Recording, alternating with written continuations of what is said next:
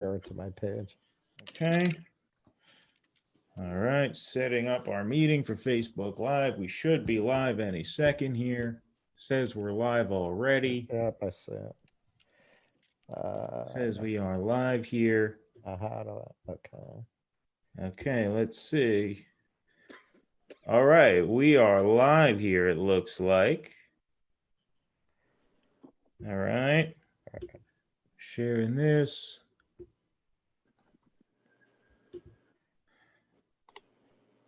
All right, I shared it to my timeline. I did too. All righty. I did as well. Cool. So now I gotta see it in here. Sharing this. I gotta turn my volume down on this. Okay. Excellent. Elvira, you're there. Can you hear us, Elvira? I just saw you gave us a like. Thank you. All right. Russell, can you hear us on yours? Just you got to turn the meeting volume up. Yeah, I hear you. Okay, Here, cool. For your entertainment, I've got some vintage merch here. Oh, look at that. I have never even seen this again. This was being sold by a guy on a table outside the Apollo when I was volunteering in 2016. Oh, so that's rare stuff. That is rare. I've never seen Rare anyone else stuff. with one of those. Thank you, Elvira. So, guys, we've got some people pouring in now, some audience joining. Welcome to our watch party here. I got Russell Dobbular here.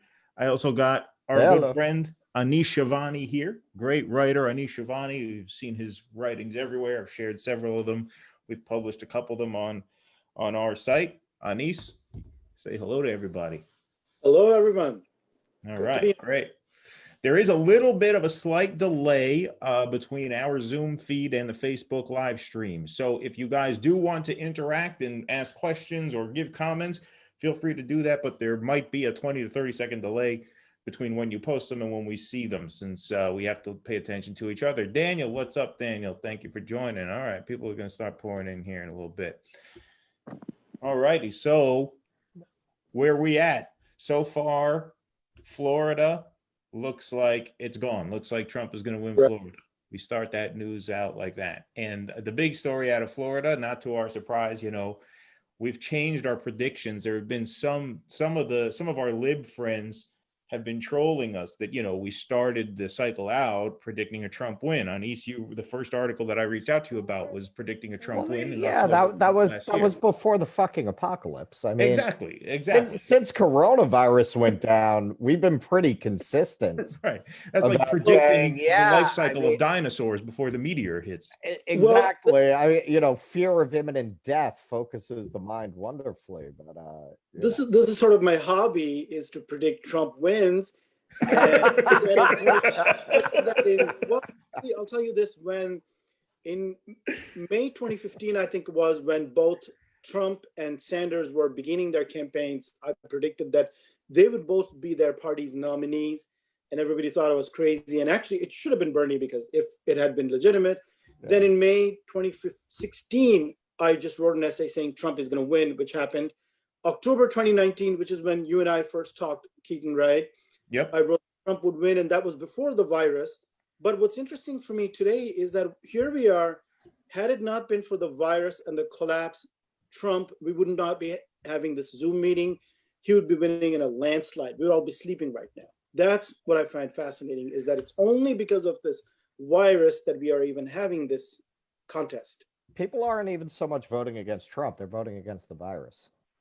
Well, you know, exit polls showed in Florida and Georgia and North Carolina, and this is probably one of the reasons why Trump is so competitive there, that the virus was actually like third in their list of concerns. Right. Really? It was. Like in Georgia, 14% of people said their number one issue was COVID.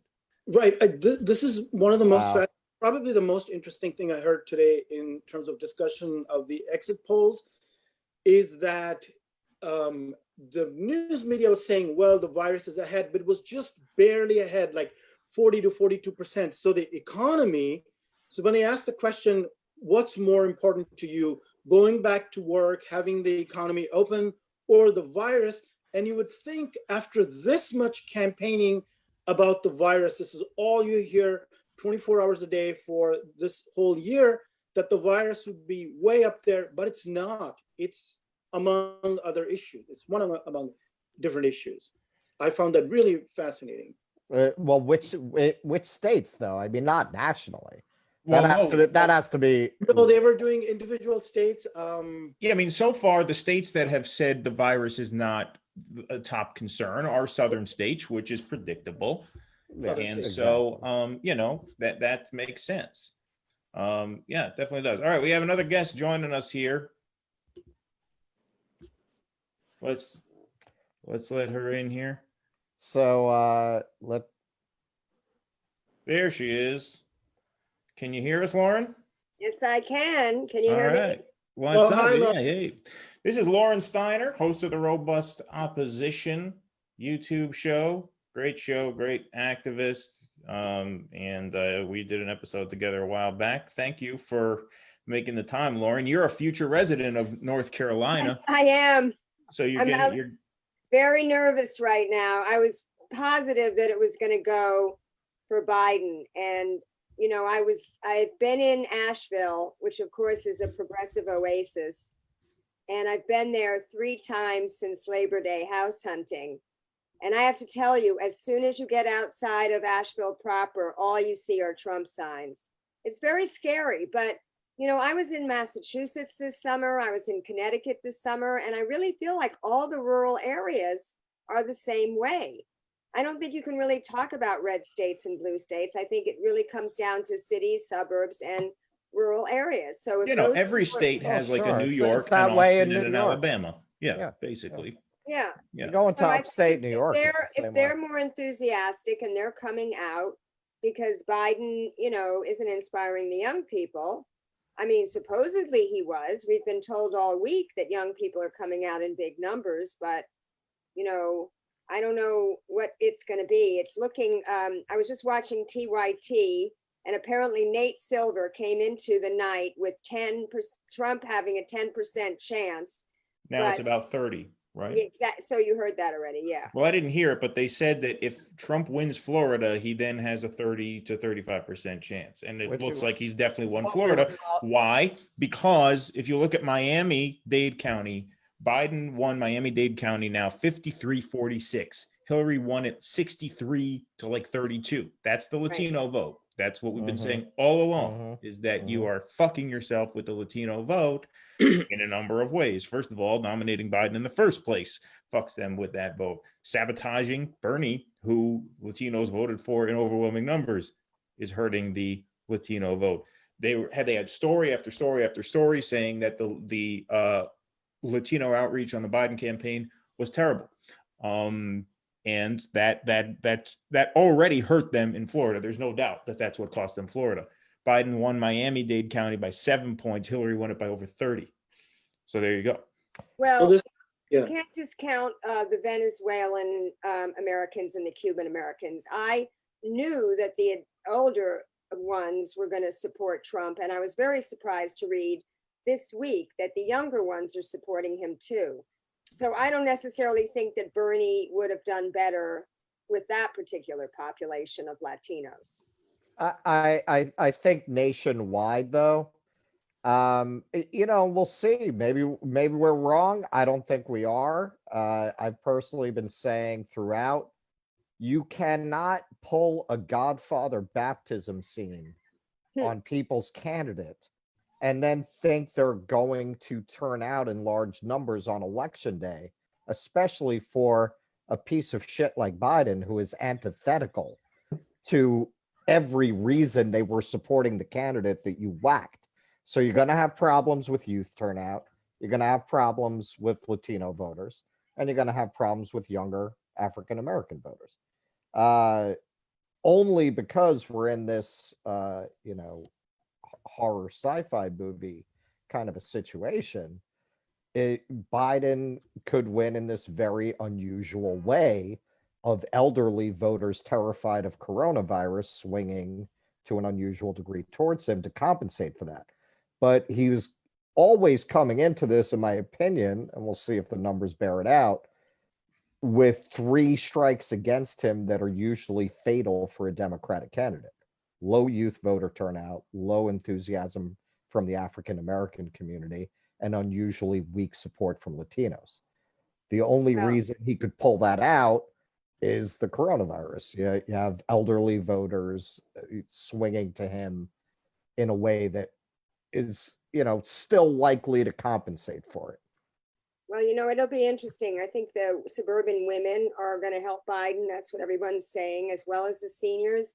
But I feel like the African Americans, the irony is that they brought in Clyburn to endorse Biden and help him win South Carolina, a state that he was never going to get. Yeah. And you think that this identity politics is going to help him by bringing in Kamala Harris. But the young people, I just saw an interview with 3 young people, and they said, no, it's policy. And they're very, very well acquainted with her policy and her record in California, as I am, being a Californian. She couldn't even win. She couldn't even come in 3rd in her own state. And, everybody knows, of course, Biden with the crime bill. And it's not just the 94 crime bill, it's the 84 crime bill. I did a 90-minute show with Branko Marcetic, who wrote Yesterday's Man, the case against Joe Biden. And the reason the show went 90 minutes is he has a 50-year record. And we went over it decade by decade. And the only time he was remotely progressive was the first time he ran, in 1972, when he was 29 years old. But after that, he ran to the right of his Republican opponents. So they're really trying to put lipstick on a pig with this guy. And, I do think what you said, the coronavirus, though, is eclipsing everything. Coronavirus being the number 1 issue, the economy being the number 2 issue, and all these other things that I think we progressives get excited about don't seem to be coming up when you're actually talking to the voters. Well, of course not. He's putting together a cabinet of Republicans. He's putting together right-wing Democrats, and he's looking at people like John Kasich for his cabinet. And guys like John Kasich, they don't even have support in among the Republican voters. Like, who are you winning over with this, other than back to brunch liberals who are, like, by definition heartened by the idea of working with Republicans? Well, look, they won because. some of those people over in Florida. I mean, Biden outperformed Hillary in the Tampa suburbs. He outperformed Hillary in the Jacksonville suburbs. It looks like he may have even outperformed Hillary in Pinellas County, which is right near Tampa. But it wasn't enough. You have to turn out the base. I mean, we say this over and over again. You have to turn out the base to win, at least in a place like Florida you did. Now, maybe this suburban strategy pays bigger dividends in a place like Ohio, where he seems to be doing better. And then, we'll see about Pennsylvania. Also, Anis, what you said is that if the numbers with Latinos were weak in Florida, that could signal problems in Nevada, even, where he was only up by, I think, 2 points in the last poll. Right. And Arizona. Yeah, you could say Florida is a little different because of the Cubans and, a different breakdown of the Latino population. But I think it would generally translate into trouble all across the board. Nevada, Arizona, you can probably kiss Arizona goodbye if this kind of trend holds up. And with Latinos, and what's interesting is you force a candidate, the oldest one, the most, obsolete one, with the worst, most horrific record, both as a senator and, as Lauren was saying, going back to the 70s with anti-busing, 80s drug war, various crime bills, 90s with forerunners to the Patriot Act and another crime bill. And are you taking Black people for stupid? What are you doing? You think they have, I'm really happy if this happens, and if Biden loses because Blacks and Latinos leave him and white suburbans still come over to him, but not in enough numbers. That would be great, because here you are forcing somebody who was side man to the deporter in chief. He's making a fuss in a debate about 500 children separated in the final debate. And he says, I'm fighting for the soul of the country. This is not who we are. Well, you guys did, and people are not stupid. They remember you were literally a million times worse, 500 versus 2.5 million people deported. So you've, it would show that the panic and hysteria about the virus, this 24-hour propaganda that we've been seeing in the liberal and even the left media. And lately you've been hearing, you have incidents like what happened to Glenn Greenwald and other people. So there's this total conformity, and they're not even, the media is not even acting as objective in any sense. They have given up all pretense of being journalists, right? They're just all in for Biden. And they're pushing this panicked, hysterical narrative that we're going to defeat this fascist and Hitler. And he's not a fascist. He's not a Hitler. He's not any of these things that the liberal media is telling you. And if Latinos and Black people understand what's going on and who this horrible man is that's being forced down our throats, and they turn away from him and make him lose, that's great. That would be wonderful. I will celebrate that.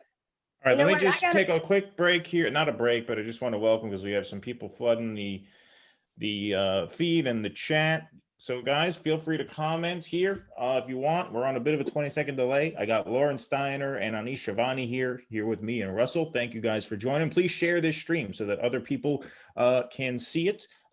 Before you reply, Lauren, I just want to interject. I think this is important. The New York Times now says it's a greater than 95% chance Trump takes Florida, 85% Trump takes Georgia, and this is really the concerning one, 90% chance that Trump takes North Carolina. And if he takes all three, now you're narrowing Biden's path to victory, not only his path to victory, but equally important. Basically, he has to take those Midwestern states. You're really narrowing his path to victory tonight. In other words, you're really increasing the possibility that this is going to go 3, 4, 5 days. And, that's not good for people who live in major population centers like you, Russell. Right. Well, I knew when we were talking off camera, and I was saying, so far it's surprisingly non-apocalyptic. I had a bad feeling. I was like, we hadn't gone on you really yet, shouldn't be Russell. saying this. Let me interject, Anish, before you say anything, because I have to push back on what you said before, because I take issue with your article. I mean, that you think it's going to be so great if Trump wins again. And I do need to say my piece about this, because I made a Facebook post the other day that I prefaced it by saying, I'm probably the only one here who's actually organized a protest against Kamala Harris, which I did do in February of 2019 at a fundraiser that was hosted by the chairman of Universal Pictures, Jeff Shell. And we got right up to her house and we handed out fact sheets to all the guests that were coming in. As they were getting out of their Teslas, we were handing them fact sheets about her horrific record. And they were taking it. They thought we were part of the greeting committee until somebody actually read it. And then they kept and I said to the guys, don't pull out the bullhorns. Don't pull out the signs. We're going to wait. And then, of course, when they got wind of us, onto us, that's when we started reading into the megaphone her record for everybody to hear. So I did that. And also I did this 90-minute show against Biden. So there is no one who has their number more than me. I mean, you guys too, of course. All progressives understand them. But I'm just saying, when I finally come around to saying that Trump's got to go, I want to preface it with that, because I feel like I am no blue no matter who. I Dem exited in 2017, So my feeling is, and I'll tell you the 3 reasons really briefly. And one is the environment. And when I say the environment, I don't mean climate change, because Joe Biden is just as bad on climate change as Trump. I did a show with Steve Horn, who is the climate reporter for the Real News Network. And he showed how Biden's climate plan was written by the fossil fuel industry. And his big centerpiece, because Ernest Moniz, who is Obama's energy secretary, responsible for the all of the above energy strategy, comes up with this enhanced oil recovery carbon sequestration, which is a bullshit, unproven technology that just means more oil drilling. But there's another part of the environment, which is protecting the environment and protecting human health.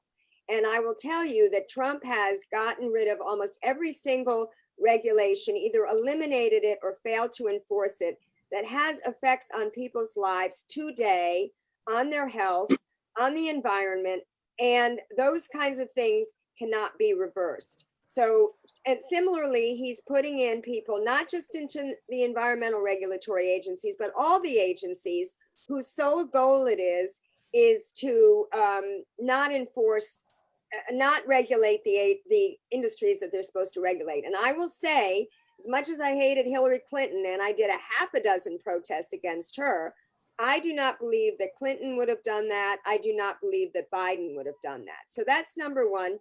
Number two is the courts. And yes, we can thank Biden for Clarence Thomas, because he did not call the women who could have corroborated Anita Hill's story, but he did not appoint Clarence Thomas, okay? Biden and Hillary would not be appointing judges who were vetted by the Federalist Society. And yes, Democrats have been approving all these judges to the lower courts. I am cognizant of that, but this is one difference, and this doesn't just affect abortion and voting rights. It affects consumers versus business. It affects,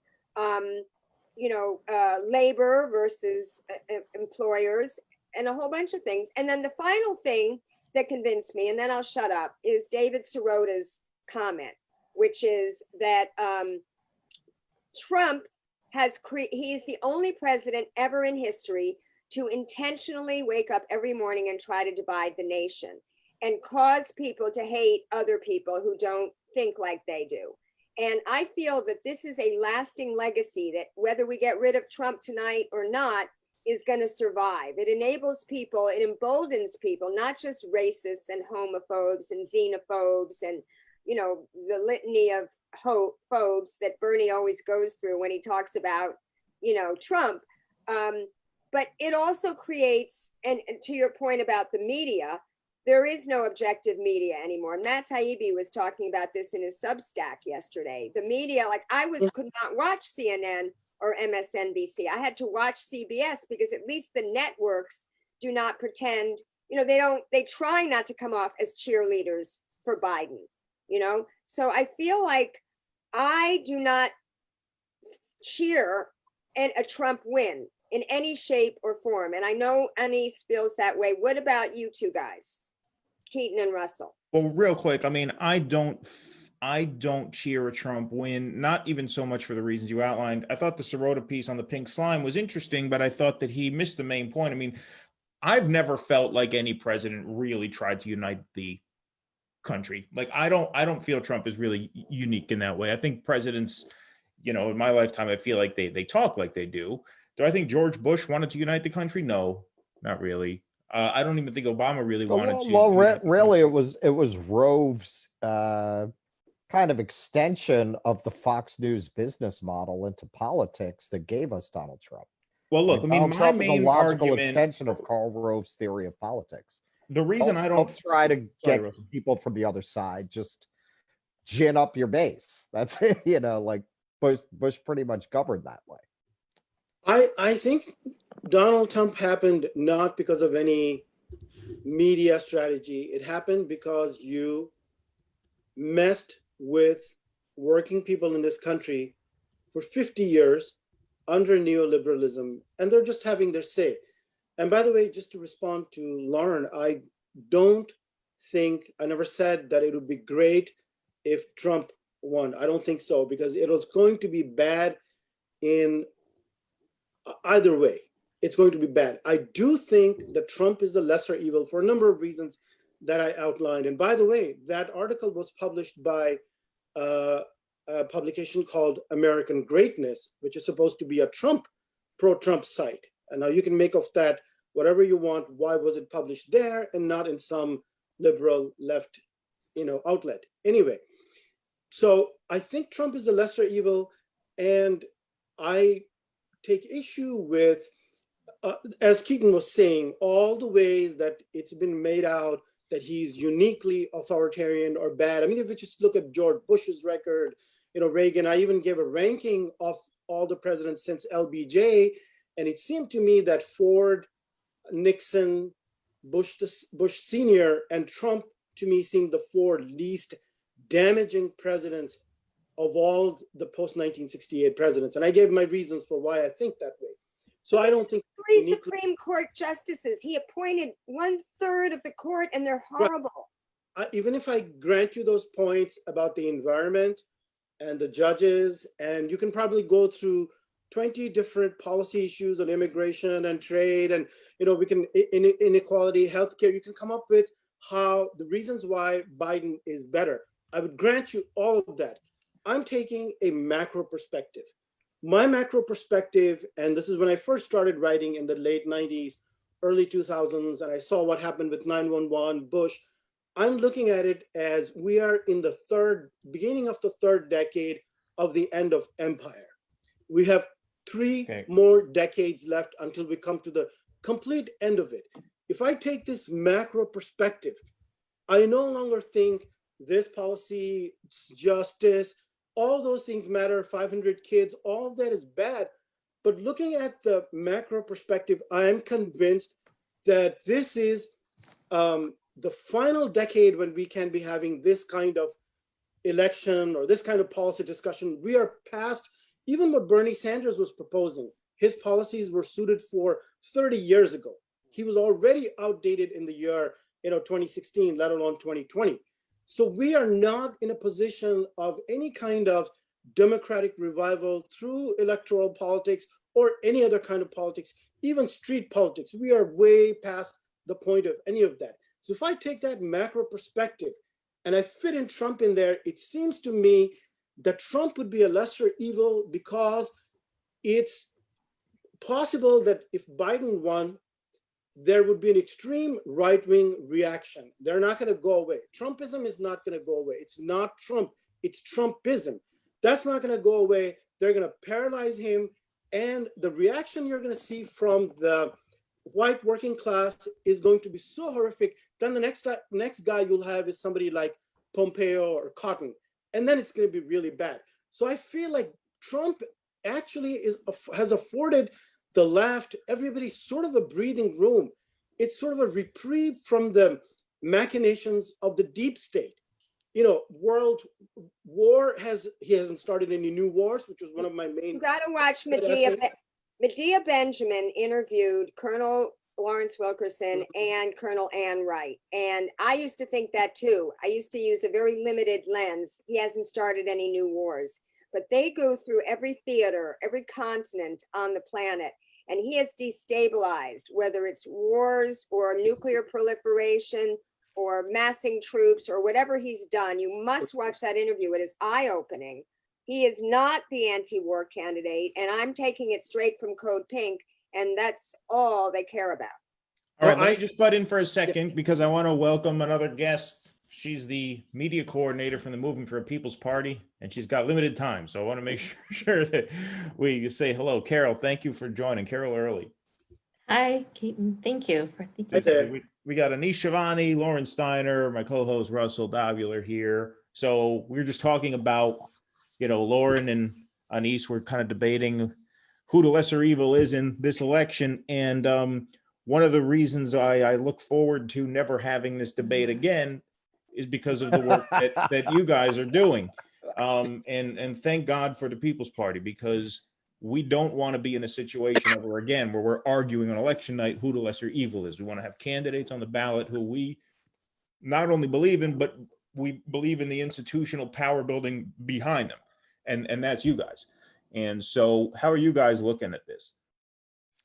Well, we didn't endorse any candidates and or any party, and we're glad because I'm glad that we didn't do that, and there was a reason, because the whole lesser of two evil argument is something that most people feel, I think, when they go into the voting booth. But for our organization, what our position is that they're both pretty evil.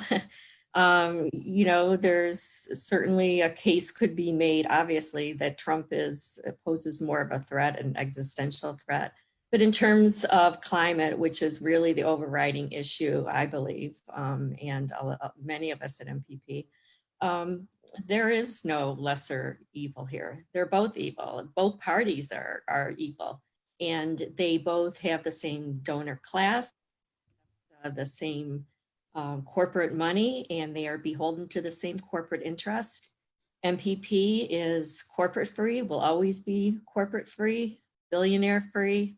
If you look at who owns the corporations, it's just a handful of billionaires. So you really can make the argument that our country is just controlled by a handful of billionaires, because it is. And we need a party that represents basically the 99%. And we've been laying the groundwork now for 3 years. We're celebrating, coming up on our 3rd year anniversary in November. And we're excited for what lies ahead. And we are going to be launching the party next year. And we're hitting the ground running. We have momentum. We have thousands of people joining every single week. It's unreal. It's just been beautiful to see, but very, yeah, I think. Yeah, it's fantastic. I'm going to drop a link to the website right now on the chat here, so people can go. Will you be running candidates in the next cycle? Yes, definitely. Excellent. Yeah, so it's peoplesparty.org. You could sign the petition. You guys have well over 100,000 people signed. And yeah, well, but I mean, this is what I mean. Like I voted for Hawkins today. But that was really the only reason I voted for anybody at the top of this ticket is so that I didn't have to hear bullshit from all my friends who are, if you didn't vote at all, you don't have a say in what, I just didn't feel like having that conversation. Well, I wasn't gonna vote, but I felt that Dave Chappelle needed my support, so I wrote him in. Well, yeah. I voted for Gloria La Riva, and this is after having Howie Hawkins on my show for an hour.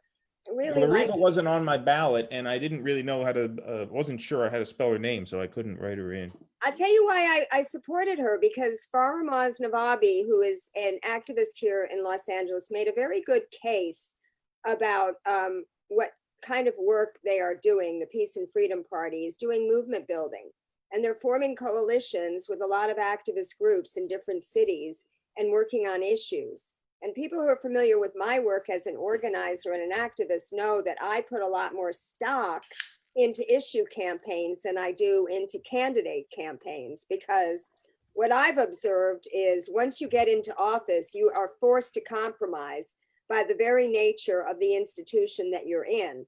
And a lot of people talk about AOC and what she's starting to do now, but I think it's very natural. And I feel like people like her are being very strategic. They're picking their battles. She does not want to be marginalized like Bernie was for 30 years, where he had these really extreme, although correct positions that only people on C-SPAN, heard him say. And so I just hosted a fundraiser with Paul Song, who's a big Medicare for All activist. And we hosted a fundraiser for Ro Khanna and Pramila Jayapal. And one of the questions that I asked was, are you going to challenge Pelosi for speaker?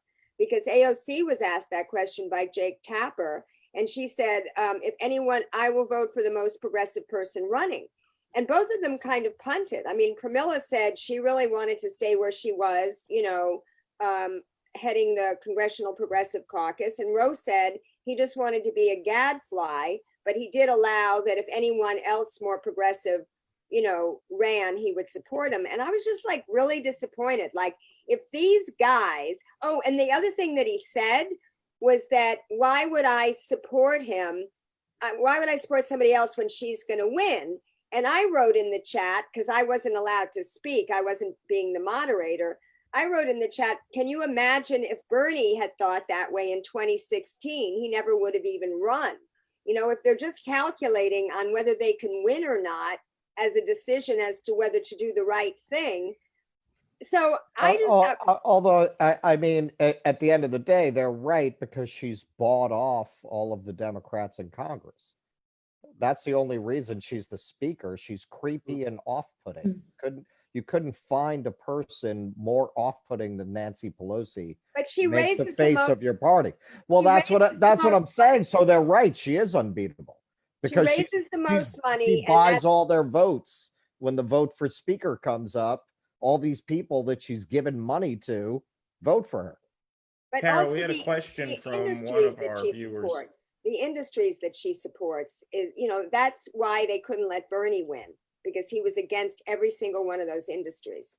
Well, Bernie was an existential threat. And at the time that they whacked Bernie and decided to do their weekend with Biden dead man walking act for their nominee, coronavirus wasn't out of control like this. And I wrote an article about this.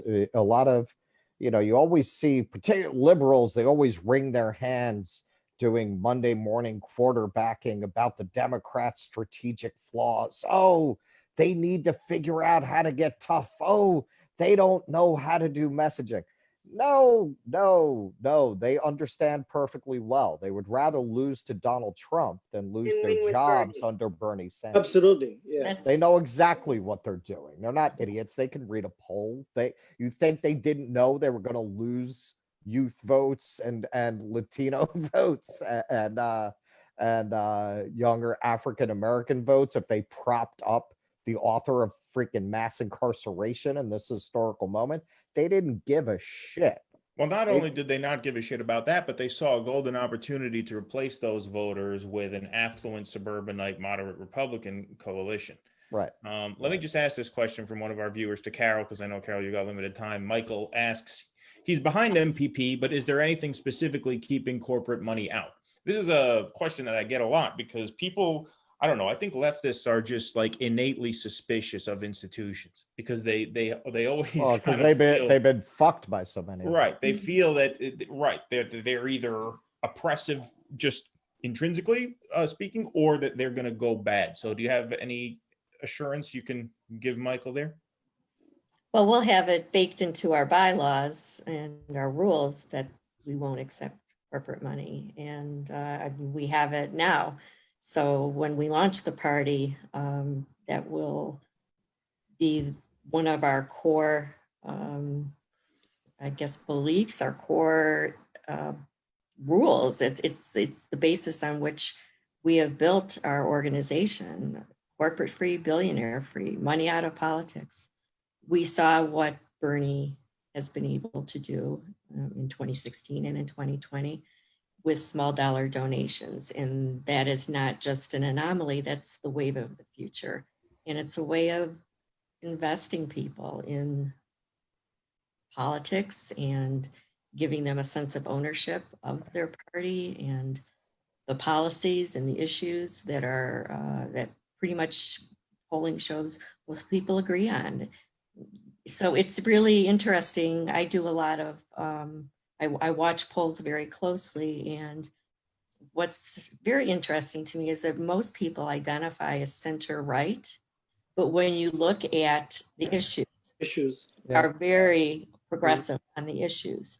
So, MPP, we're building a major new party. We are not left versus right. We are not we're progressive populists. We are not going to be a fringe kind of party that gets into fights with this one and that one. We're building coalitions because we think that the word that Occupy coined, the 99%, is it is increasingly the 99% because in that more and more people will identify with that 99%. That has been the problem, that there's this cognitive dissonance where people who are not doing very well still don't want to identify with people who are doing worse, or with they want to still think that they're middle class or even upper middle class when they're not. I mean, I think a lot of that, though, has to do with the fact that, Anis, you've written about this a ton,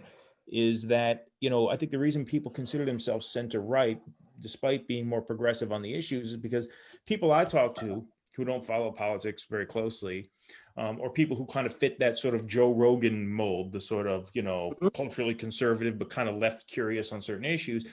When they think left, they don't think healthcare, education, debt forgiveness. When they think left, they think, I don't want to give my baby a haircut until it's old enough to ask for one because I don't want to impose a gender on my child, right? They think Exactly. left is this Exactly. wacky, crazy, sort of identity obsessed, sort of like Berkeley radicalism Which is that what doesn't sell to the rest of the country. cultural- Well, that's why we're trying very hard at MPP Right. not to give ourselves some kind of labels. Well, that's usually important. I mean, and that's one of the reasons why I think you guys are so right on, because I've had conversations with people about MPP, and they worry about that because leftism is too associated with these sort of immaterial identity issues and not nearly enough with meat and potatoes, bread and butter. Which is dollars what and was cents. good about Bernie 2016, which was he kept identity politics out of it, and it was a strictly class-based message, and it was working across the board with working class people across races, because he kept identity politics out of it. So I think there's something to learn from that Bernie 2016 model, not the 2020 version. Well, But the I'm happy centrists Ross baited Park- him into that because what the centrists do is they took that 2016 campaign and they said that he's not woke enough, right? Right. He's not sensitive enough. He's not, what's the word? He's not intersectional enough. And so then he comes back and tries to be more intersectional, and that doesn't work in winning over anybody. It doesn't work on winning minority groups over either, Right. and so this is the other sort of thing that I always talk about. The center is very cynical about this, and they will say that you're not sufficiently woke, but then if you go woke, they'll say you're too far left, right? It's a shell game. Well, They'll never let you win. we really need somebody who, not that I want Donald Trump, but I think we've talked about this in some of our podcasts. I wish Bernie had Trump's balls, man, because I think somebody who just turned around and did what Trump did with the people in his own party and said, go fuck yourselves in a very public way would really win people over. They would love that. Right.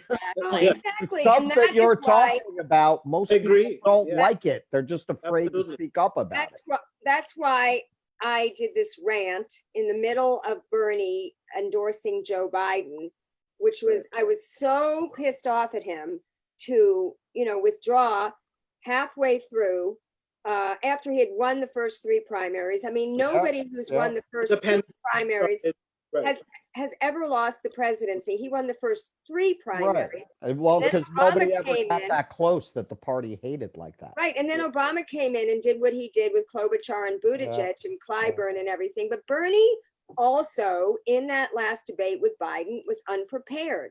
He was unprepared, and he didn't attack him because he likes him, because he's my friend, Joe Biden. And my theory about Bernie's psychology is, as I said before, he was, spitting in the wind, nobody listening to him. He was finally liked. It's like Sally Field when she won that Oscar. You liked me, you liked me. He was finally accorded some sort of respect, even though it was fake respect. I happen to know that the reason he conceded to Hillary 2 weeks before the convention, even though he told us delegates it would be a contested convention, is he was promised that he would jump ahead of Patty Murray and be the chair of the HELP committee, the Health, Education, Labor, and Pensions. And he was not made that position. He was given that bullshit director of outreach position. And they just keep using him. They keep shining him on.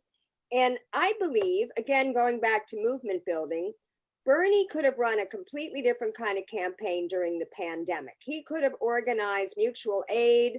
He could have organized rent strikes. He could have organized general strikes. If he is really the organizer in chief, as he professed to be, he should have organized something. But what I came around after, supporting Bernie for 5 years to see that what he can organize is he can organize a rally and he can organize a talk show. Because all of his town halls, all of his virtual town halls, they're all just assembling people like we're doing here, this expert in this expert in that, and assembling them and asking them questions. He has never organized anything like a rent strike or a general strike. He could have. He was the only human being who has the email list and the infrastructure for this campaign that could have really done something during a pandemic. And then he didn't ask for anything from Biden. He could have gotten Medicare for all, or, abolish student debt, whatever, just one lousy policy. And what did he do? He settled for 6 meaningless task forces. So I'm very down on Bernie. I mean, I think he awakened a lot of people to politics that maybe weren't woken, whatever, by Occupy, as I was. Like, people talk about Bernie changing the conversation. No, I think it was the Occupy movement that changed the conversation. Bernie was just the candidate that came in and capitalized on it. But, I feel he was very impacted by being in that institution for 30 years.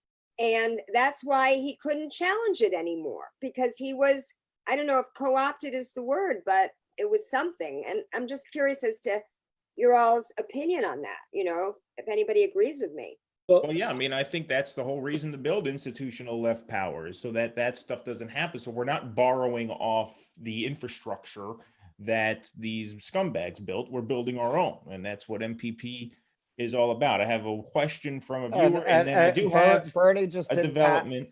He didn't have that kind of spine. He just was not willing to burn the joint down the way that Trump Right. was. And All right. and if in 2016 he had, and this is Started observed by many in 2016 or 2020, Right. he had gone in just like Trump, being like, oh yeah, well, if I'm not treated fairly, I'm running as an independent. That would have really put their backs to the wall. He does not have the stones to do that. Well, he's also not as and what- independent as you might think. I mean, he's always caucused with the Democrats. He's always had an amicable relationship enough with them to keep them from running against him in Vermont. And so that's another part of it too. I want to get to the viewer's question, and I also do have a fairly significant development. John Hickenlooper has won that Colorado Senate seat, so that is one Senate Governor pickup Frackenlooper. for the Democrats. That's right. Yes, talk about a net zero on climate policy there. Exactly. But it is a Democrat pickup. Hey, he's a scientist, Keaton. He knows about these things. And he's a beer maker too. And he's a beer maker. He's a Renaissance Don't man. be too hard on a beer maker. Yeah. Question: it looks as though we find ourselves in a situation in which the elite cabal has become almost impenetrable. Given the number of individual donors that have, I guess, gone to Bernie, I remain astonished that the DNC worked as hard as it did to orchestrate a Bernie sideline. Is this part of the decline of empire, or is this a late 19th century dynamic? Anybody want to stab at that? That's a big one. Meaning Gilded Age, which is going to be followed by a great flourishing of a politics of the working man. I think it's the former. I think we're looking at imperial decline. She corrected. Late 18th century. Now I don't know where he's going with that. Late 19th, I could say. Yeah, I think I agree with Anis on this. I think it's classic imperial decline. I mean, I don't know how many people at this point really disagree with that. The financialization of the economy, the deindustrialization, the overextension of the military. I mean, it's all classic symptoms. I will grant you, being the country that produced both Las Vegas and Cheese Whiz, we're going about imperial collapse in a much more entertaining, technicolor way than any previous empire. But yes, I would say we're looking at imperial decline. What question again? I didn't quite understand, Keaton. Let me repeat it. Sorry. I'm going to scroll back here. It looks as though we find ourselves in a situation in which the elite cabal has become almost impenetrable. Given the number of individual donors that went to Bernie, I remain astonished that the DNC worked as hard as it did to orchestrate a Bernie sideline. Right. This part of the decline of empire. I think what they're saying is that I take it, and Charmaine, if you're still on, you can clarify. I think they may be asking, like, does it say something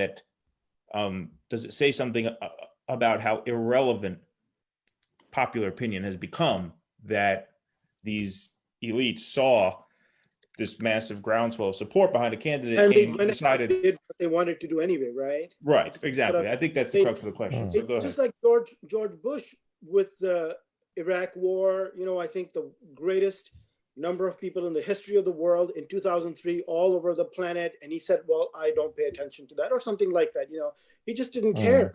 Obama was the same way, on issue after issue, big huge public opinion on a certain thing, and he would just go ahead and do what he wanted to. Anyway, in this case, I mean, this is almost like fiction. I mean, this is like Bernie wins 3 states, and by the way, I hate Bernie more than you're capable of. I'm beyond cynical. I mean, to me, he's become a monster. I just, you know, if I had a chance to have a McDonald's burger, which I don't, with Trump or Bernie, I know which one I'm going with.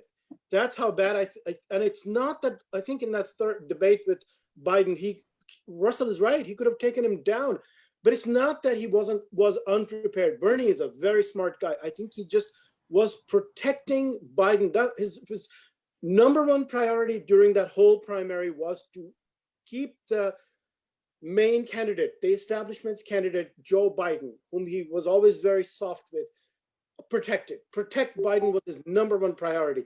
And I think that's why Biden, this Alzheimer's dementia guy, the only time we've seen Biden animated and perform really well in the last 2 years was in that debate with Bernie. And I think he felt Bernie's not going to touch me.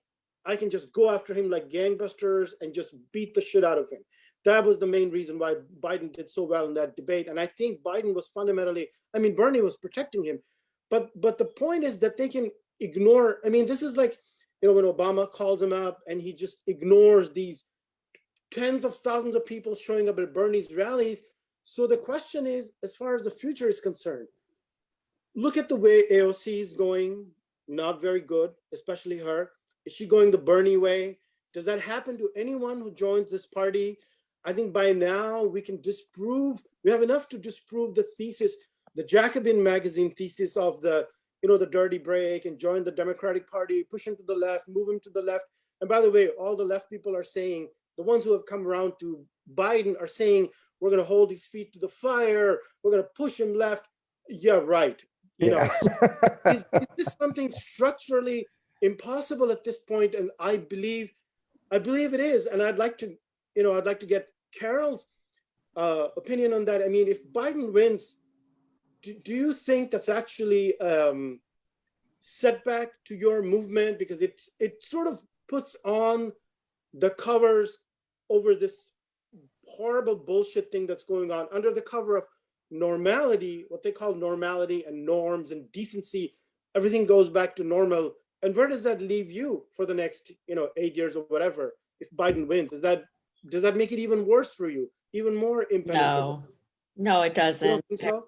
I don't think so at all. Actually, if Trump were to win, I think that we would all be in danger, actually. In danger of what?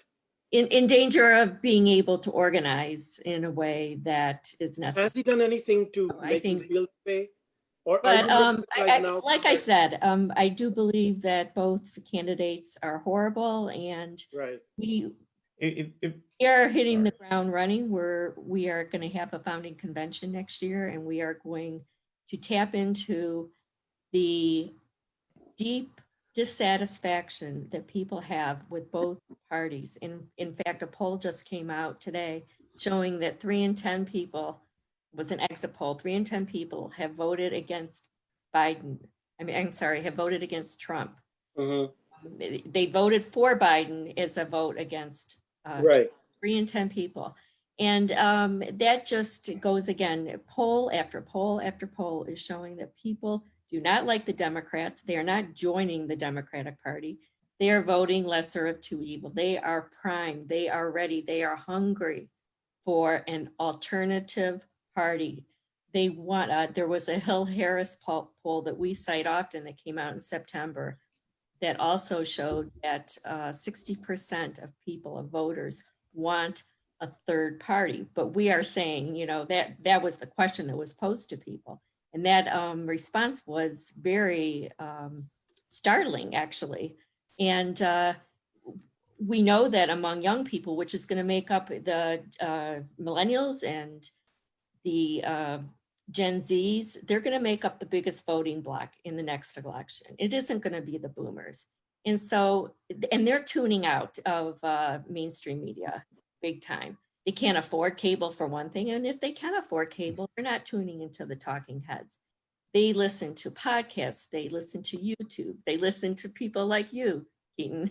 And it's going to be an entirely different electorate in 4 years. Well, And sorry, go ahead. Yeah, and also I do believe that people are not going, we are a replacement party. We are replacing both parties. We are not going to be a third party. That is not our goal. Third parties are not going to make it right now. We just don't have time. We have like 8 years before climate tips beyond the point of no return. And so we have got to get a new major party going immediately. There is no time to waste. Can I ask To you a me, question is on it all right that? if I just chime in here 1 second? Because I was going to make this point before I let Carol in. To me, the case for why I don't think it is hurtful to movements like MPP if Biden wins is not because I think that Trump is going to stop people from organizing or that there's going to be, leftists thrown into concentration camps. I think that the task ahead of us now is to build our numbers to the point where we can radicalize liberals. Now, there are certain liberals we're never going to radicalize, right? The back to brunch liberals, forget about them. They're never going to be on the team anyway. Let them have a fucking red velvet pancake and shut the fuck up and be out of our way. Who cares, right? but there are certain left curious liberals. Like, for example, a couple people I had on my show months ago when the Lights for Liberty protests were going on. Wow, I'm saying months ago, it was over a year ago already. Holy shit. But anyway, they're liberals. They posted today with the I voted sticker and they're excited to vote for Joe and Kamala, the first woman vice president, whatever. And they, were excited to vote for Hillary last time, right? But they're not brunch liberals. They're like activists. They organize this, anti-concentration camp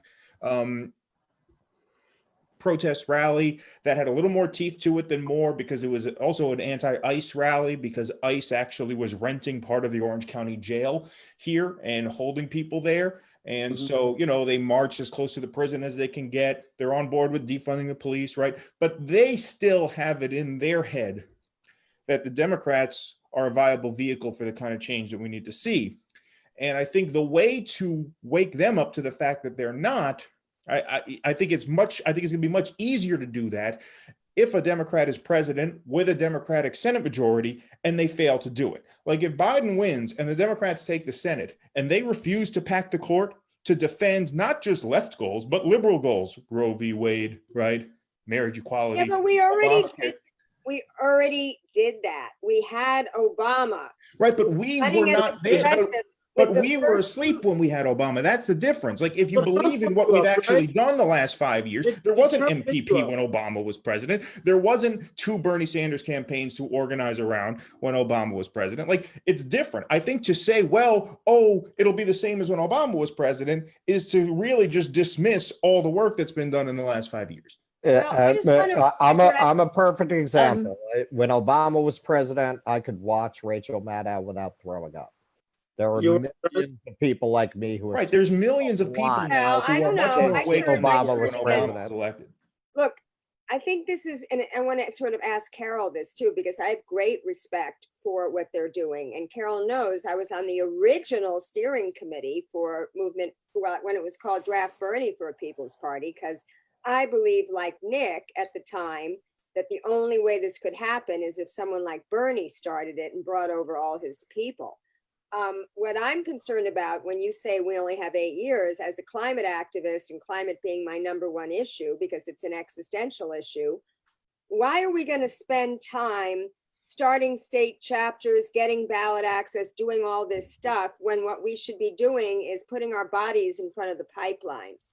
I firmly Lauren, believe, we're doing both. I know you do that. I know you do that. I mean, we've been very active with climate groups. I see you there doing that. Yes, but I'm just and saying, we are always going to be a movement party. movement-party. That is part of our identity. We're always going to have MPP. We're not just going to be People's Party or whatever the name is. We are always going to have MPP as part of us because it is so crucial, like you said, that we put our bodies down. And I am one of those people who has put my body down. I have risked arrest. I will go to jail. Nick Branner, our founder and national coordinator, has been arrested several times. I think there is nobody who has put himself on the line as much in recent months as Nick has. And so I am just, yes, I agree with you, Lauren, that is absolutely what we need to do. We need to, and unfortunately, the pandemic happened, and that's something that none of us could have foreseen. And it's really put a wrench into organizing. You really risk, especially older people, if they go out and try to organize, and with cold weather coming up, that's just gonna, I don't have to tell you guys, you see the numbers going up.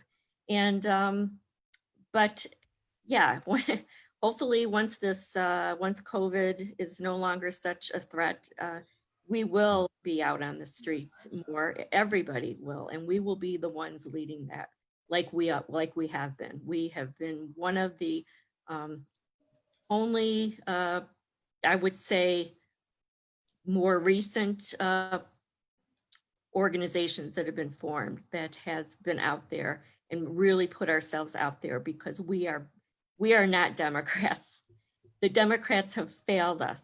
They have failed us miserably. And I give kudos to Nick for seeing that.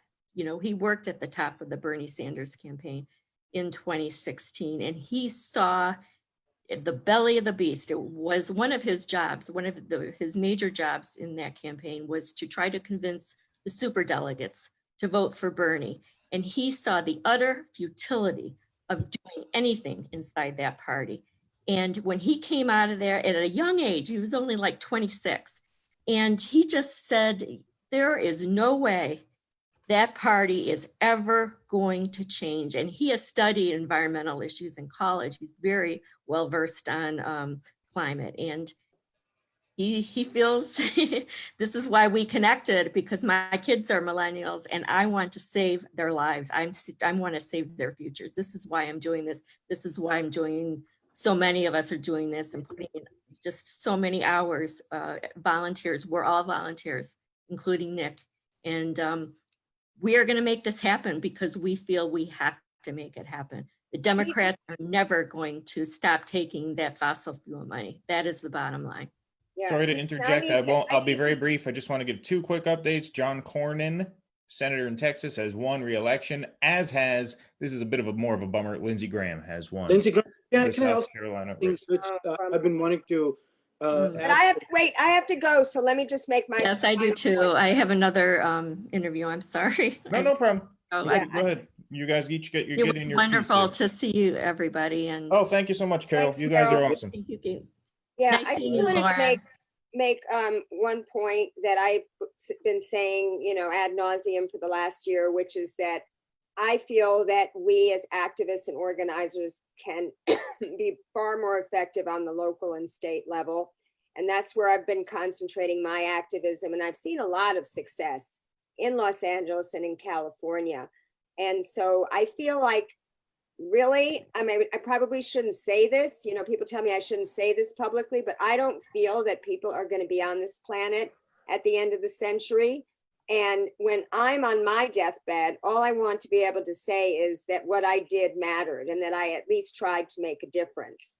And so I feel like if I can get Eric Garcetti, as I did in coalition with the Sunrise LA and Food and Water Watch and DSA and a whole host of groups, to say, no, we're not going to invest in 3 aging gas plants. We're going to invest in a solar plant and a battery storage plant instead.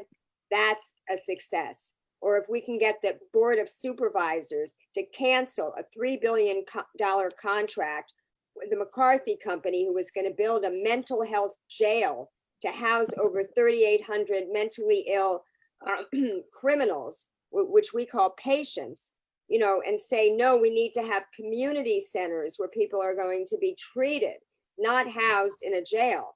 That is a success. So I feel like, having studied, you know, Marshall Ganz's class, Leadership, Organizing, and Action, that movements need wins. They need incremental wins in order to boost morale and grow the movement.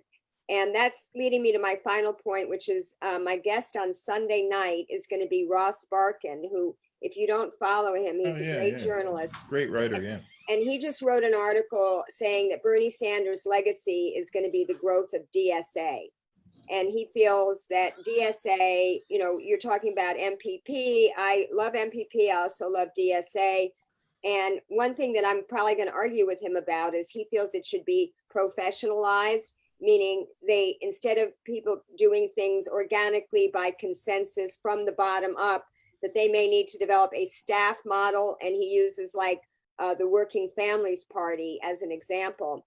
I'm going to argue with him about that because I feel like I've seen what happened to the Sunrise Movement since they started taking foundation money. And when I interviewed Varshini Prakash on my show like 2 years ago and asked her, are you willing to advise the kids to put their bodies on the line and block a fracking rig? She said, no, those are not going to be tactics that we're going to be taking. And that was 2 years ago. And what we've seen her do now is be co-opted for access and a seat at the table to be Bernie Sanders, you know, climate task force chair, and Sunrise Movement have going totally gung-ho into the Joe Biden campaign. And that's not what young people should be doing, in my opinion. I agree. I totally agree. Yeah. So Alrighty, guys. anyway, thank you guys so much for having me. And I'm going to go watch the rest of the election results. And I'm fully prepared at this point to see a repeat of 2016, which, you know, 6 hours ago, I didn't think was possible. Looks like deja vu minus Latinos and blacks.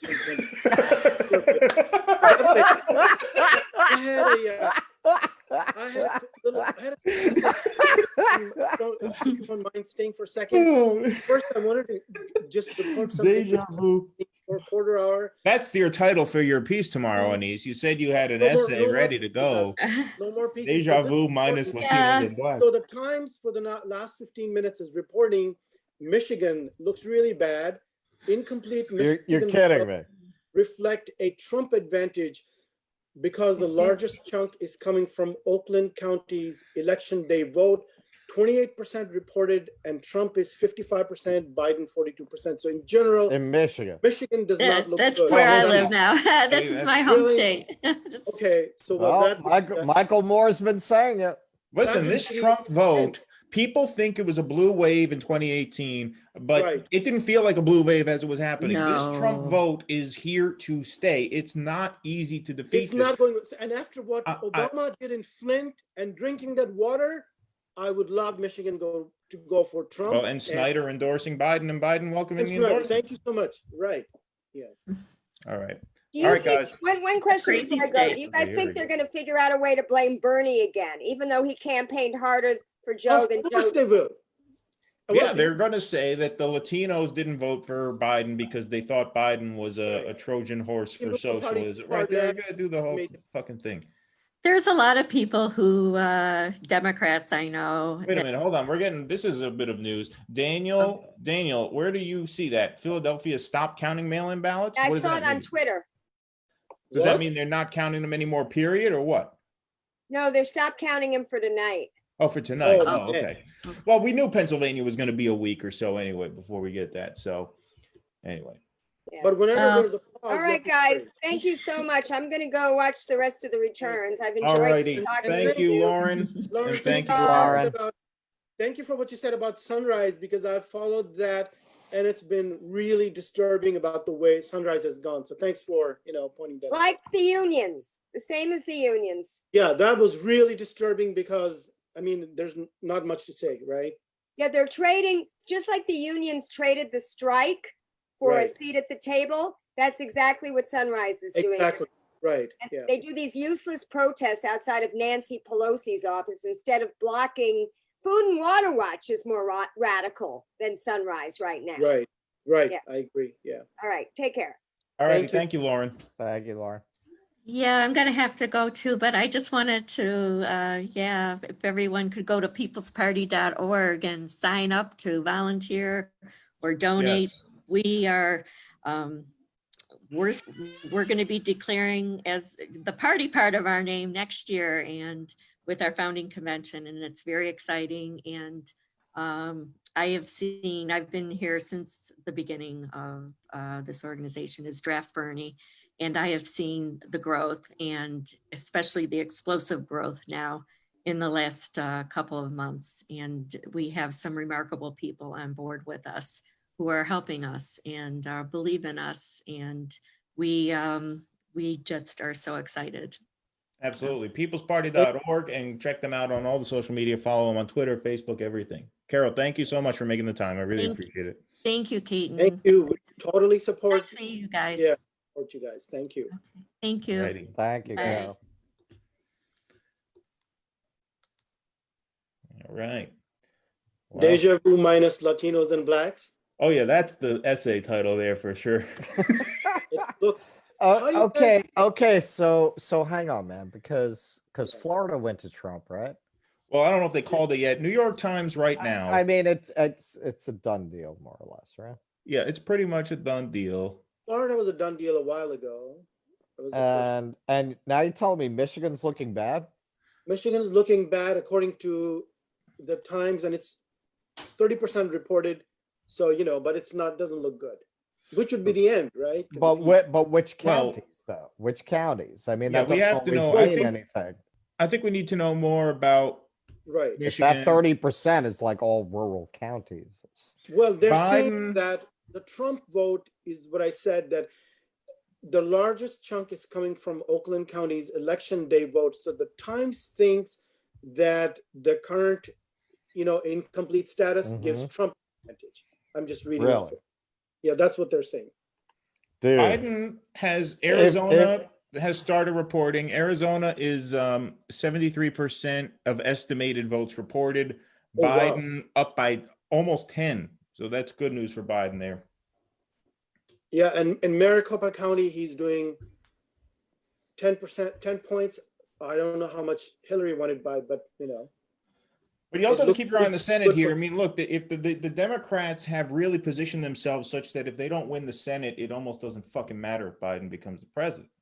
And so Graham has lost. Gardner has won. Do we know if Collins lost in Maine? Let me check the Maine numbers for the Senate. Susan Collins, yeah, Collins is up by 15 Congress is points. never going to lose. Only 12% reporting though, so that's we Okay. don't know that yet. We don't know what's going on there yet. How do you Um, feel about this? I mean, do you feel a sense of complete absurdity, surreality? We're talking about an election. We're actually watching this between Trump and Biden, man from 50 years ago, like the Yuri Andropov of American politics, That's what Biden is. And beyond even that, he's almost a dead person. And none of the policies, even Sanders, to my mind, is talking about stuff that could have been relevant 30 years ago, 20 years ago. We've moved way past that. Well, look, Medicare- I mean, if the minimum wage had kept up with inflation, it would be about $22.50 an hour. And so Biden's major concession to the left was Bernie's platform, which is to bring it up to 2/3 of what it would be if it were accounting for inflation. No, look, it's embarrassing. During the Great Depression, we thought there was some hope at the beginning of this pandemic that this would be an opportunity to sort of rethink the way we run the society, right? Rethink certain I never things. thought that. Well, well, You know, you're they right. just use any crisis to grab more power, and they make things worse. And you look at any crisis over the last X number of decades, and they do that every single time. So when the people on the left, like Naomi Klein and these sorts of people, they get American Prospect, those kinds of people, they get really excited and they go, oh, 911 crisis, financial, crisis 10 years ago. This is great. Now we're going to have progressive policies. They did the same with pandemic, same set of people, and they got excited and they said, oh, we will have progressive policies. And I was like, no, it's going to be the opposite. And that's where we're going now, right? Yeah, I mean, Anis, I basically agree with your theory of our society, where Apocalypse. the fact that regular order democracy can no longer fix this. It's way past that. I believed that even when I was out door knocking for Bernie in 2016. I last time around, my official public position was, look, out of consideration for people who are not in my demographic, who are going to suffer in a way that I'm not going to under Donald Trump, I have to say, yeah, if you live in a swing state, suck it up, support Hillary Clinton. This time I basically took a neutral position. Biden is such an unconscionable piece of shit. I just can't even go that far. I just kind of said, vote your conscience. Right. But the point, I mean, still remains. Look, and you're right. The reason Donald Trump, like you were kind of dismissing the idea that people's ability to protest and such would be threatened under a Trump presidency. No, I mean, look, Obama and Bush gave him those tools. He only really started to use them when the Black Lives Matter protests after George Floyd. But we don't have rights in this country anymore. It's a very, I don't think people really understand how dangerous this country is. You're living in a country where you don't have habeas corpus anymore, where they can lock you up just by calling you a terrorist. You don't have a right to a trial. And all it takes is somebody who, with the will to really exploit that to its fullest. And Trump has not exploited it to the fullest at all. Right, but what's a second term going to look like? Trump's such an idiot. He probably didn't even know he could do these things. He just started to figure it out. He's not interested in ratcheting things up to that level. I think he's not that, malign in that sense of using the power. Do I think you get Auschwitz? No, I'm not I'm always arguing with the people who are making the Hitler comparisons. I'm not saying that. But look, we already have all of the things in place that you need. To kind of start running things in a quasi-fascist way, like what he was doing with the Homeland Security forces going out there and black hooding people and throwing them in cars, like serious South American dictatorship shit. You're going to see a lot more of that if he gets a second term, especially because he's going to be given the perfect pretext. Because as Crystal Ball keeps saying, and she's right, liberals are not at all prepared to mentally process Trump getting reelected. They are going to lose their shit beyond what you're going to see from the right if Biden wins. Way beyond what you're going to see from the right if Biden wins.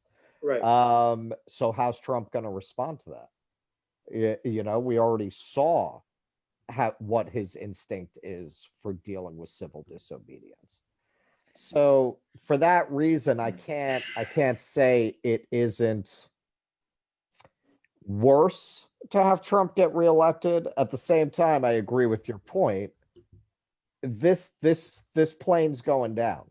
This plane, whether it's Trump, whether it's Biden, going down regardless. I agree with you about that. Matter of how it's how much you want to do. It's going to be in the desert or in the sea in the moment.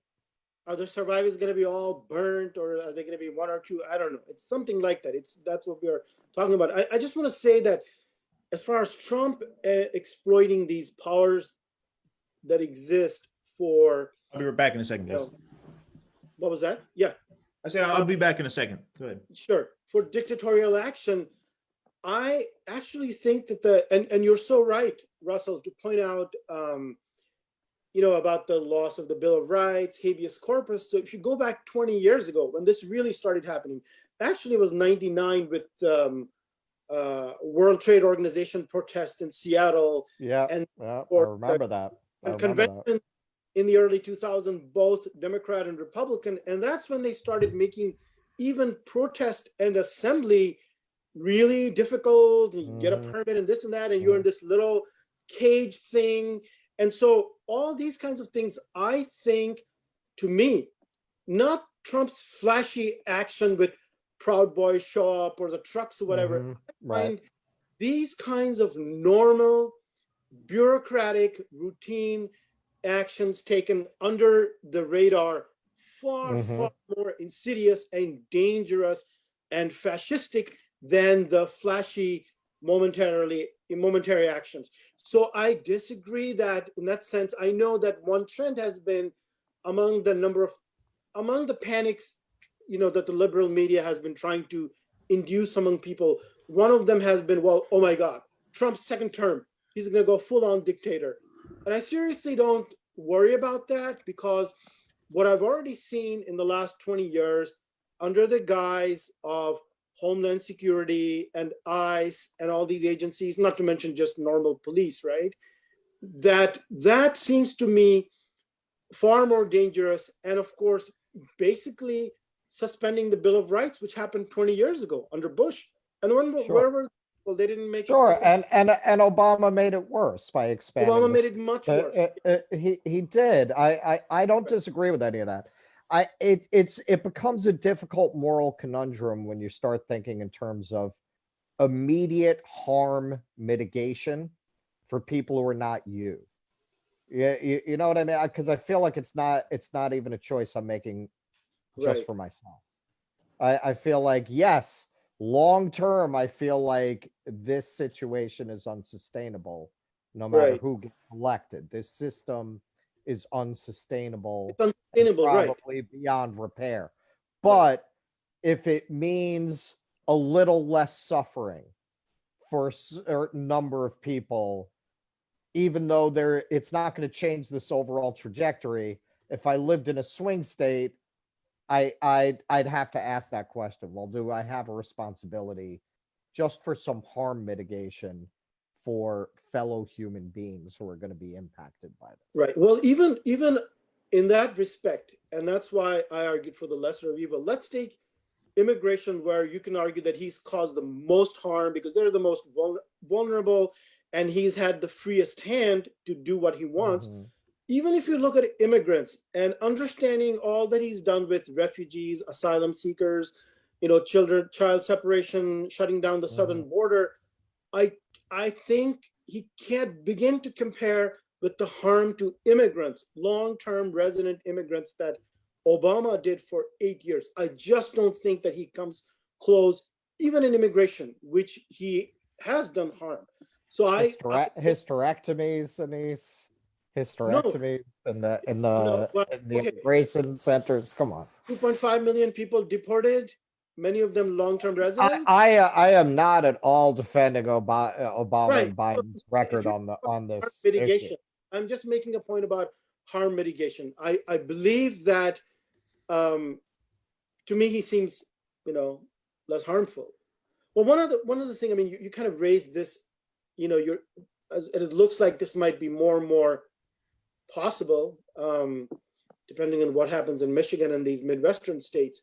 What do you think, the liberals, how are they going to react to this? They're going to go completely fucking insane. Look, first of all, let's not get too far ahead of ourselves. It doesn't look necessarily like Trump is the favorite to win at this point, because where are we at? We're flying blind here.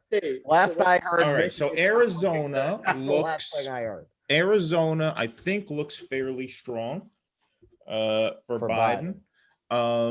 That in itself would be huge. But it's tough to say. I'd have to weigh this against the 2016 numbers.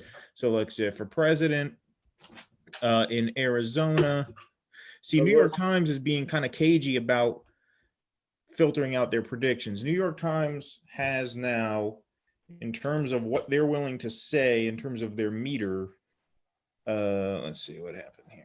Oh yeah, what happened to the meter? Yeah, what happened to the meter? What happened to the meter? Where's my meter?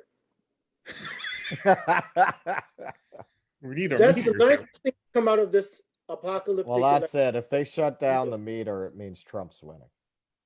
the meter. Okay, all right. So the meter here, they're still only giving predictions, not calls, but predictions based on Florida, North Carolina, and Georgia. They're not giving a prediction on Arizona. They're not even giving a prediction on Ohio yet. Now, Ohio, you have right now, see, Ohio, Trump is in the lead in Ohio right now. With Only 64% of the 64% vote is in from well, Biden is in the Trump. I'm looking at it on my phone now. Yeah, 82% of the vote is in Ohio. Yeah, but according to the New York Times map, only 64% of Cuyahoga County, which is obviously the major Democratic basket. By the way, Trump people saying they feel really good about Nevada after what happened with Latinos in Florida. All right, we're going to welcome in another guest here. Here he is.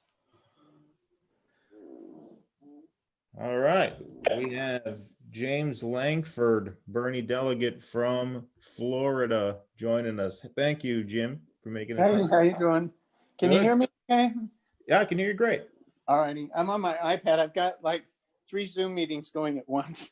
Oh, really? Oh, okay. Yeah, I'm hosting one here in Florida with Central Florida PDA.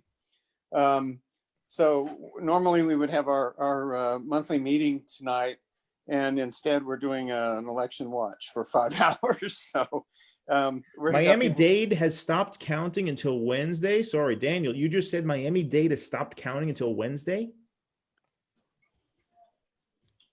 That's insane. Jim is from Florida. Why? Jim, what county are you in? Biden is way underperforming in Miami-Dade and in Right. And in Broward? He's underperforming in Broward too? Yeah. See, Miami-Dade made sense because of the Latinos. Broward is where all the, what I call the Joy Behar voters live. For the most part, yeah. But it has a very, they have a lot of Latino population there too. I mean, you know, anywhere you go along the southeast from about West Palm Beach all the way down to, you know, going in towards the Keys, it's very diverse down there. And that, you know, the population just gets bigger and bigger. So, and also, to be honest with you, Biden just has not inspired a whole bunch of folks down here, to be honest. I thought that he might be able to eke it out, but the last couple of days, starting probably about 2 weeks ago, the polls down here started really narrowing, and the margins just got lower and lower. And I think, you know, back in the summer when they were, you know, it was polling a few percentage points apart, there was a large number of undecideds. And I don't think they were really undecided. I just think a lot of people are embarrassed to admit that they vote for Trump. And rather than say that out loud, they just say, well, they haven't decided. And, you know, when it comes down to the nitty gritty and voting starts, then they break for Trump. I don't know. I'm just kind of guessing, you know. But the thing with Florida, No, I mean, I think that's a big what part of of poor kids are just as smart as white kids did they not find inspiration? oh, geez, isn't that amazing? I don't know. Well, the fact that if they're stopping, as Daniel is saying it, you know, Daniel, you're like our source for this here, that they're stopping counting Miami-Dade until Wednesday. That's crazy. I mean, why? Why would they stop? Why? That's really, well, what that will do is it'll prevent the state from being called for Trump tonight, if that's true, because they probably won't call it for Trump until those votes are counted. That's possible. Yeah. I mean. Okay, but what? But why? Maybe I don't think that vote counting should ever be stopped. Why would they stop it? Yeah, I mean, Bernie's not even on the ballot. You think we could get the goddamn votes? On the ballot. I understand when Bernie's on the ballot, we can't count the votes. We know that. Buttigieg? Yeah, right. Buttigieg, right. I think Buttigieg is saying he won Florida. Yeah. Depends on the app. Yeah, right. Depends on the app. They should say we're having problems with the app. Depends on the app. Yeah, no, but I mean, so that's not a good development because you're going to delay these results. Although, look, I mean, look, the fact of the matter is, I don't think there was any news. I don't think there was much possibility at all of us knowing about a Trump victory tonight. If Trump wins, we're not going to find out for a few days. There is Because a it'll be possibility close. that we would feel confident about a Biden victory if he won Florida or North Carolina. That's what they were saying, yeah. Right. Or not And Arizona, the- which he can the still deal And with have they Florida- called North deal with Carolina for Florida, Trump? we had a- No, we but had no, large- but New York Times says greater than 95% chance in both North Carolina and Florida for Trump. Oddly enough, only 81% chance for Trump in Georgia, which is still good odds for Trump. Yeah. Okay, this is where I'd kind of like to tune into MSNBC right now to watch them starting to shit themselves. Well, That are you was the in- greatest pleasure of 2016 was watching them gradually grow more and more horrified. Yeah, You may get to watch that again. it's possible. It's It's possible. I mean, I'm looking here. I mean, I've watched enough election results to know that incomplete results can always flip on a dime. But Yeah, I mean, look, go the thing back- about it, a lot of what we've been predicting about, hey, can a guy whose voters really don't like him all that much beat somebody whose voters are fanatically dedicated? Enthusiastic about him. I mean, I'm looking at the map, and that's kind of looking like it's coming to fruition. Mhm. I mean, I'm still not at the I'm point not. where I'm it not looks- saying necessarily to the tune that Biden will lose, but I think some of the way he's performing, it's a little reminiscent of the Hillary thing. Right. All Of the course. numbers look good, and it all makes sense, except nobody really likes her. But hey, that doesn't matter. All the Right. The same polls. Nobody shows up to the rallies. Stops campaigning for the Yeah. better part of the year. This time because of the virus, Hillary just stopped campaigning. Right. Ignore the Latinos and blacks. I mean, they're doing the same stuff. Yeah, well, they did. I mean, the basic theory of the case for Biden. Look, Biden. I've said this a few times. He's the worst candidate I've ever seen in my life. Yeah. I mean, I'm including Dukakis. I'm including Bob Dole. He's the worst candidate I've ever seen in my I life. remember him in '88, how poorly he did. Of course, 2008, but '88 was horrendous. Yeah, yeah. Well, Horrible. that was the plagiarism year, right? Yes, Yeah, that that was. That was I never plagiarism. thought, honestly, he'd be the nominee. I thought in the end it would be someone else this year, but they went for the worst of them. What really gets me about the plagiarism scandal is it really shows you how intrinsically stupid Joe Biden is. Mhm. Because look, if you're going to steal a speech, change the biographical details. Right. Fit your own life. Don't use the biographical details of the guy you stole the speech from. How stupid do you have to be to do that? Yeah, my family mind call. Just don't change any of that. Just keep it in. So yeah, man, you got to be pretty dumb to even do that in the first place. But So that's they'll not gonna basically make any say, changes. Tom Tillis is winning against Cal Cunningham in North Carolina Senate. That's a hugely important pickup for Democrats. I mean, this is another thing that you really like. If the Democrats don't take the Senate, you don't understand how big they gambled on winning the Senate by Nancy Pelosi turning down that $1.8 trillion stimulus, by not delaying the Amy Coney Barrett confirmation into a later session. right. I mean, they went all in on winning the Senate, and I don't know what 538 has as their odds. They came in at 75%. If Tillis wins that North Carolina seat, Harrison has already lost in South Carolina. Where else do you go? You got Collins in Maine. Do we know how Doug Jones is doing? Doug Jones? Well, when you're has when you're already looking lost. at Doug Jones, No, you're Doug Jones already lost. They already called Alabama for his opponent. His opponent, which is the most Alabama Republican name ever, Tommy Tuberville. Oh, geez. Yeah. Well, I mean, in Doug Jones's defense, how do you beat Tommy Tuberville in the Yeah, Deep right. South? It just can't be done. Okay, so now the Democrats need a net of, they need 4 pickups. They've gotten 1 in Colorado. They need 3 more. South Carolina's already gone. So they Yeah, need, well, they just lost one. They lost Doug Jones. So, well, that's what I mean. They started out Yeah. needing 3, now without oh, Jones, right. Yeah, now they need 4 again. but they had 1. They already got 1. They won Colorado. So they Yeah. need Maine, and then they need North Carolina and Arizona, basically. And it looks like what's her name, Snow in Olympia Snow in Maine's gonna, or not Olympia Snow. I'm sorry, Susan Collins is going to win. It does look like she's going to win. That's what I heard a little while ago. Yeah. So it's looking very bleak right now. I don't know whether that's because of mail-in ballots. You know, they're gonna say that we have to wait for all of the mail-ins to be counted. I don't know if that includes Maine or not. I mean, look, the goal over the next few years, we just had Carol on for Moving for a People's Party. I'm totally down with that goal. The goal is to destroy this party. And I think, actually, it would be easier to radicalize these left curious liberals that I talked about under Biden with a Democratic Senate. However, if they lose, the argument switches to how can you possibly support a party that could lose 2 elections in a row to this Donald Trump of all people. All right, so Especially with this.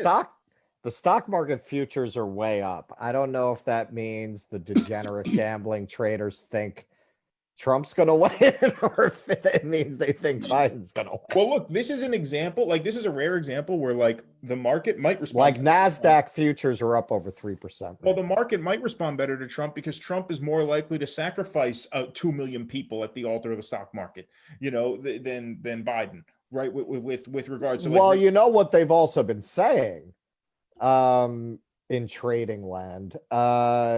Hey, if Trump gets reelected, we'll probably get a stimulus this week.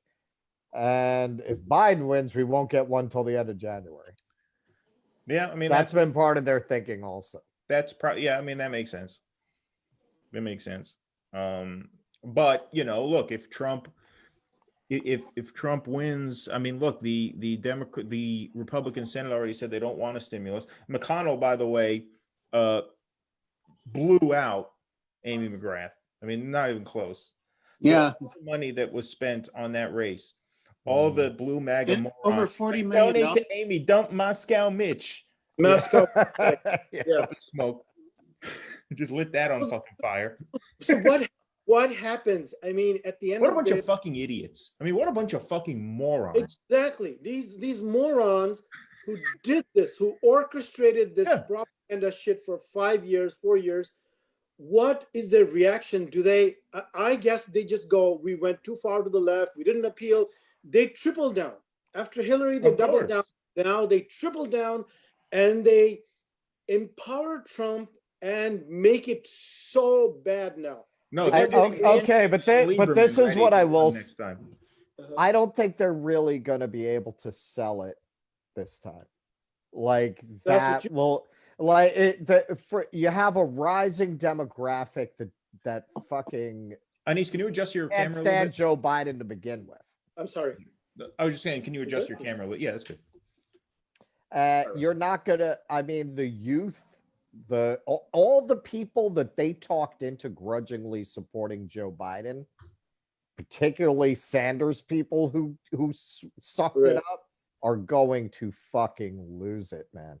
I mean, honestly. Well, Jim, you're one of those people. You've already lost it. Did you ask me something? Well, no, Russell said that the Sanders people who sucked it up and voted for Biden are going to fucking lose it if he loses this election. I mean, you're already there. I know you Biden in Florida. I did.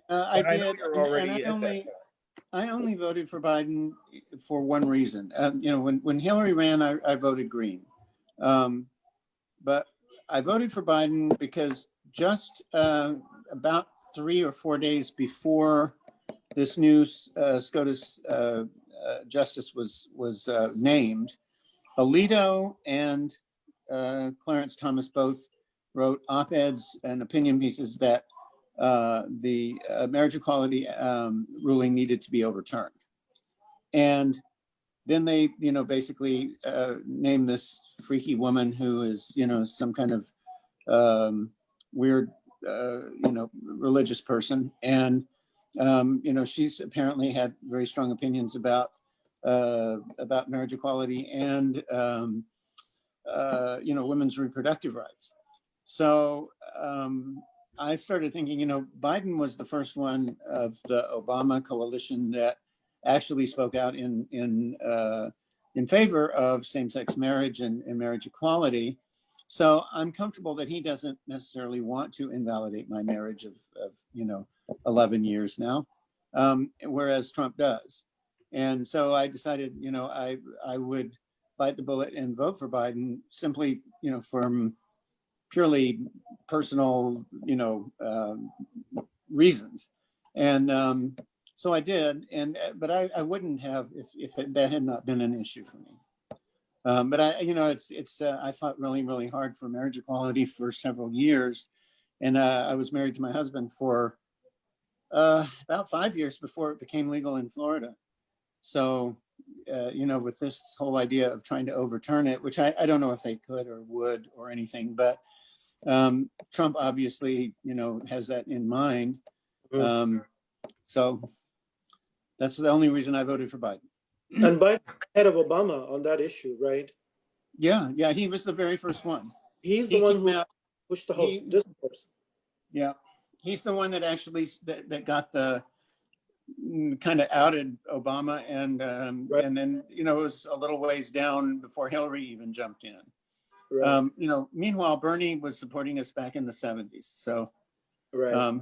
Yeah, Just but 30 years he's not intersectional enough, Yeah. clearly, yeah.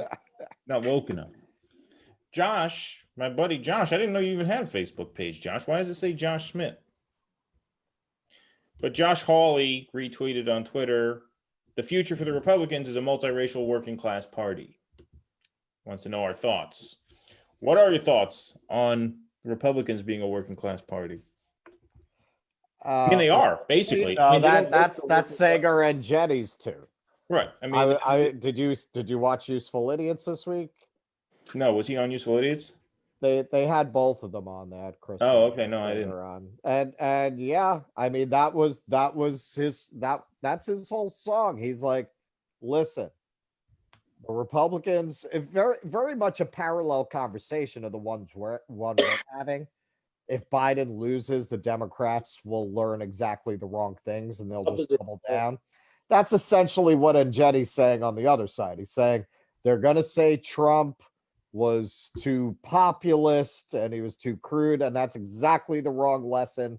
They're going to completely misunderstand it. The problem with Trump is that he promised he was going to be different, and then he governed like Paul Ryan and Mitt Romney. But Anis and I talked about this. Whereas, I mean, and I think I mentioned this to you, Russell. Maybe I did, maybe I didn't. But I think a big part of that is, I mean, so much of this has to do with Russiagate and the Democrats going all out right at him, throwing everything at him that they possibly could. In the first date. What's that, Anis? To delegitimize him. Well, right. Well, and to put him under pressure.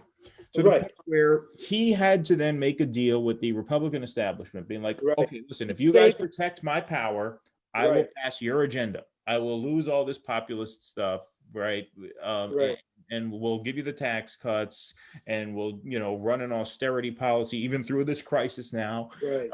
And so, yeah, I mean, I think a lot of that has to do with the fact that he was just under siege from day one. Do you really think that he believed his own rhetoric with the populist business, or was that all just bullshit? I thought it was just good bullshit. Question. I don't know how much that was bullshit or how much that wasn't. I mean, the thing about it is he sold populism the way Obama kind of sold populism. Like, he spoke very vaguely about it. He didn't really promise much in terms of policies. We're bringing your jobs back. We're going to reopen the factories here.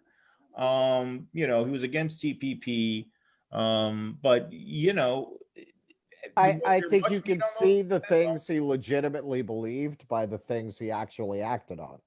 He actually believes that the trade policies are ripping off the country. He actually believes that unrestrained immigration is a travesty. And he actually believes that wars are a waste of blood and treasure. Those are the three areas where he's actually taken policy action. The rest of it, he could clearly give a shit about healthcare. I think he only even understands the subject in the vaguest of ways. Boosting wages. Look at his history as a businessman. Like he gives Absolutely. That's exactly right. about boosting wages. Exactly right. I think he meant it about wanting to bring manufacturing back. I think he just didn't have the slightest idea how to do something like that. I think he thought he was going to wave a wand or something, and manufacturing was going to come back. Like I don't think he had any actionable plan for doing that other than attacking the trade deals. Well, first of all, I don't think he thought he was going to win. Well, there's that too. Yeah, I mean, I don't think he thought he'd be in a position where he would even be under any pressure to follow through on any of this. I'm not even sure he really wanted to win. I think he was just doing it on a whim. He has such a narcissistic ego that, he was just kind of doing it. And then as he, basically beat out 17 other candidates or more, every time they turn around, he was winning another primary and another one or two were dropping out. And he just kind of kept on playing the game. And then suddenly he was there with Hillary and, she was such a monumental, horrible candidate that he just kept playing the game and suddenly he won.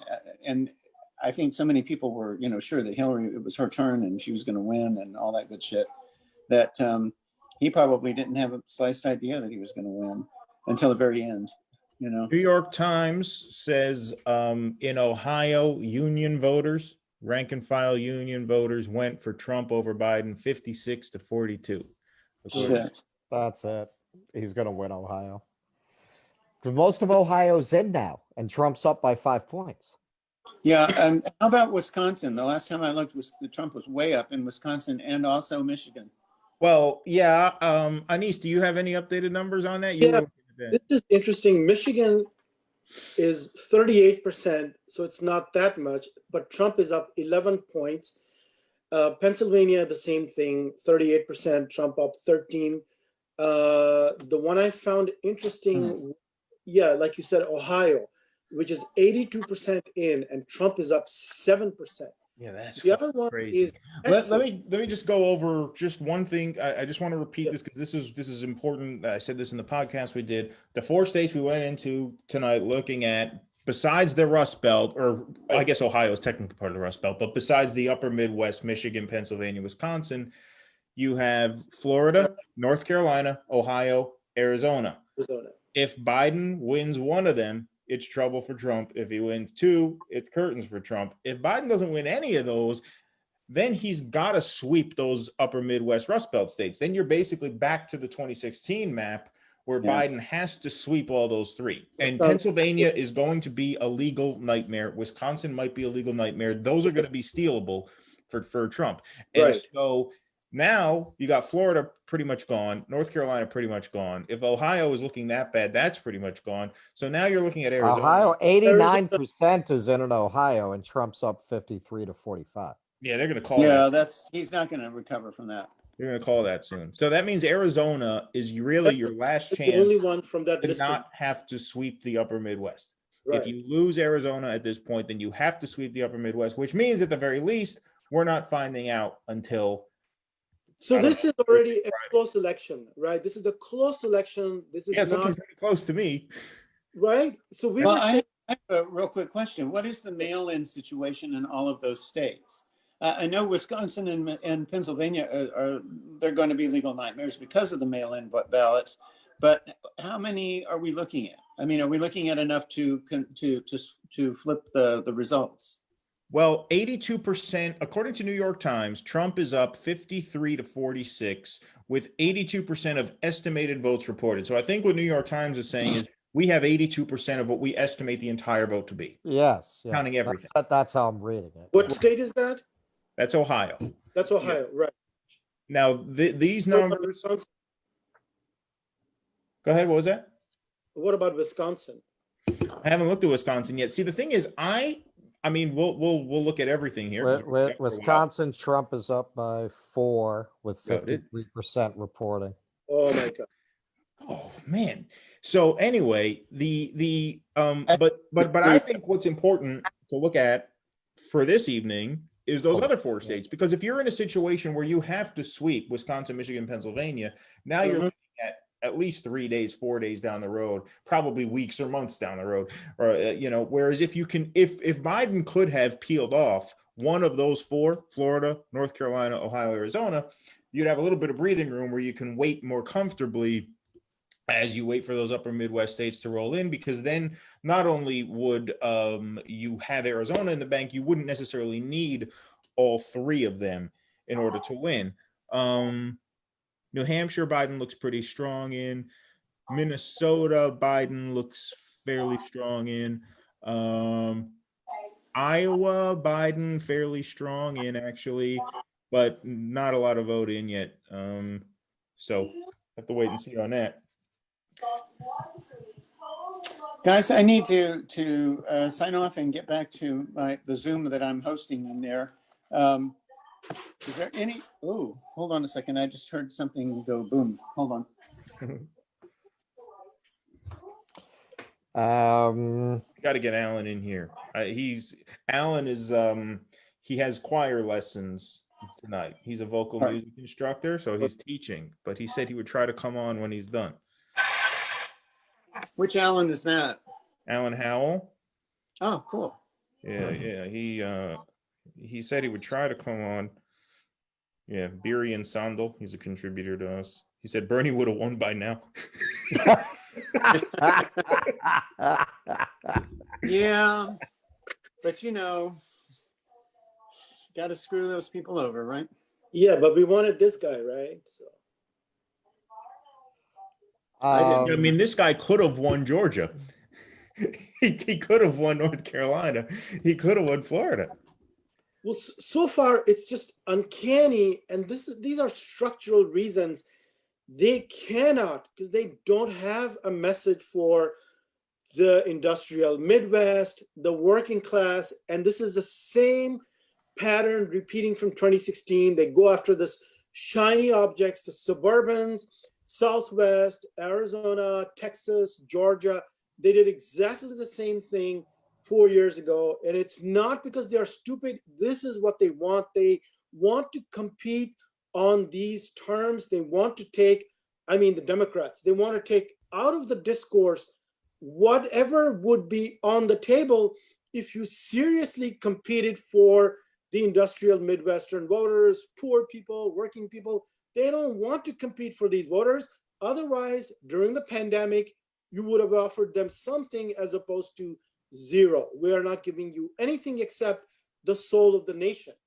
No, they saw gold when they saw the opportunity to ditch the working class, including Black and brown working class people, They did it in favor of these, McMansion dwelling sort of upper middle class suburbanites. Yeah. That they saw stars, because they're like, oh, finally, we don't need to, cater to even make a pretense. Fuck Pennsylvania. Right, we could take away the pretense. Right. Yeah, and basically you're talking about people with money, so that just feeds their coffers, and that's all they're interested in. Well, it feeds their coffers. It also feeds them. Well, I don't even know if it feeds their coffers in terms of like donations from these people, but it keeps them from having to challenge their donors. Right? Exactly. Yeah, it's the only base they can go after. Benefits from the status quo that they maintain at the behest of their donors. Yeah.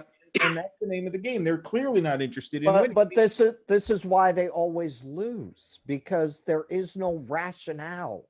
But they're okay. A Wall Street owned left party to exist. Your base is not large enough because the Republicans will always be more appealing to more of those people because they're always going to cut more of your taxes if you're in that tax bracket than the Democrats. That's true. That's Most true. people, they make So more how sense. how can you really compete for those voters over the long term?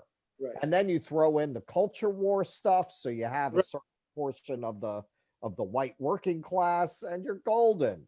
How does an effete Wall Street owned left party it compete with a party that actually serves its voters? The Democratic Party does not serve its base, so they don't show up to vote. They The wouldn't Republicans even go to look, if you bat. You like know, what we the didn't talk. Republicans are about. You're getting a pure heroin version of it. You're a very Mhm. happy camper with this Republican Party. I get, but this is a failure that's beyond failing to be a left party or even a working class party. Where was this? We didn't talk about this really. Where was this throwdown over Amy Pancakes, Amy Coney Barrett? Right. Where was it? They're When not. this happened, they There said, wasn't one. This is the They're fight not of our interested. lives. We're There going. wasn't. to stop I've this. got Pelosi, arrows in my quiver. Every arrow in our quiver. Nothing. No, done. No, and all she does is seal clap. I mean, you know, and that it's all performance art. There's Right. no substance there at all. It's So absurd. And why do people, you know, they're all, you know, yes, queen, you know, just keep doing that. How effective is that? What does it do? It doesn't do a damn thing. Well, that's where I blame the media. I mean, you know, the people who buy that shit, it's because their brains are pickling I in guarantee They the are you, media pickling. narrative that frames things. Never that blame way. the media. the I people have who buy never that blamed- shit are watching MSNBC right now, and they're probably telling them that, you know, Bernie cost them the Venezuelan immigrant vote. Yeah. Right, right, And then exactly. we have to run Joe Manchin and Joe Lieberman in 4 years. That's Yeah. the only way to win.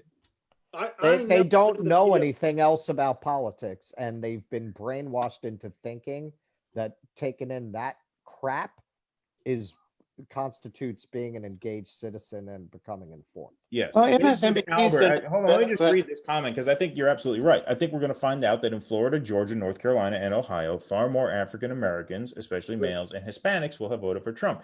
Yes, this is the point we made, which is like the Democrats figured, okay, we can afford to lose working class support, including Right. Black and brown people, and we can win over. I mean, they kept gloating. We're winning seniors and college-educated whites.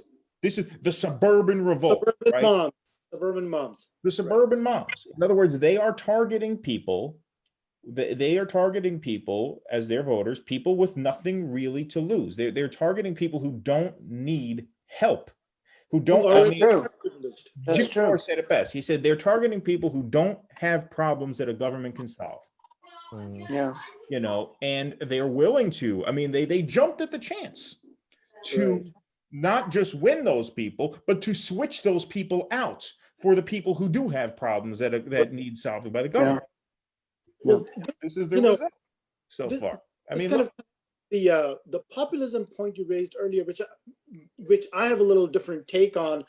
You know, Russell was saying, well, I'm not sure how much he believed his populist positions from 2016, which there were many of, and on many of them he was to the left of Hillary and the Democratic Party.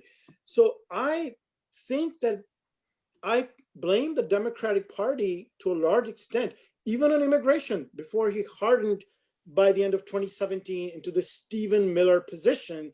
He wasn't, other than the wall, he wasn't necessarily hard on all immigrants. This was a much more hardened position you're seeing from him after the end of 2017. So I think the Democratic Party from the beginning, you know, they just attack his legitimacy. They push him to the right. If you have to blame to the extreme right, and also to abandon any shade of economic populism, so the big tax cut, because he's basically seeking protection from Paul Ryan and Mitch McConnell and saying, hey, save my skin. I'll give you this. Now leave me alone. Quit your never Trump business and let me do the rest of my stuff. So the Democratic Party is the kind of party that creates a far right monster on purpose. they want him to take the most extreme right-wing positions, because I don't see how it was impossible for the Bernie Sanders wing of the Democratic Party in 2016 to sit down and talk to Trump about trade, immigration, inequality. I don't see how that was impossible. Or at least try it. You never tried. You did the opposite. You pushed him to the farthest extreme, because that's how you energize your new moneyed base. That's how they get excited, by constructing this, this fascist monster, whatever. Oh my God. Yeah, that's a great. Hitting these crazy deplorables. And that's what they did. So let's also blame the Democrats. Same thing they did with the stimulus, right? The last stimulus bill. Yeah, Nancy yeah, Pelosi yeah, did not want that bill. yeah. Well, it's the whole thing. I mean, you're right. I mean, that's a great point. Is that you you create this hysteria around our norms, our constitutional Right. norms, and his vulgarity, right? In other words, you create a monster that even these suburban Republicans will object to, and then you say for years and years and years, Right. we have to go in and look. This is another thing that I said. I've been saying this for 2 years now. They say because this worked in 2018, we have to duplicate that strategy in 2020. That's Mathematically, let me see. Even though it didn't work in Let me see 2016. if we have any brilliant liberals on the stream here. When you are running a congressional race, you are trying to win a district. So yes, if that district is full of these, like, moderate, affluent, conservative independents who are pissed off about Trump's Twitter habits, you can go in and you can win that district by 1,000 votes, and you win the district and you win the seat, and that contributes to your blue wave. When you're running a statewide race, it's not enough to win that district by 1,000 votes. There's a whole state. So winning that district by 1,000 votes doesn't help you if that same candidate who can win that district by that 1,000 votes cannot generate turnout in places like Philadelphia, places, like Milwaukee, places like Miami-Dade County. Now in Michigan, they're saying that they like the turnout in Detroit. So that's a good sign for Biden so far. But a presidential race and a congressional race. I mean, I don't know why it takes a schmuck like me to have to explain that those are two different animals. That's the midterms. That's completely different. Come on. It's right. ridiculous. Yeah. They're going to run CIA Democrats and have that approach in the general election. It's not going to work. And tomorrow we won't be allowed to criticize anybody because of the midterms coming. So. Right. Exactly. We got the resistance. Excuse me. Exactly. Resistance. Do you have a name for this new resistance? Well, but hang on. I mean, Biden, I'm looking at the national results. Biden's got 209 electoral votes. Well, that's because California is in. Is it? Really? California, Oregon, and Washington are all in because it's after 11 o'clock. Oh.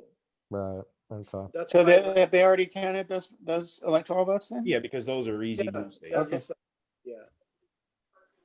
So we're waiting still on the battleground states then, huh? I think Arizona. Yeah, I mean, there's a number of states that they still have not called for Trump. They're being stubborn. I think the media is trying not to induce a panic right now because they're not calling Montana. They're not calling Utah. Trump is going to win Montana and Utah. Yeah. And then it's all, look, Biden has basically what it looked like he was going to have. So far, it looks like Biden is winning. Okay, so according to Huffington Post, Biden is winning in Iowa, Minnesota, Maine, and Arizona. And it looks like Nevada has not reported anything yet. Everywhere else, Trump is winning. Trump is up in Michigan, Wisconsin, Pennsylvania, Ohio, North Carolina, Georgia, Florida, Texas. Wisconsin. Trump is ahead in Wisconsin? Yep. Oh, it's time to go jump off the bridge, I think. He's still up 4 in Wisconsin. Well, look. I mean, if this fucking shit, I mean, it's just amazing. Yeah, Wisconsin, the Democrats can blame on the rioting and looting and those, these BLM people who came out and they turned off the Wisconsin people. So they can blame it on. Well, that's the question. That's exactly what they'll do. They're going to blame Black Lives Matter. Yeah. They'll blame Black Lives Matter for that. Then they'll say, we know exactly the whole litany, right? How they lost each state from Florida to Pennsylvania. You pushed him too far on climate change, et cetera, et cetera. They wouldn't say Right, that. right. They're going to blame. Right, exactly. It'll be. They thought you were going to ban fracking. That's why you lost Pennsylvania. Yeah. Pennsylvania. A bunch of I used mean, car I mean, markets. I mean, it's one of those things, though. I think less and less people are gonna buy it because Joe Biden sucked so bad that even most of the liberals that I know were never really even tried to pretend that they thought Joe Biden was like a great candidate or even No. good. And really, And it nobody ever wasn't like that with addresses, Hillary. Once she was the nominee, the liberals, they were on board. You nobody go ever addresses down with her. the other elephant in the room, and that is his obvious mental, Oh problem. yeah. The decline between, Oh yeah. He when he introduced left his office. granddaughter this Even from morning 4 as years Joe ago. Biden. Did you guys hear that? What happened? That was on Twitter. He said into a What? megaphone in Philadelphia, "This is my son, Bo Biden." Oh, hell. Oh shit. Are you serious? Oh, dear. Yeah. It's just nobody ever talks about that very much, but Which, people look, who I had a stutter as a child, and so Oh, sometimes when you stutter, you can kind of confuse your dead son for your granddaughter. That can happen when you have a stutter. So, Yeah, sure. right. Are you serious? Well, guys, No, of course I'm not been serious. nice- hey, man, I'm trying to be. You've been sensitive. up too long, man. You gotta get it's been nice chatting with you guys. I gotta go and check in on my Zoom over here that I'm actually supposed to host. All righty. Well, So- Jim, thank you so much, man, for making the Oh, time. I Yeah, enjoyed it. It was great. Sure. Are you guys going to be on for a while? We're going to be on for a while. However, I don't know if you're allowed to readmit to a Zoom after you empty out, but try it. Yeah, I've got people coming and going on mine. They Okay, leave and then come yeah, back. give it a shot. So We'll be hanging I'll out. just wait and see how it goes, and I might pop back on. Sure thing, man. Absolutely. Have a good night. Bye bye. All right, you too, man. Right. Yeah. All right. Just the three of us. So yeah, I don't know, man. It's starting to look like he might fucking win. I mean, it's fucking great. It's just like, I don't know. All My over it. wife says That's what I get for not placing that goddamn bet. I wrote a fucking article. The whole time I thought Trump was going to win. I wrote a thing. Once he got the virus and came back from the hospital saying, "I feel better than I did in 20 years. Don't worry about the virus." I thought that was going to be enough to push people away. What did you think about that, Mr. Shivani? Well, you and I talked about it, right? So a couple of weeks ago is the first time I had, and I think you did too, right? Doubt. Well, when he got COVID, so that was early October. Even after that first debate where he didn't do that well, I said, you know what? Because of this, because of exactly this, where he has a base. Biden does not have a base. A base can put you over the top. Once you take it to that level, this cartoonish, absurdist level where you actually get the virus, Right. and then come back and say, "Hey, I got over. It's nothing to worry about," I would assume that would kick in a certain survival instinct among people. But no, 14% of Georgians thought coronavirus was the most important issue. Right. Didn't, and you were thinking it would God affect. bless them. I'm a hypochondriac. I can't, I would never think that would be the case. But How the hell are you working in a warehouse, man? yeah, well, I wear a mask. As a hypochondriac? Yeah, no, it's tough. But I mean, everybody wears masks. It would freak me out. It freaks me out a little bit. I can't lie. But so far, I mean, numbers in Orange County are still pretty low. New York is still pretty okay, relatively speaking. But who knows? I might have to quit. I mean, I'm not going to go there. I mean, if we're in a surge like we were in April, I'm not going to go there. We'll see what happens. Wow. Taking it week by week. My wife's friend is a chiropractor, so he gives me the N95 masks, the real heavy duty masks. So that makes me feel better. Maybe I'm a sucker. Anyway, Anis, sorry, I didn't mean to cut you off. No, it's just this narrative. There are two different audiences. And, one audience, if you tell them, oh, he doesn't wear a mask, and I'm not disputing any of that as somebody who had COVID in April and is, still feeling the effects 6 months later. So that's a different issue. But as far as the narrative goes, they see somebody and he, like a lion, he eats his McDonald's diet and he goes like, okay, well, you know what? I beat the thing and I'm out of there in 3 days. And that's one narrative. And I don't wear a mask and look at Joe Biden. And then they look at this, this namby-pamby Biden, wears sunglasses, mask, whatever his problem is. And they go, I don't know about this, So it's just, they're not even speaking to that audience, right? Or the fact that they decided, so here's what the Democrats did, I guess, since March. They decided basically not to campaign. They won the election and they stopped campaigning, no rallies, nothing. Go on. Right, their people, the moneyed people, they go, oh yeah, that's just great because safety and social distancing and masks, and you can't be having rallies, and people will reward them for not campaigning. Well, guess what? Right. That's true. That is not true. But they are just speaking to that audience that they would appreciate that. And actually, that's true. Those people do actually appreciate that. And they go, yeah, Trump shouldn't be campaigning either. Why is he campaigning? Right. The rallies are these are super spreader events for them. And for the other side, these are like, reaching proper campaign events, reaching out to people. And how do you think you're going to win and not campaign, right? Isn't it true that Biden just started seriously campaigning in just, the last couple of weeks or so, right? Oh yeah, right. Last couple of weeks. And even so, not to the extent that you normally. Right. Not those Driving 5 rallies, rallies. but- Fantastic Trump's part. Well, but you're right. I mean, like they are kind of And not having get out the vote. I thought for No a while. GOTV. get out the vote, no door knocking. Actually, the Republicans might win because of that. Well, they didn't knock on doors. They said we're not going to door doing knock it. because of COVID. Yeah. Look, I don't take medical advice from me. I'm extremely careful about COVID. I go nowhere without a mask on. I still minimize my social contacts, right? I'm not saying to be fast and loose with this. You go up to somebody's door and you have a 2-minute conversation with a mask on, Right. you're not getting COVID from that. Right. The amount of viral load it takes to transmit the disease, you have to take in tens of thousands of droplets. You're not going to, even if you didn't have a mask, a minute conversation is very unlikely With to one spread. person. If you have a mask with one person on and you knock on the door and say, hey, I'm with the Joe Biden campaign. Are you registered? Yes or no? Oh, here, fill out this form. You're not getting COVID that way. There's no excuse not to go out and knock on doors. Right. And the fact that they've been doing it for months at a very high level, while the Democrats have been doing none of it. And you already have an uninspiring candidate. If Trump wins, that's going to be a big part of the story. Right. Also, the Democrats don't have a bench of people who they can go and get the kind of voters who they lost. Sending Barack Obama out,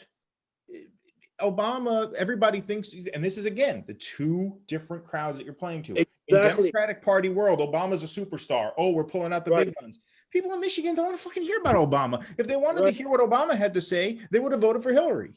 Right. Like this guy's coming back to say, well, oh, he don't take the, give us that whole fucking bullshit, routine again. Like, no, but they don't have anybody else who they can actually send out there. They sent Bernie a few places beyond who? Literally who? They sent Gillibrand, they sent Warren. They got these people like, we don't, and Gillibrand and Warren got like single-digit turnout. Like we would have gotten a higher turnout if we went to some of these fucking places. Right. I mean, I actually literally had like 8 people show up to a Gillibrand rally for Biden. Right. I had someone text me today as a Warren Democrat.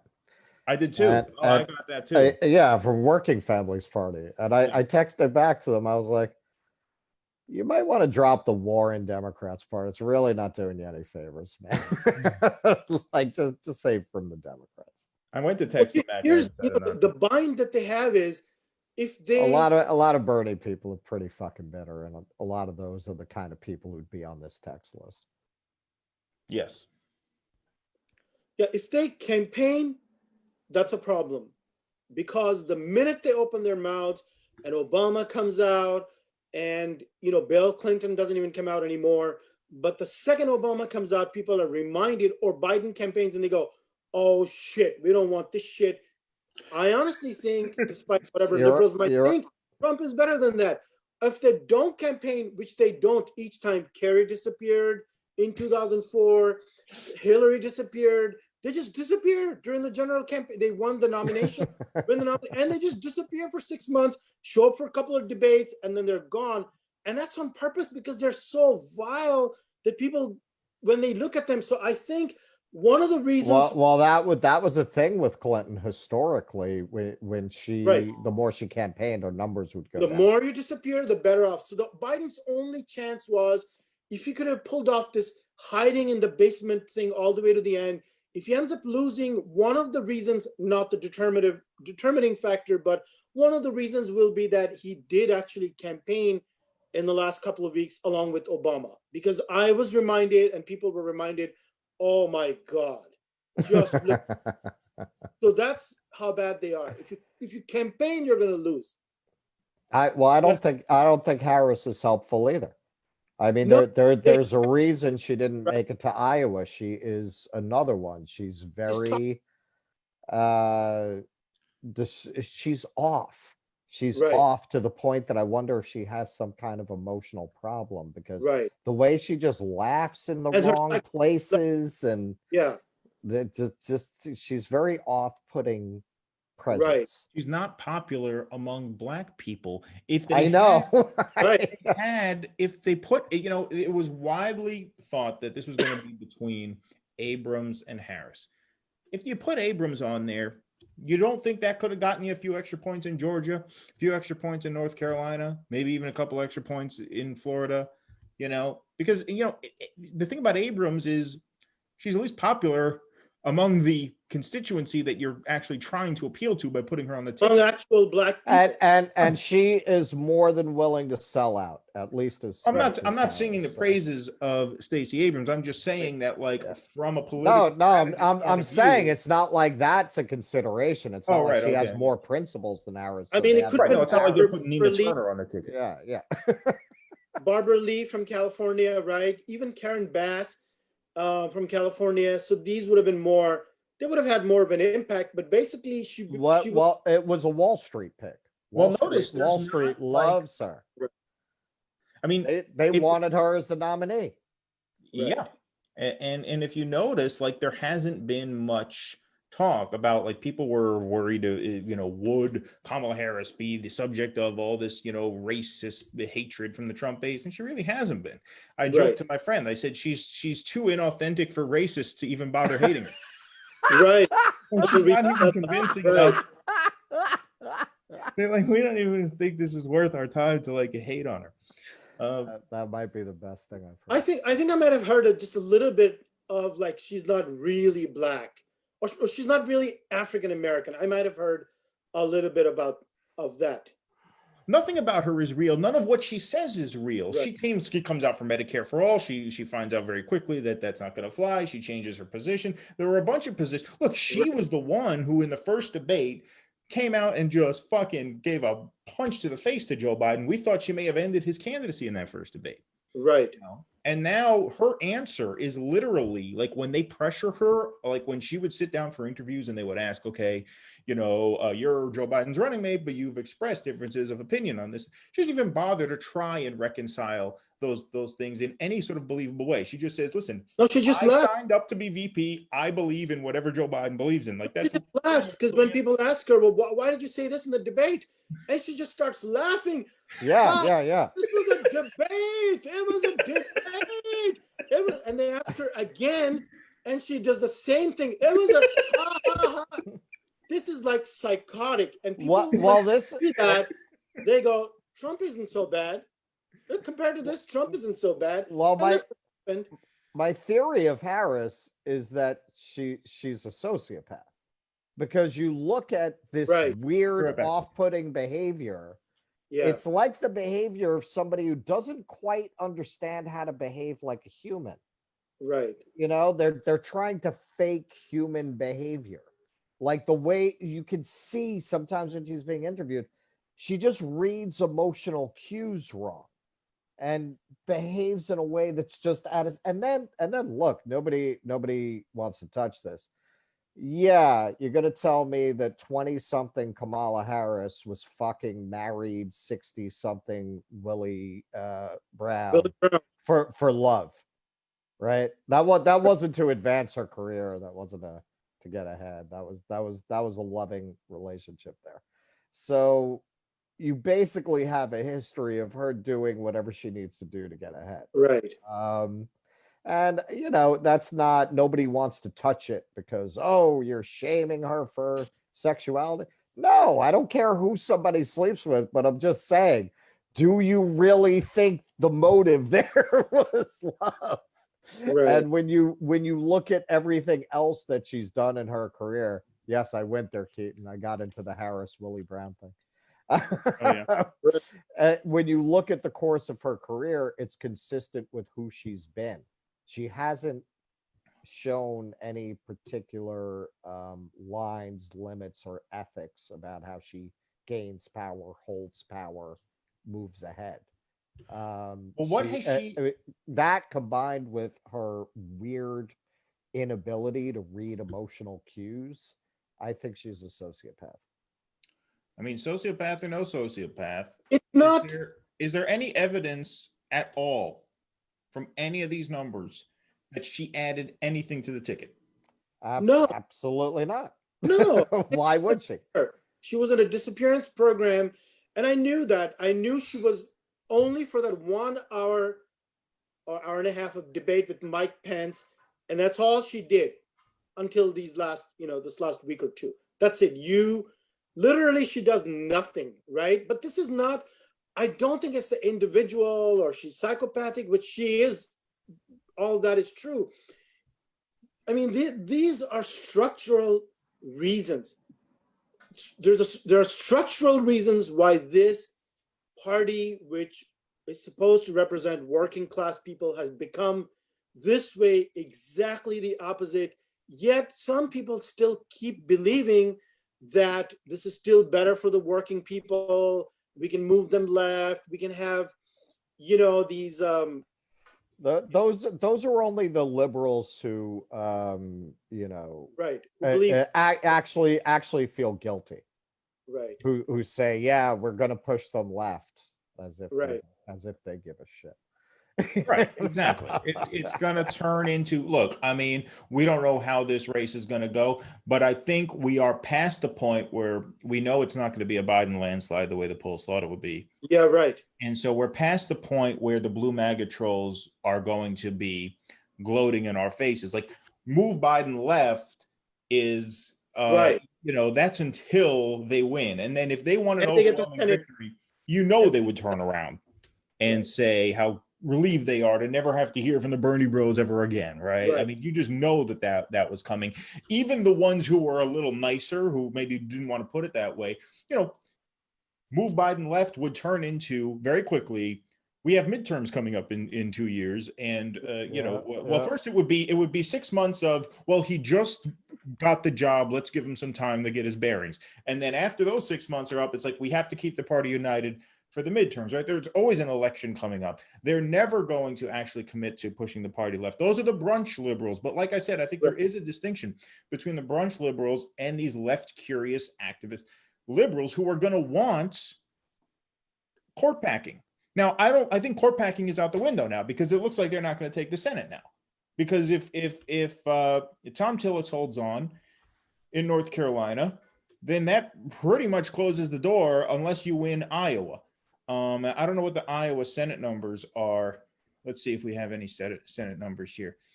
Okay, Senate. Looking North Carolina Senate race, Tom Tillis. Wow, that's it's not that close. No, Tom Tillis 49, Cal Cunningham 47 with 94% reporting. Iowa Greenfield they're about even with 60%. So they're not going to take, okay, well, if they're even, okay, so let me see, fucking Nate Silver, the little bitch, is not updating his forecast the way he did last time. Is Nate Silver still alive? Yeah, he is. Is he still alive? He's like a sports fan now. He grew a beard. He lost the glasses. He wears a baseball cap. He changed his image. We're going to just believe in him even more That's how perversely mad we have gone. He is going to have more power than ever. I don't know. I don't know about that, man.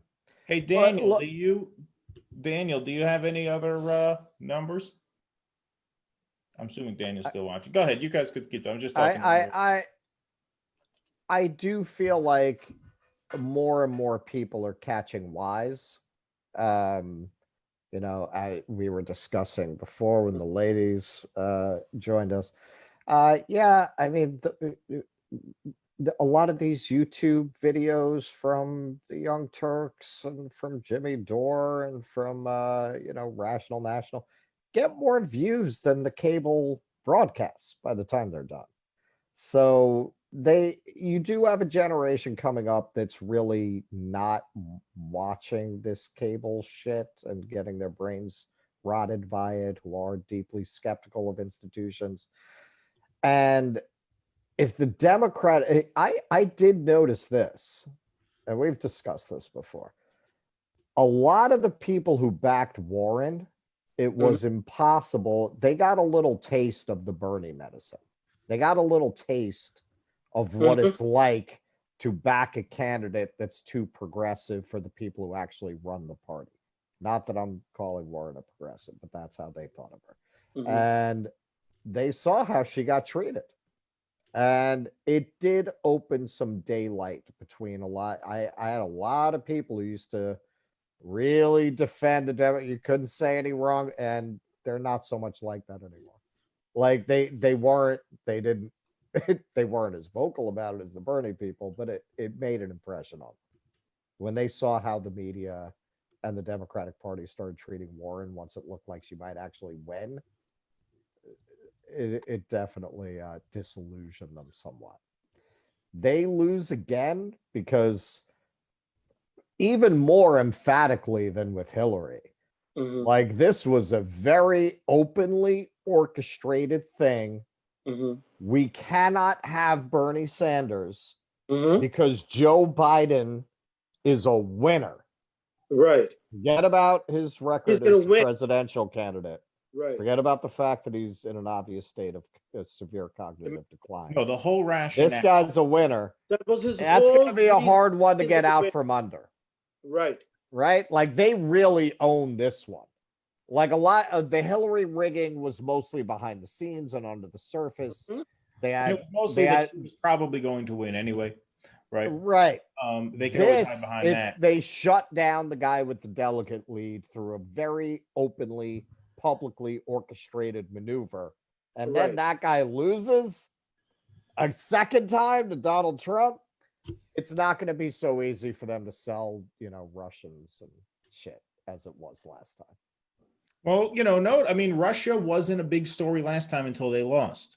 And I'm saying if they lose, it's not But they had going to be already so started. easy to sell those explanations this time. They had already started Russia in September, I think, of 20. Give my wife a kiss goodnight. Before My wife Amanda, everybody. Hello. Hello. All right. Well, Now we can go back to speaking native tongue. Yeah. I have a more pessimistic view, Russell, about this. I think it's not the media, it's not the party. The party is the people, meaning generally liberal people, even generally leftist people, generally educated people, except for the Trump deplorables. Pretty much everyone seems to be, even the millennials, as you've seen, we mentioned with Lauren, you know, the Sunrise Group and so on, you know, everybody's convincible by this bullshit narrative. They come over, you put enough pressure on them, you make them feel guilty, you turn on the levers of this narrative, and they all come over to the side, except for very small numbers of people. And my experience looking at what's happened to former Bernie supporters, leftists, many radicals, so-called radicals, you know, intellectuals, almost overwhelmingly, the way they've come over to Biden, the way they've bought the entire narrative about this existential threat. They do not, just one example, they do not want to hear what Obama was doing. They do not want to hear what was happening for the last 20, 30 years, even the last 4 years before Trump. They don't want to hear that. Have you had experience, even among young people? And I mean by that, like people in their 20s, have you known people who say, well, you know what? Yeah, Obama was pretty bad too. Or do you sense this like resistance? I think it's just people. It depends on who you're talking to. Yeah. Yeah, when you're talking about the liberals who mostly, especially when they're young, and they buy that kind of shit, they really just don't know any better. Like they just don't know anything else. They literally have not been exposed to any other information than that narrative, particularly the younger ones. Right. But there's definitely been a shift. I mean, look at the average age of the consumers of these news outlets through which this propaganda is being distributed. I mean, it's like they're in their, what was the average age for MSNBC, like 67 or something? Yeah, but they're the ones who vote. And Anis, you, in the piece that you were kind enough to give to us to publish, you made one of the best points about this, which is that the meme of low youth voter turnout is weaponized so cynically by these people against the left and against the young people, because it gives them an excuse to say, well, we can't cater our policies in a more progressive direction because the young people don't vote, so hey, it'd be nice if they voted more, but they don't. So we have to appeal to the older people who are more conservative. Right. In the primary with Bernie, I think there's a whole lot of cheating and stealing was going on. And they were just like, I just don't buy anything that happened in that whole primary. It was just so suspicious. And also the question is, do they really want these young, empowered, intelligent people to show up? Is that their base? Are they trying to appeal to them in any way? I mean, this guy just literally refused every single thing. I'm talking about Biden, that young people care about. Every single thing, right? He took from March to now November. He's not going to do anything. That's his whole agenda. So, and then you can still blame, I don't know what they're going to do this time. Do you think they're still going to say that the young people didn't show up in, Nevada? Well, I think it might wind up being true. The whole time I've been predicting that you're going to have low youth voter turnout because they fuck the candidate that the younger people chose. What you're also seeing here, I think it's going to be, and David asked us this question: why don't we talk about the Black and Hispanic vote? You're definitely seeing a shift from Latinos towards Trump, and probably, I haven't seen exit polling on this, I'll try to find some, but you're probably going to see a shift in Black voters towards Trump. Now, the question is, do these fake identity, do these, fake corporate wokester liberals actually have the balls to blame Black people? Hey man, I've been singing that song since 2016 every time somebody brings up Jill Stein. Well, they might blame. I'm like, well, Jill Stein demonstrably did not take enough votes to cost Hillary the election. Low Black turnout demonstrably did. Right. So this is not even a matter of Black turnout. This is a matter of Black voters going to Trump. Right. They're going to blame. They're not going to blame. They're not going to blame. Just like they blame Jill Stein, I know who they're going to blame. They're going to say Ice Cube, Kanye, Lil Wayne, and Kanye. They are the difference in this election. Black people didn't show up enough numbers in Georgia, et cetera, et cetera. And, we talk about the younger generation and so on. I mean, AOC, one of the most disgusting things I've seen is, about the Ice Cube thing, right? So the contract with Black America, which I think is fantastic. And he approached both parties. Trump apparently was more receptive. Jared sat down with him for 3 hours. Trump told him, look, we can get this done. Okay, that contract is fantastic. I think that's even beyond BLM because this is a comprehensive thing. It looks at everything. And then AOC, I saw this thing a couple of days ago, and she just completely dissed him. And she said, that he's just doing it. They're just all doing it to lower their taxes. It's about money for Ice Cube and these rappers. And Yeah, I she thought, conflated she did, you're right. I mean, and because it's true that 50 Cent gave as his rationale, right, is I don't want to be 20 Cent, meaning I don't want to pay more taxes. Right. So she was right about him, but to lump Ice Cube into that is not fair. Yeah. That's disingenuous, and she knows better, right? She's not stupid. So to defend the party, we'll come back to Bernie, that the party is the all-important thing. You get sucked in. I mean, just the AOC story is really instructive. What's happened to her 2 years ago, I remember when she first came on, the noises that she was making against Pelosi, well, she should be challenged, etc., etc. And she has completely capitulated to Well, Pelosi. this is, sorry, go ahead. No, go ahead, I'm done, yeah. Well, this is, I think, like I said, one of the strategic advantages to a Biden win in a Democratic Senate is because you could really see what the squad is made of. You could see what some of these so-called insurgent Democrats are made of if you have the power to actually implement change. So in other words, let's just say Biden wins the presidency and the Democrats take the Senate. I'm not seeing updated odds on the Senate. I don't see how they're going to take the Senate at this point, but let's just say they do. No. Yeah. If they take the Senate and they have the presidency, then you go to these squad members, you go to these lefties in the House, and you say, listen, you must now put forward legislation for things like Medicare for all. You need to introduce bills, because now what we need to do is get the Democrats on record, get everybody on record. Okay, who supports this and who doesn't? Because if you notice, Democrats didn't really want to come out against Medicare for all at first. They were touchy about it. Like at the beginning of the primary, look at how many of them were for it. Kristen Gillibrand says she's for it. Kamala said she's for it. Tulsi said she's for it. Yang said she's for it. Warren said she was for it. And by the end, Bernie was the only one for it, because he's the only one who actually meant it. Right. But if you have a situation where there's like, okay, look, pardon me, no excuses. We have the presidency. We have the Senate. We can pass whatever we want, just like Obama had that power. They would have to do it through reconciliation, because they're not going to have a 60-seat filibuster-proof majority. But still, you could do a lot when you control all three. We would have to put massive pressure on her. Say, listen, you have to put forward this legislation, even if it doesn't pass, because you have to at least be willing to expose your colleagues as the frauds that they are. If they don't put forward that legislation, then you know that they are actually just like protecting the more moderate Democrats, right? By not putting them in a spot, not forcing them to commit yes or no to these policies.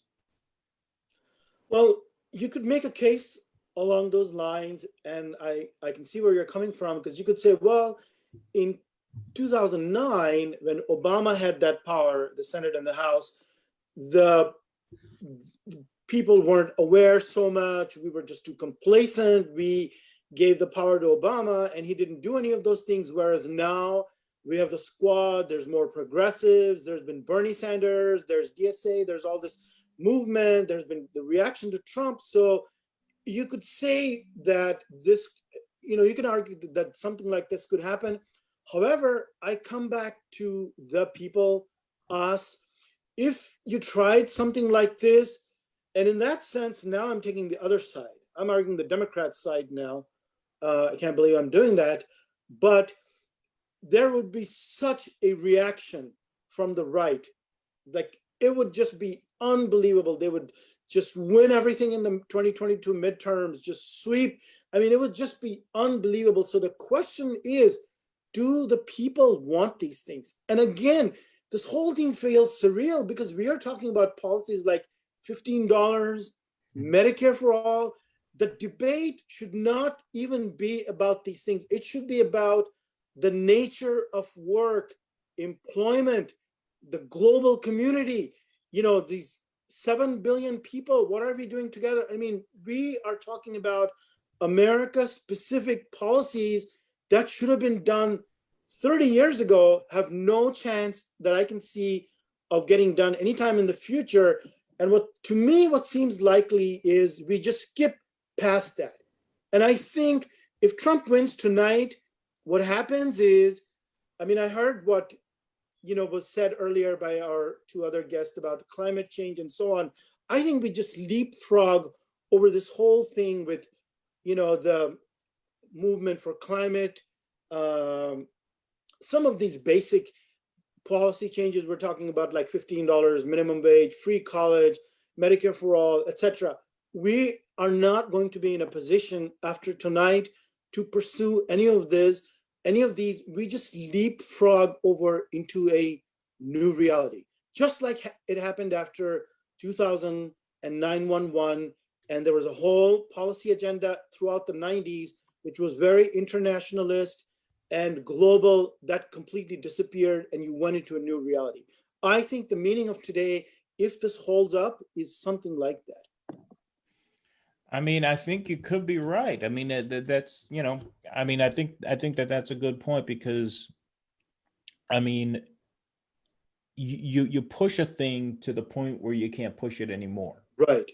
You know what I mean? Like how far can you go with this, right? Right. And I'm not, maybe, I mean, I'm glad you understand what I mean by that, because I'm not putting it as well as I should be, but like, how many times are you gonna sit with your computer screen open, measure, saying, oh, are enough votes in from Cuyahoga County, right?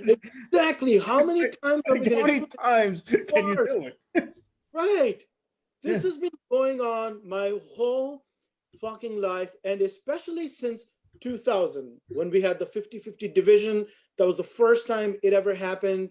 It was apocalyptic, and every election since then has been, although Obama did win, the first one at least a little more handily, but it's been more or less the same narrative that's playing out.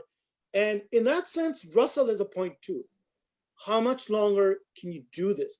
How much longer are you going to fool people with this thing, right? Right. What do you think, Right. Russell? Well, Russell went to the bathroom or something. Okay. He's gone. So, but we'll ask him that when he comes back. I mean, yeah. I mean, look. I mean, I think that's true. I mean, this is a situation where you had a candidate, like I said, installed by the party bosses against the obvious will of the party people. voters. Of the people. You The know, base.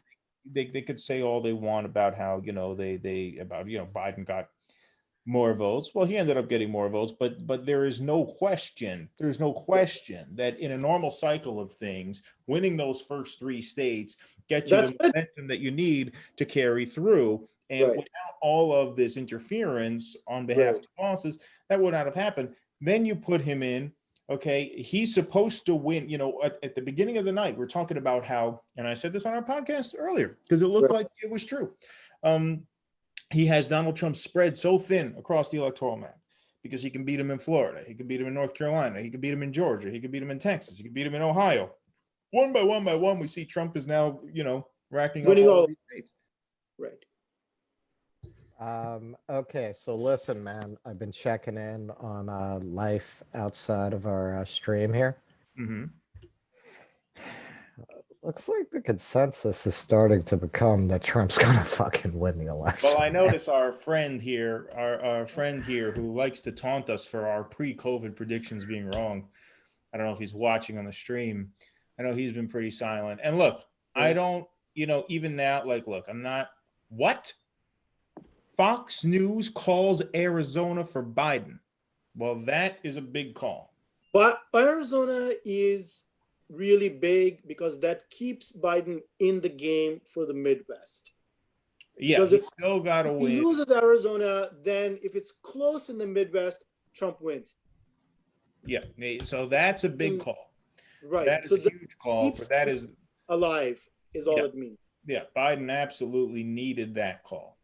Right, because if he didn't win Arizona, then that was. If he didn't win Arizona, then he needed to sweep the upper Midwest. Wisconsin, which he probably can't at this point. Probably not Pennsylvania, because if he doesn't win Wisconsin, I don't see how he wins Pennsylvania. Maybe he wins Minnesota. Let me just do some math here. So an interactive electoral map. Okay, so if let's assume Biden just won Arizona. What happens? Does he have a- Yeah, but dude, I mean, I'm looking at the numbers in all the other states, and apparently everyone else is too, and that shit just doesn't look good, man. I'm sorry. No, Well, it's then, already Like, done with Arizona, but Arizona just I mean, Arizona, yeah, theoretically- sure. He theoretically got he's- Arizona. Okay, so let's say Trump wins Florida, Georgia, and North Carolina, and Ohio. If Biden wins Arizona, Michigan. Give him Michigan. Michigan is not Minnesota. it's Crashing not here. looking good, man. so that brings Biden up to 244 versus Trump 241. So yeah, he's in a position where he has to still sweep the upper Midwest. He's got to win in Pennsylvania and Wisconsin.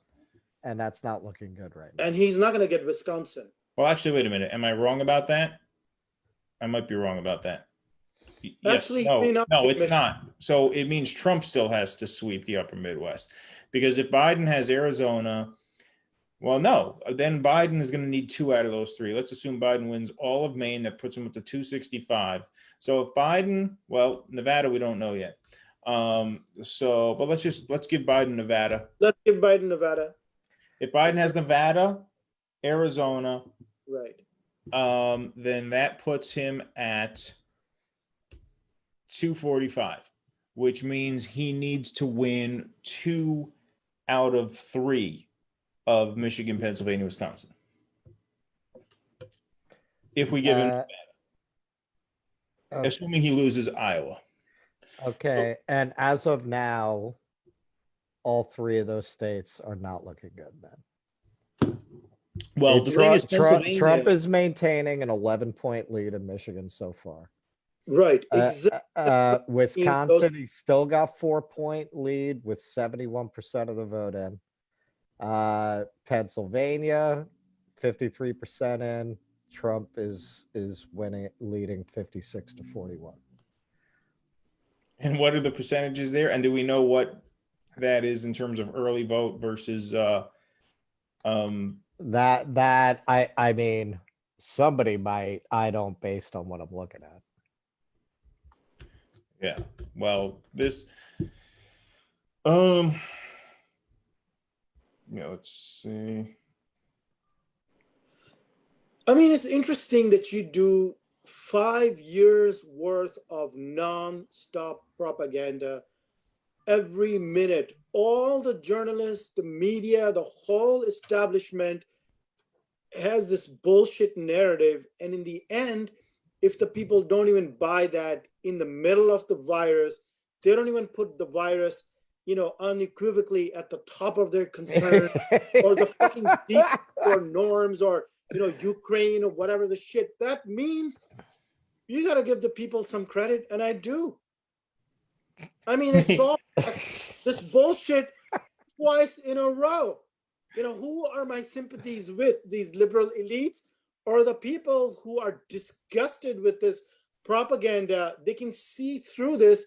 I mean, they're not that stupid, right?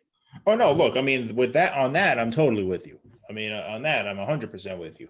Although now I just have to say, I mean, look, the whole theory, see the worst case scenario from the perspective of building institutional left power like MPP, and all these sort of movement building, the worst scenario for that, and I'm not saying this is the worst scenario overall, but definitely the worst scenario for that is Biden wins but fails to take the Senate, because that keeps the Republican boogeyman alive, right? Now we have Biden and we have a Republican, and they can keep this bullshit story about going, oh, Mitch McConnell's an obstructionist. Mascot Mitch, let's win the Senate in 2022. Right, now let's win the Senate in 2022, blah, blah, and on. 2080.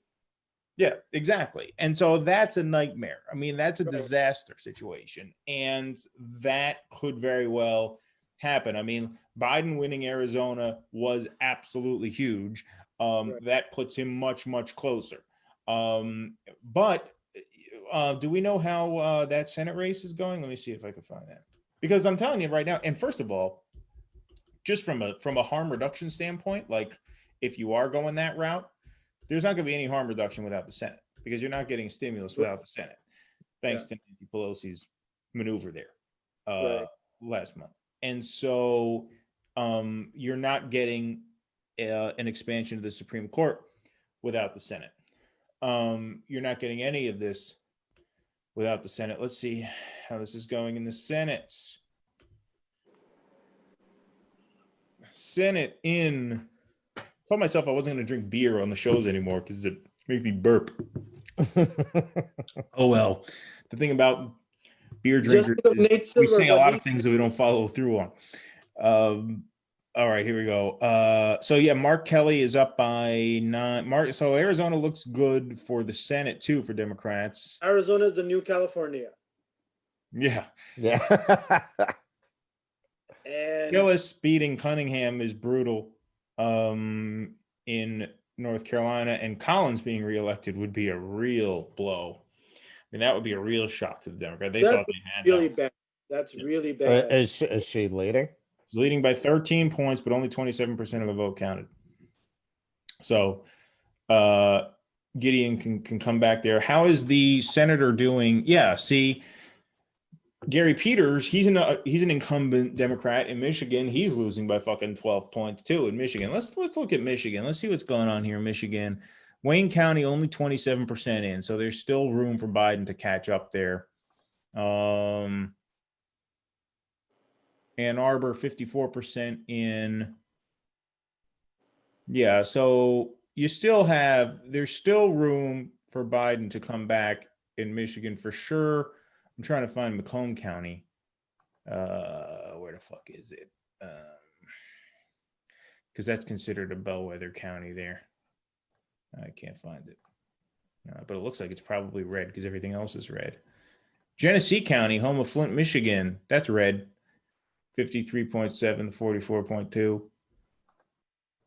44.2. Let's see. Georgia, Purdue, Collins plus 12, Bullock plus 6, Democrats in Montana.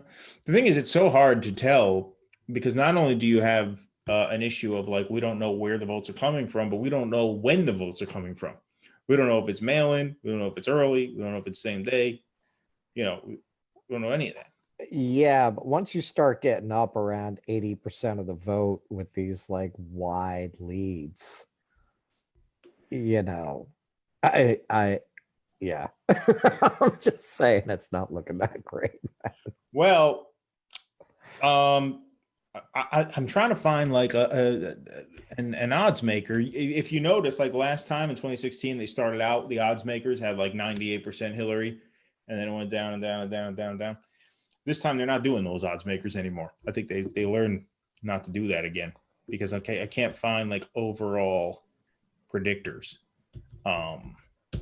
So let's see. Let me just see. Let me go to Fox News and see, because if they called Arizona. Let's see. Okay, so Fox News has called. Okay, so Fox News has also called Ohio for Trump.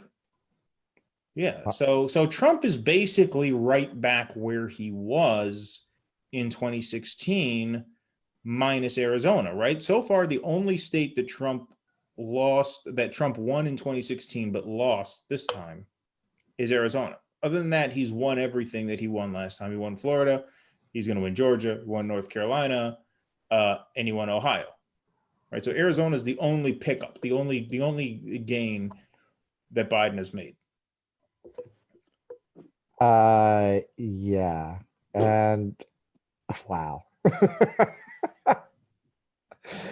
You were saying that Trump has only lost Arizona from last time? Is that what you said? Yeah, the only state that Trump won last time and lost is Arizona. So Fox News has been calling stuff a lot faster. So Fox News called Texas for Trump. Anis, congratulations. Oh, so surprised. I don't know how that happened. Yeah.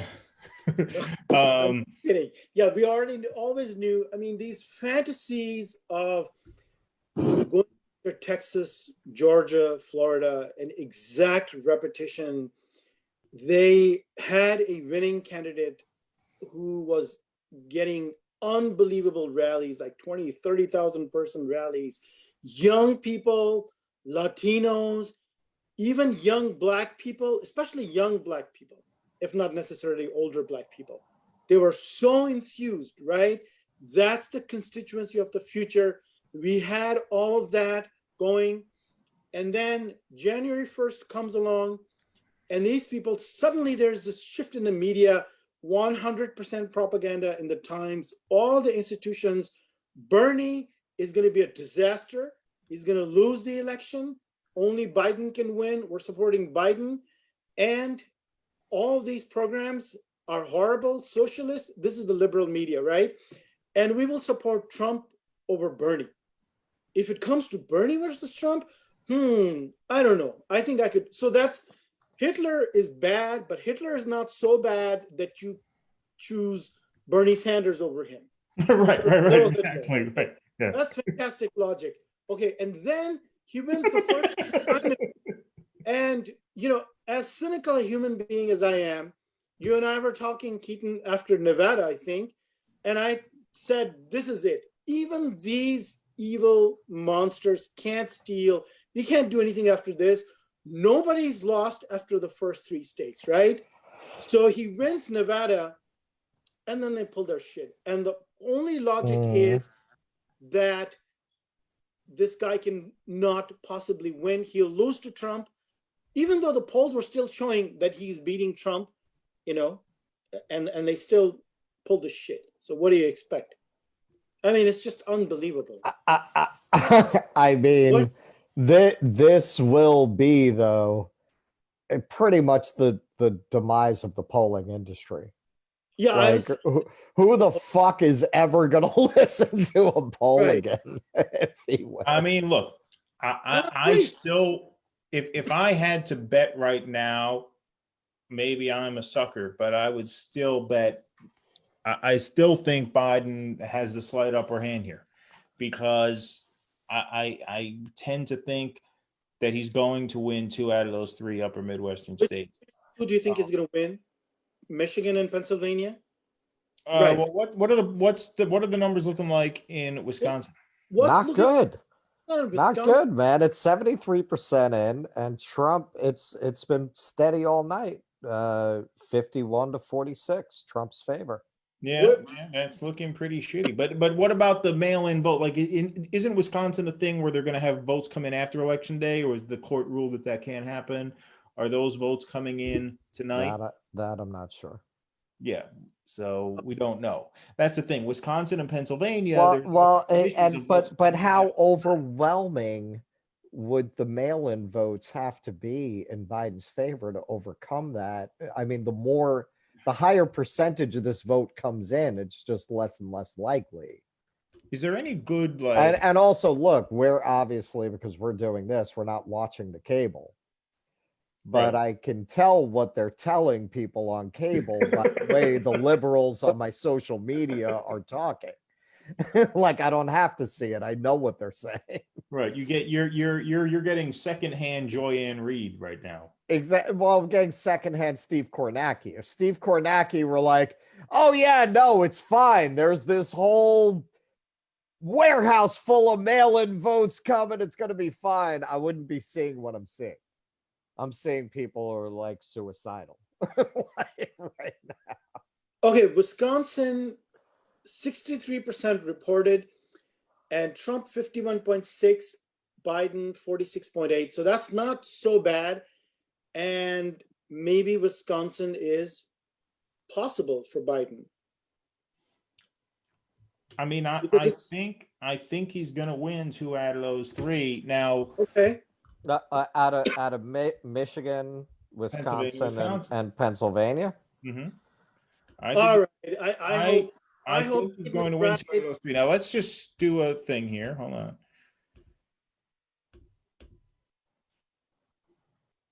Because Wisconsin is only 63%. It's not like 80% or something. So that's still. I've got 74% of Wisconsin. You do?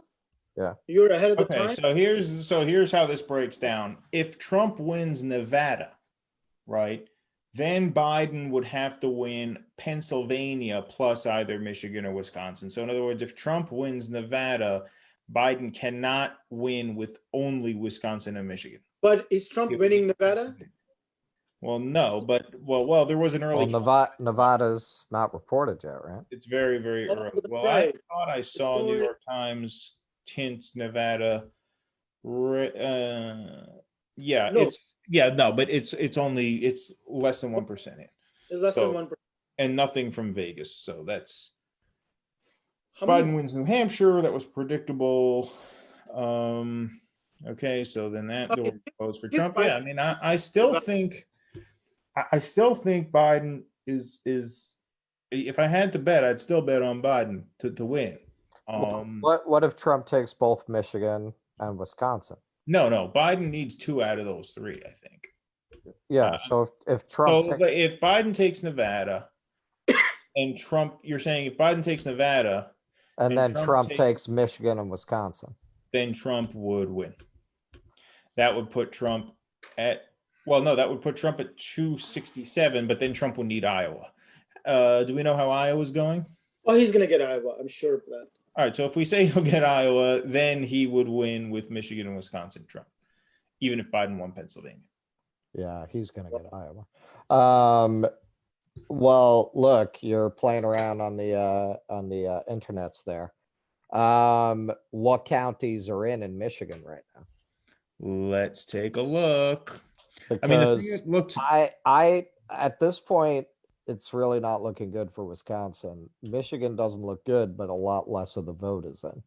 Yeah, well, Michigan only 28% in from Wayne County, but Biden only up 55-42 in Wayne County. So you don't know where that vote's coming in because there's Detroit, and then there's the Detroit suburbs, which are different in terms of voting pattern.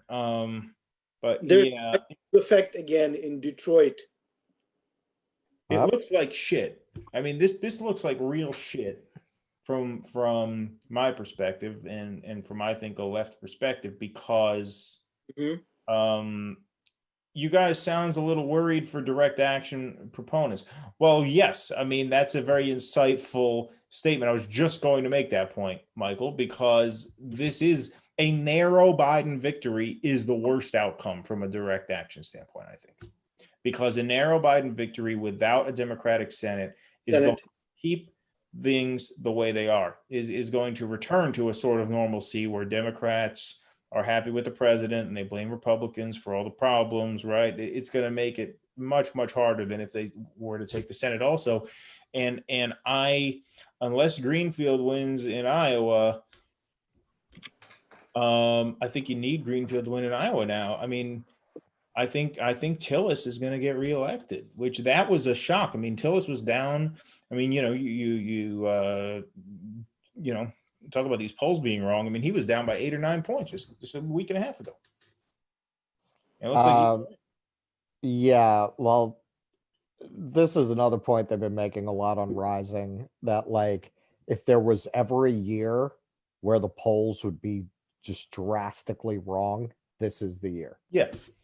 We've never voted this way before, COVID, like who knows? Yeah, they could save the polling industry. They could save Nate Silver's ass by saying this was just an unprecedented situation and you don't know what's going on, and it'll be fine by 2024. Trust Nate Silver. Trust Nate Silver, trust the Times. We know what we're doing, right? Because we have never voted this way before. Listen. I don't know what's going to be left if Trump wins, and I'm not saying that just because of Trump. Liberals are not going to be able to handle this, man. Like if he wins, they are going to lose their shit. They're going to lose their shit. Well, we already know between that and the pandemic. Riots, civil chaos. Well, I don't think so. I think things are going to be very. It's gonna be like 4 years of the 1977 New York blackout. I don't think so. I think that the party that we are supposed to be voting for will not particularly mind whatever they say rhetorically. They won't particularly mind that they've got this guy again, they'll find a few reasons to blame the left, all of us, everybody. They'll go on. I don't think it'll be upsetting to them at all. I also think as far as like, listen, I'm not a big Saturday Night Live fan for pretty much the last 30 years. But Right. they did one great ad parody where, you know, it was Trump haters for Biden, and you know, they had the little, you know, warm segments, but the people were saying things like, you know, my only concern is my entire personality is built around hating Donald Trump. I don't know who I'm going to be if he's voted out. This is true, man. I mean, I would not underestimate how it is going to be a far meltdown. they're going to take that. Yeah, it is going to be. You're right about that. The meltdown is going to be epic. It's going to be epic. Nothing. This is going to be. Well, we're already seeing a bit of a meltdown. I mean, we might get the best of both worlds. We might get a liberal meltdown and the Trump defeat as well. How would that happen, Keaton? Get that? I'm just saying they're already melting down because it's close. I mean, they're not getting a total meltdown, but right. they're already nervous. Their fantasy is gone. Well, yeah, the fantasy of a Biden landslide is gone. This is not a landslide. It's obviously not a landslide. If Trump little truck shoves away the huge bus on the Texas freeway, they're back in that world, right? This is their world now. They're in that bus and they're thinking, we're going to be off the road. It's pushing us up. Save us. Somebody save us. Well, they think this is Hitler, you know? I mean, I don't think they're really all in on that. They think he's Hitler. People believe that.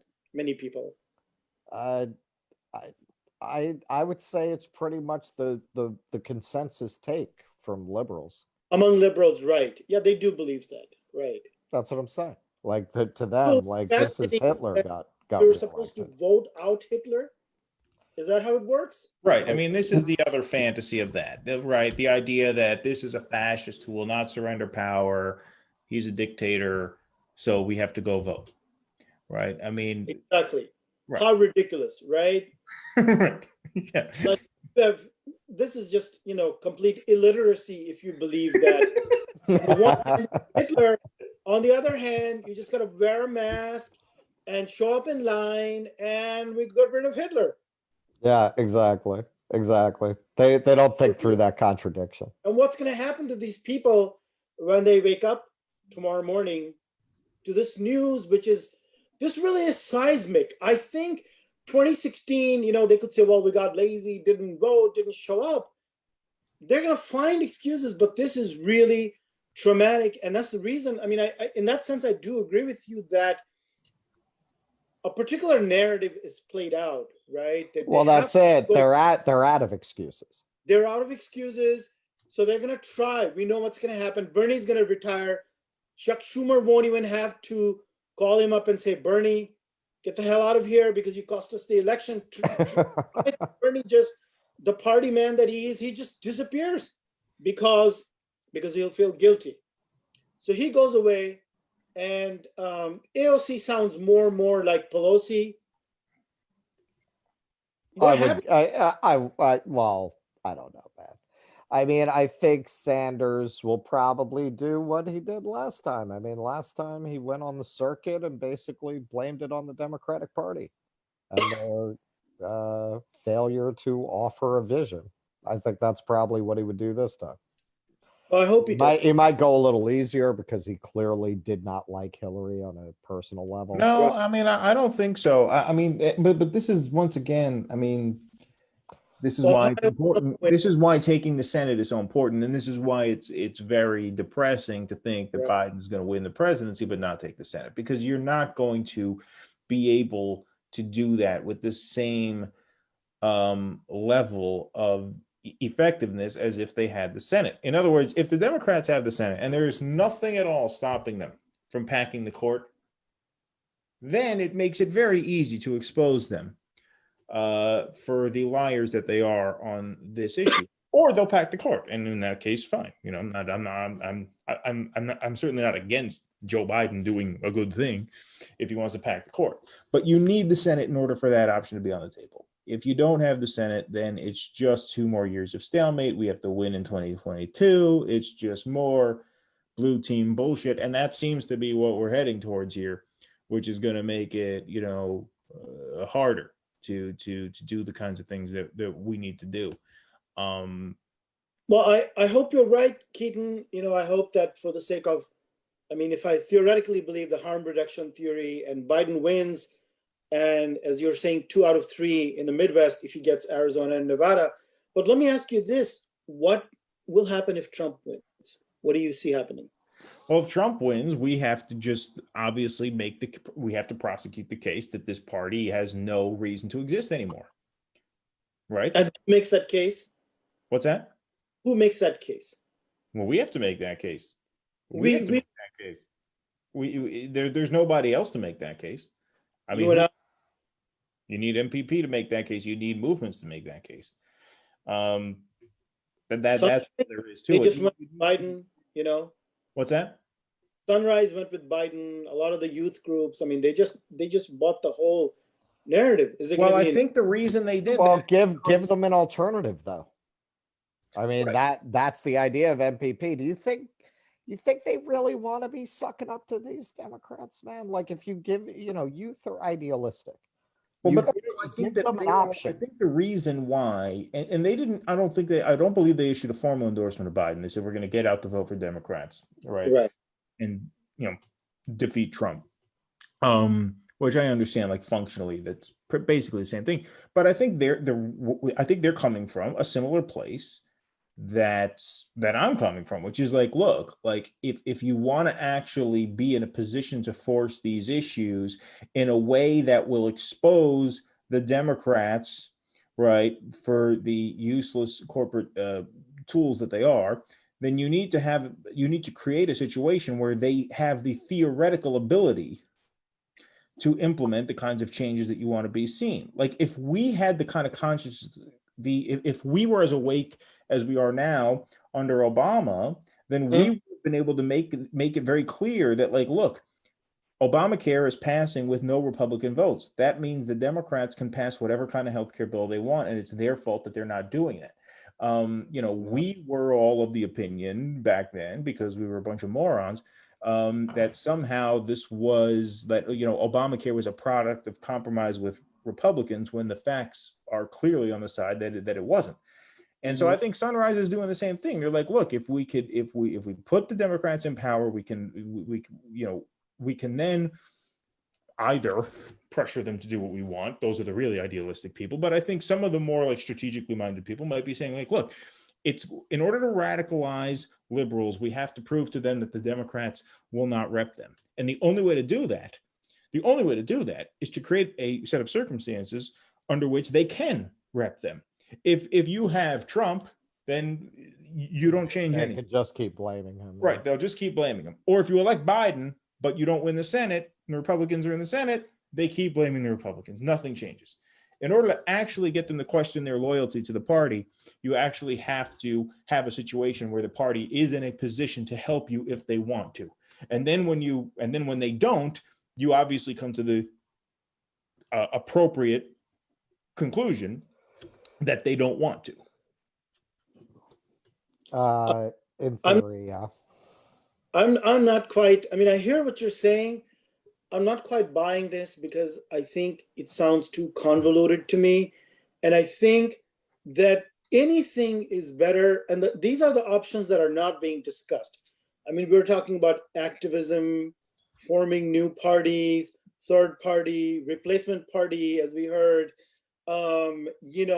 pushing them, they win the Senate, expose them, etc., right? The options that are not being discussed when the system has been shown to be so illegitimate that a guy like Trump, this is just end stage empire. We've got a few years left. I agree with you. 10 years left before California, and come up with your state names now, because he's going to need them in 10 years. And by 2050, I have a different timeline, and I've always had this my whole life, that by 2050, and this is my problem with the groups that arise, is that I don't know if these newer parties or these environmental groups even, are they attacking capitalism or are they working within capitalism? Because it seems to me even the Green New Deal as espoused by AOC seems like a thing to save capitalism. Yeah, And I mean, I my agree with that. that there's no way, no way. This is the same thing of voting Hitler out. You cannot save the planet by doing more capitalism. So the problem is, unless you take on capitalism directly, and then that leads to the conclusion you have to be one ideological, you have to have an ideology, because all these groups say, well, I want to be nice, I want to work with people. There's 100 different ways of getting past the idea that they refuse to have an ideology. That's number one. And they just think that it's a matter of awareness. People will realize, enough people are exposed and people will come to this consciousness. And I don't think, that it works that way. So we got a few years left, and this is really bad. But what's happened today is really, really seismic if it continues this way. Well, here's an interesting development. The New York Times has adjusted their prediction for Georgia, now saying 67% chance of a Biden victory in Georgia. Oh, yeah. Yeah. Whoa. Yeah. So that could be because of some early votes coming in late or mail-ins or whatever. 7% Biden. They've adjusted 67% chance of Biden victory. Trump is still Oh my up. God. Trump is still up, but they're saying they're thinking Biden could win it now, which would be obviously very, very significant. I mean, that would be a game changer if that were to happen. For sure, that would pretty much ice it for Biden, because then at that point, right. Let's see, if we give Biden Georgia. Yeah, then he only needs one of those three upper Midwest states. So then Trump would have to sweep there. It's amazing that he's figured to win. I mean, who would think he's going to win Georgia but lose North Carolina? I could see winning Georgia but losing Florida because of the right vote in Florida. But okay. I mean, at that point, if they're calling it that way, and they're not calling it, they're just saying it leans Biden very slightly. I mean, 67% chance of Biden victory is still. Where are you looking at that? That's not the New needle. York Times. Right, but the needle? Yeah, the needle here says tilt to here. Oh, I see that. Yeah. Oh my God. Tilting Biden 67%. Right. That's huge. Joe Biden to come back in. I was wrong about everything. The Hitler voting out. And you didn't even hear my last thing, which I was getting to, which is that, has anybody thought about not voting, completely disengaging, and just delegitimizing the system, by not participating at all in any way? And would that have a bigger effect and save us? I mean, this is replaying the 60s, right? The yippies versus tune in, turn on, and drop out. Oh, I like the yippies. Oh, the yippies were the activists. Right. Then you had the leery people who, drop acid and get in touch with the universal cosmic consciousness. Yeah, okay, so this is really important. I mean, the 67% Georgia, because would you mind doing the reconfiguration if he wins Georgia, Arizona, and Nevada? If he wins Georgia, Arizona, and Nevada, and then I'll gray out everything else. Give it to the poor dementia guy. Just give all three to them. Okay, so here we go. So here's the scenario. If Biden wins Georgia, Arizona, and Nevada, right, everything else that I guess he's already won, and I'm putting Minnesota in that category, that would bring Biden up to 261, which would put him, he would need one of those upper three Midwestern states. One of those three, and he could do that with Pennsylvania, Michigan, maybe not Wisconsin.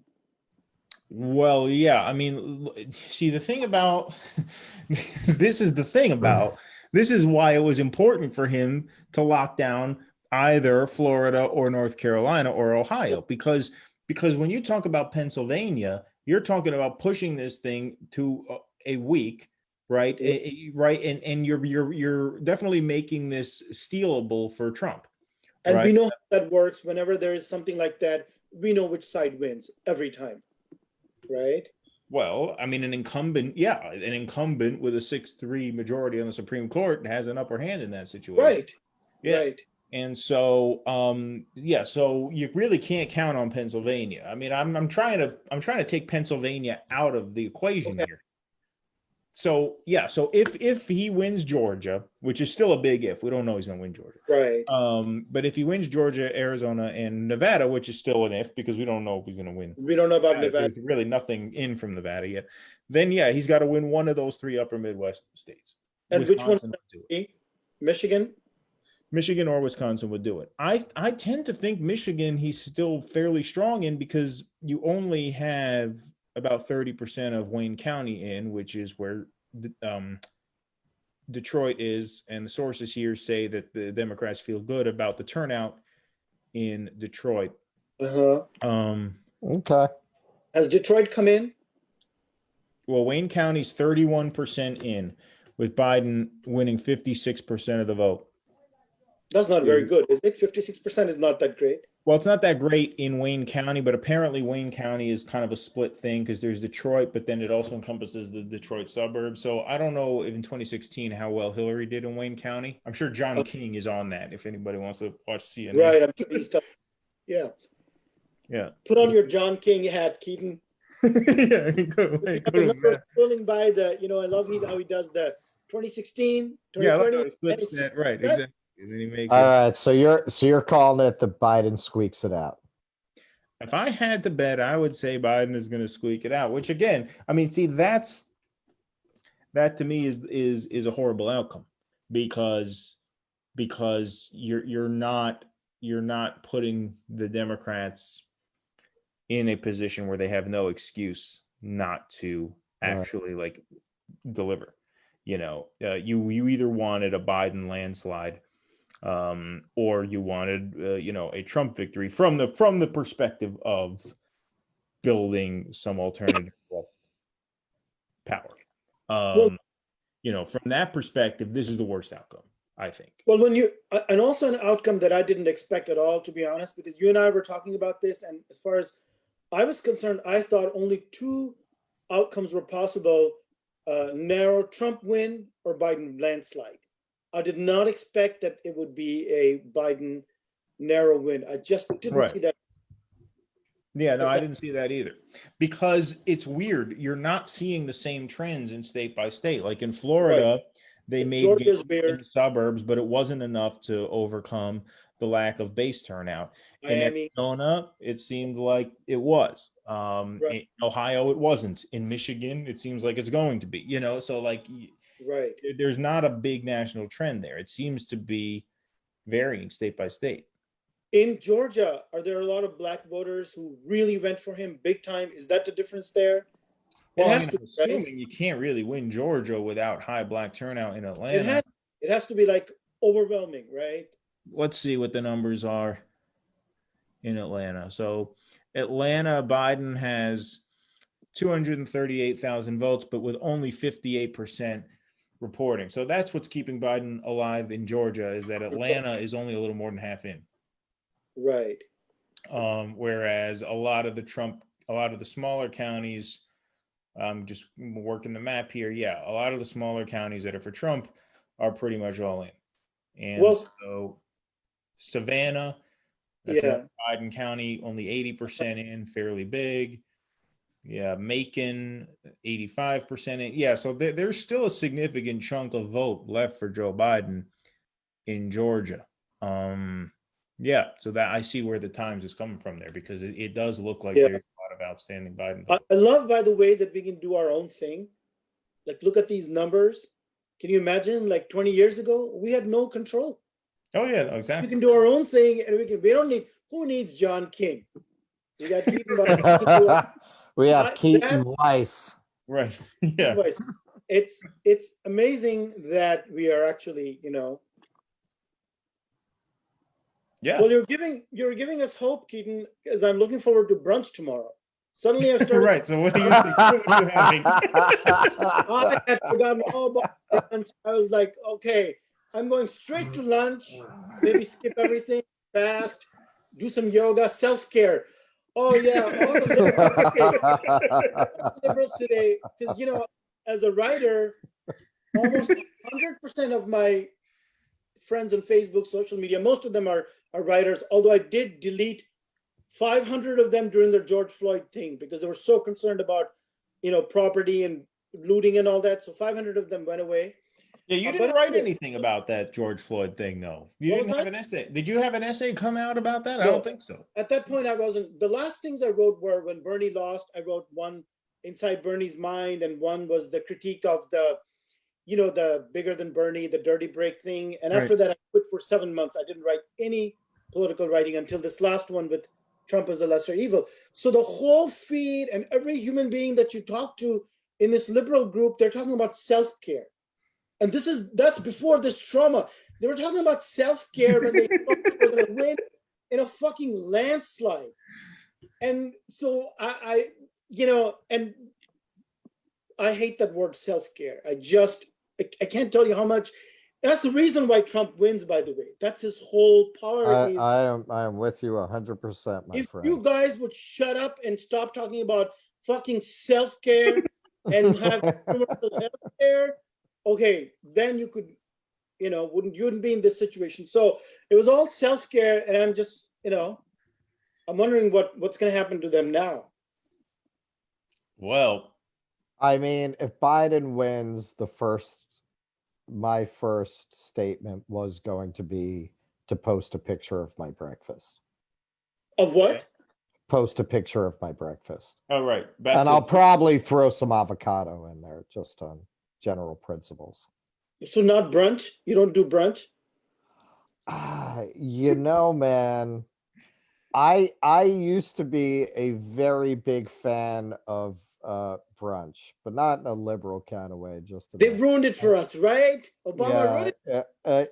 Well, no, actually, when I moved up to Harlem, when I first moved up here, there was no place to eat but the Pancake House, and that's one of those things that after the age of 12, if you're going to eat that, you need to clear your calendar for the afternoon to go take a nap afterwards. Yeah. So you can't eat that all the time. Now there's a pretty good French place nearby where they do a pretty good brunch. But obviously that's not a possibility these days. Right, that's the thing. They're gonna have to make their own brunch now. Yeah. You know. The irony, you vote out Donald Trump at a time that you can't go to brunch. Right, you can't. Right, The exactly. cruelty of it. Well, they're gonna have to win the Senate in 2022 so that we can pass enough stimulus to get through the coronavirus so that the brunch places reopen. So the brunch place is reopened, right? If Nancy Pelosi wants it, she may not want it, or not she'll want it, if Biden wins, right? I mean, they're not going to be able to get, this is what I keep saying. I mean, we're saying the same thing, but they're not going to be able to do anything if they don't have the Senate too. So let me just look at the fucking Senate. But even if you have the Senate, you always have, somehow the Republicans only need 50 votes. The Democrats need 60 to do anything.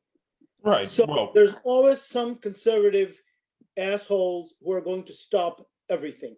So it's doubtful if Biden wins, if there could be stimulus. I mean, Trump could do it in 2 minutes, right? He just calls up Moscow Mitch, and in 2 minutes you've got, you got your. Well, that's the thing, $50. man. If you wind up having a Biden victory, but a Right. Republican Senate, You got a better chance at stimulus with a Trump victory Absolutely. Right, and a right, Democrat House and a Republican Senate. right, right. I, No I doubt. would say that even with a Democratic Senate and Biden victory, you still have a much better chance getting a stimulus, any kind of money spending thing with Trump, even with the Democratic Senate.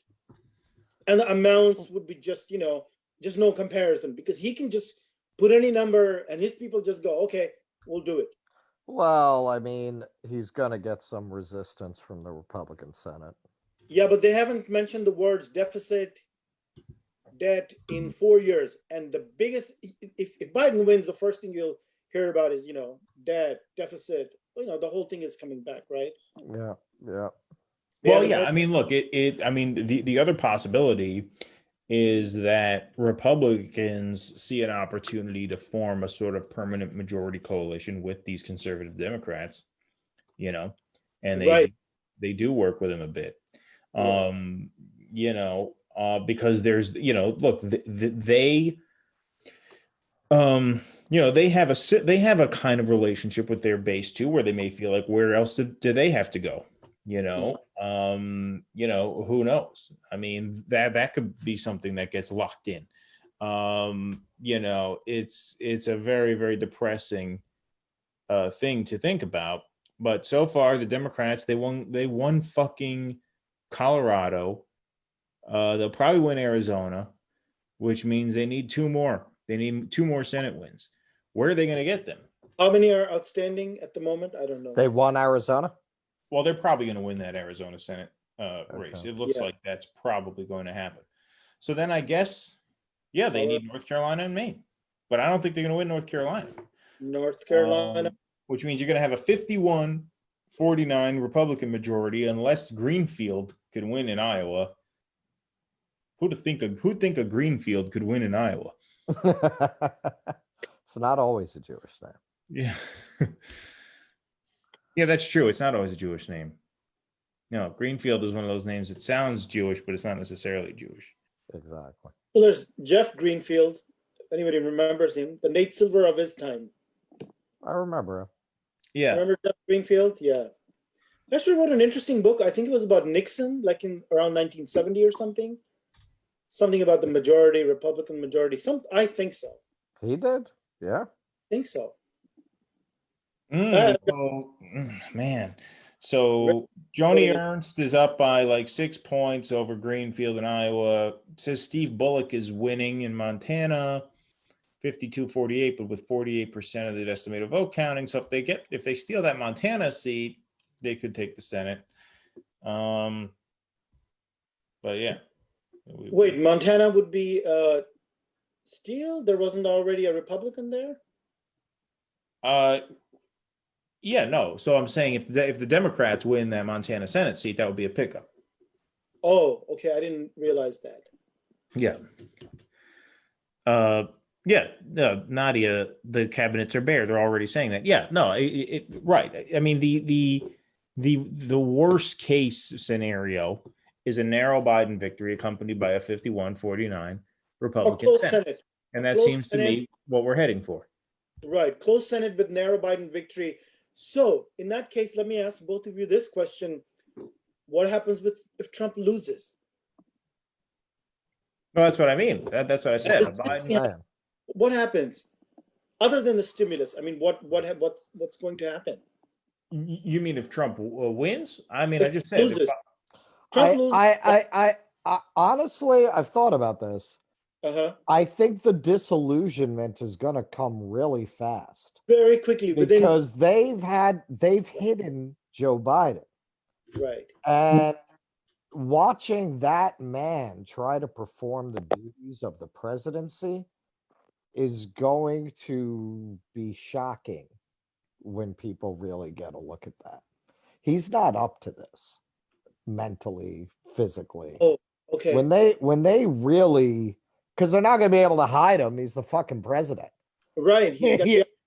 Once people really see what this looks like, right.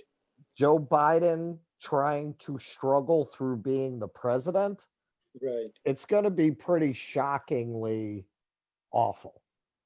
Is my belief. I think it's just like that first debate with Right. Biden and Trump. People didn't want to put it this way, but it forced them to look at how terrible these two choices are. Right. Like, how did we even get here? Like that these are the two people vying for this office. Once you make him president, man, I mean, it's just, you're not going to be able to get around how fucking awful the idea of making this guy president was from the Right. beginning. Right. I think it's going to be very disillusioning, combined with what Keaton's saying, that they're really not going to get shit done at a time that people really need something to get done. Which is why, I mean, this is kind of a meme that's been floating around among a lot of progressive commentators, and it's a view I tend to agree with. In 4 years we get the next Trump, only he's not going to be a buffoon. Right. He's going to be the real. And he's actually going to be the fascist they The real- always claimed that Trump was. Yes. Someone this with an sets up- ideology. what this sets up, without a doubt, is a Republican wave in 2 years. Agreed. And then, but by hook or by crook, Harris will be the nominee in 4 years, and she'll get blown out by somebody on the right. It could be a sort of Trump 2.0, or it could be somebody totally different. It could be like a Nikki Haley type. But I think anybody's going to beat Harris. I mean, Harris is not going to win national election. He won't be the president. Yeah. Right. And so that's what I think it's looking like, especially with these results, especially if you're going into a Biden presidency with a 51-49 Republican Senate. I mean, I cannot stress the significance of the Senate in this race. And Harrison losing South Carolina was absolutely huge. You have now North Carolina looks like it's not going to go, which means the Democrats have to win in Maine, and they have to take either Iowa or Montana, neither of which they were really favored to take going in. So that North Carolina loss really hurts. So this is my question, man, because we're not keyed into what the douches are saying. Is this the red mirage? Like, is there going to be this flood of Democratic mail-in ballots? Well, because I'm kind of reading, I'm looking at it the way I would look at those kinds of spreads with that percentage of the vote in.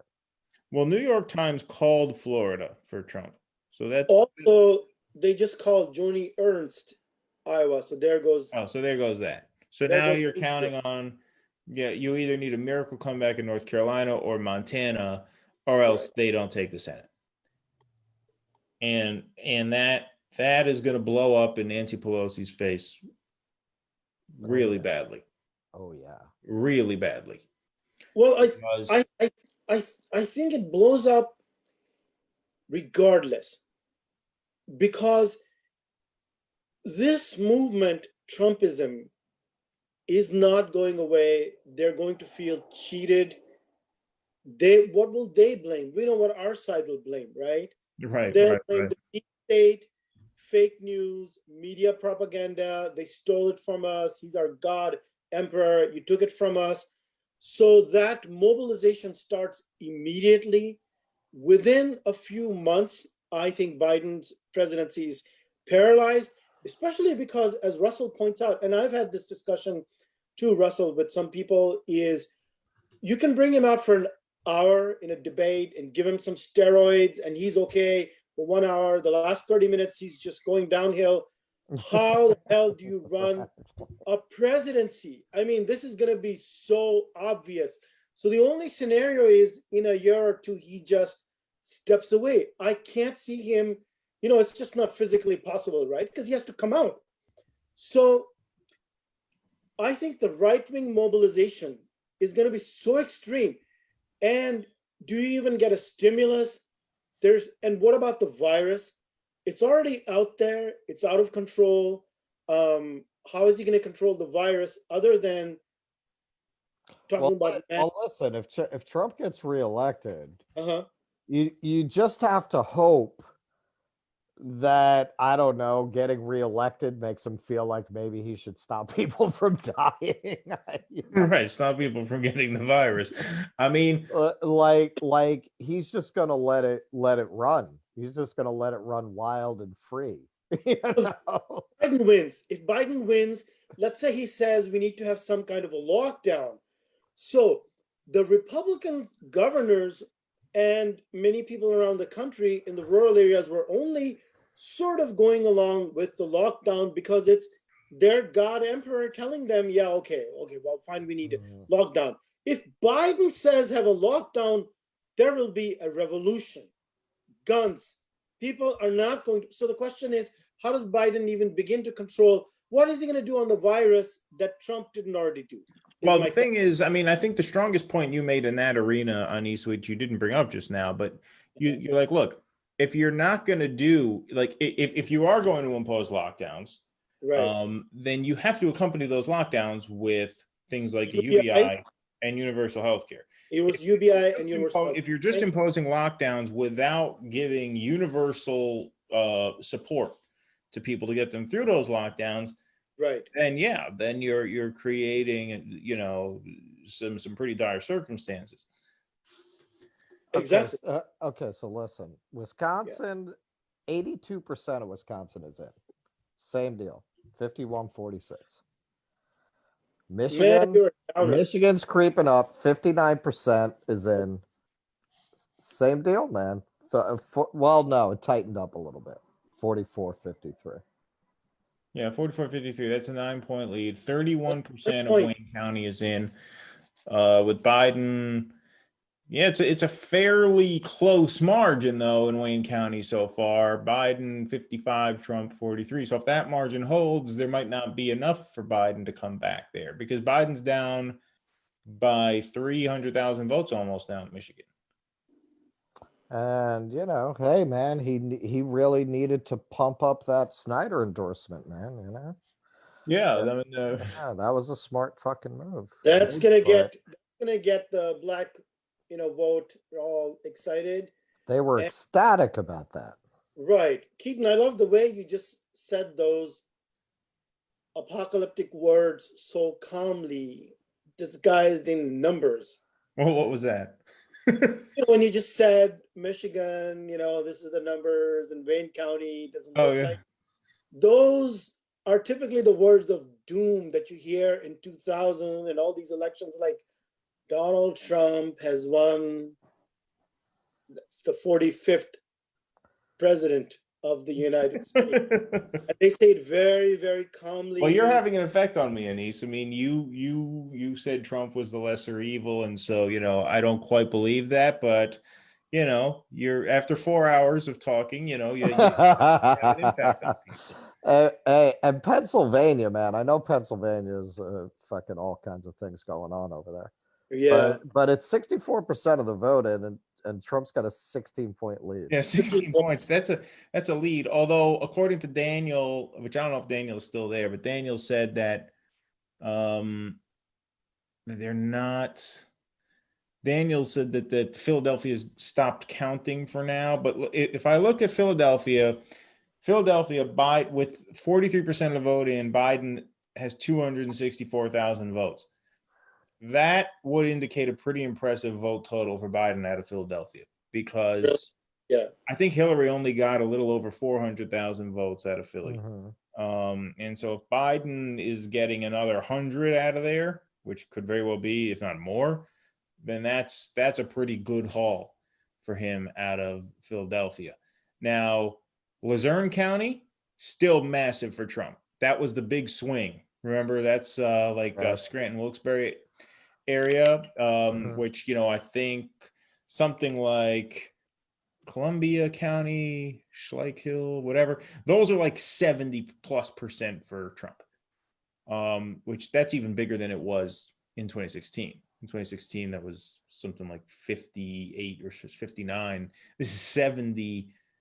No, this is, I'm sorry, 62 and a half. So that's bigger. So yeah, so Trump is still, running up good margins where he has to, but that Philadelphia number for Biden does look pretty good. Bucks County for Trump looks pretty good. Bucks County, the Philly suburbs, 57-42 for Trump. I mean, that's big, and that is not part of the Democrats' plan. Like they were counting on big numbers out of the Philly suburbs. Montgomery County looks better for Democrats, 61, Biden 38. See, this is why this is so weird, and this is why it's so difficult to actually analyze this stuff as it comes in, because like, what sense does it make that Bucks County is lopsided for Trump, but Montgomery County is lopsided for Biden? They're both Philly suburbs. You would think demographically they're fairly similar. Why are you getting like drastically different results? Is it because they're counting same day votes in one area and only mail in for the other area? It's very confusing. That's possible. It's possible. That's what I mean. It's hard to tell. See, that's what I said like earlier. Like in this kind of vote count, you don't have to just worry about where the votes are coming from, but when the votes are coming from. Mm-hmm. And so that makes it tough. But as of now, yeah, I mean, I think you'd rather be Biden than Trump now. But you're still in a position where you got to hold your breath because you need comebacks. See, Wisconsin, Russell, seems like the most precarious of them all, right? Well, no, because Milwaukee's still only 36% in. See, in both Wisconsin and Michigan, you still have major population centers that are going to come in for Biden. And so it might just be the case where he holds the upper Midwest plus Pencil plus Arizona. Okay. Yeah. All right. I mean, that's why I'm saying. I mean, I know I've watched enough elections. Like, it depends on what counties the results are coming in from. It's just, Well, because excuse me, he couldn't crack Ohio. Again, overwhelming union support for Trump out of Ohio. You would think that's going to be a trend throughout the Midwest. Mm-hmm. Maybe it's not. but maybe it will. Maybe it will be. Right. I mean, you don't know. You just don't know. It seems like that suburban strategy really backfired in Florida because the Latino swing was just too drastic to overcome that. Right? Like whatever gains they made in the Tampa suburbs, in the Orlando suburbs, and the Jacksonville suburbs were not enough to account for a massive Latino swing to Trump in Miami-Dade. And that's what doomed them. And so it's hard to say. I'm gonna go back to the thesis I put forward in our in an earlier podcast. Joe Biden is a fucking loser, man. It's not a rational thing, but it's a human thing. Like, Joe Biden is a loser. It would not surprise me if he lost on those grounds alone. Well, in the conservative media, which I like to follow, You are now a party, right? Even liberals, because there's some semblance of truth and objectivity. If their side is not doing well, I mean, I'm serious about this. There will be, Oh yeah, no, you're right. Despite their biases, you'll get, if they're losing and they're not doing well, they'll tell you that we're fucked. But our side just says, they just want to live in a complete delusional bubble. So anyway, I read that they make a big deal of it, that Trump is a great closer and Biden is a loser, and Biden can't close the deal, and Trump is a great closer. So if you look at that, and you see what Trump did after COVID, the first debate, which was presented as a debacle, and the turnaround, third debate, and what he's done in the last 2 weeks. I mean, just in terms of political skill and his effort, I mean, you have to really admire that.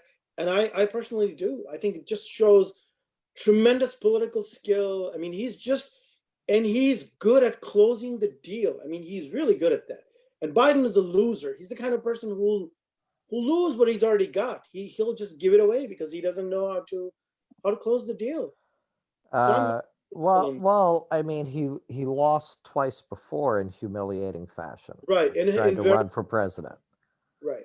And then he's running with Harris, who couldn't make it to Iowa.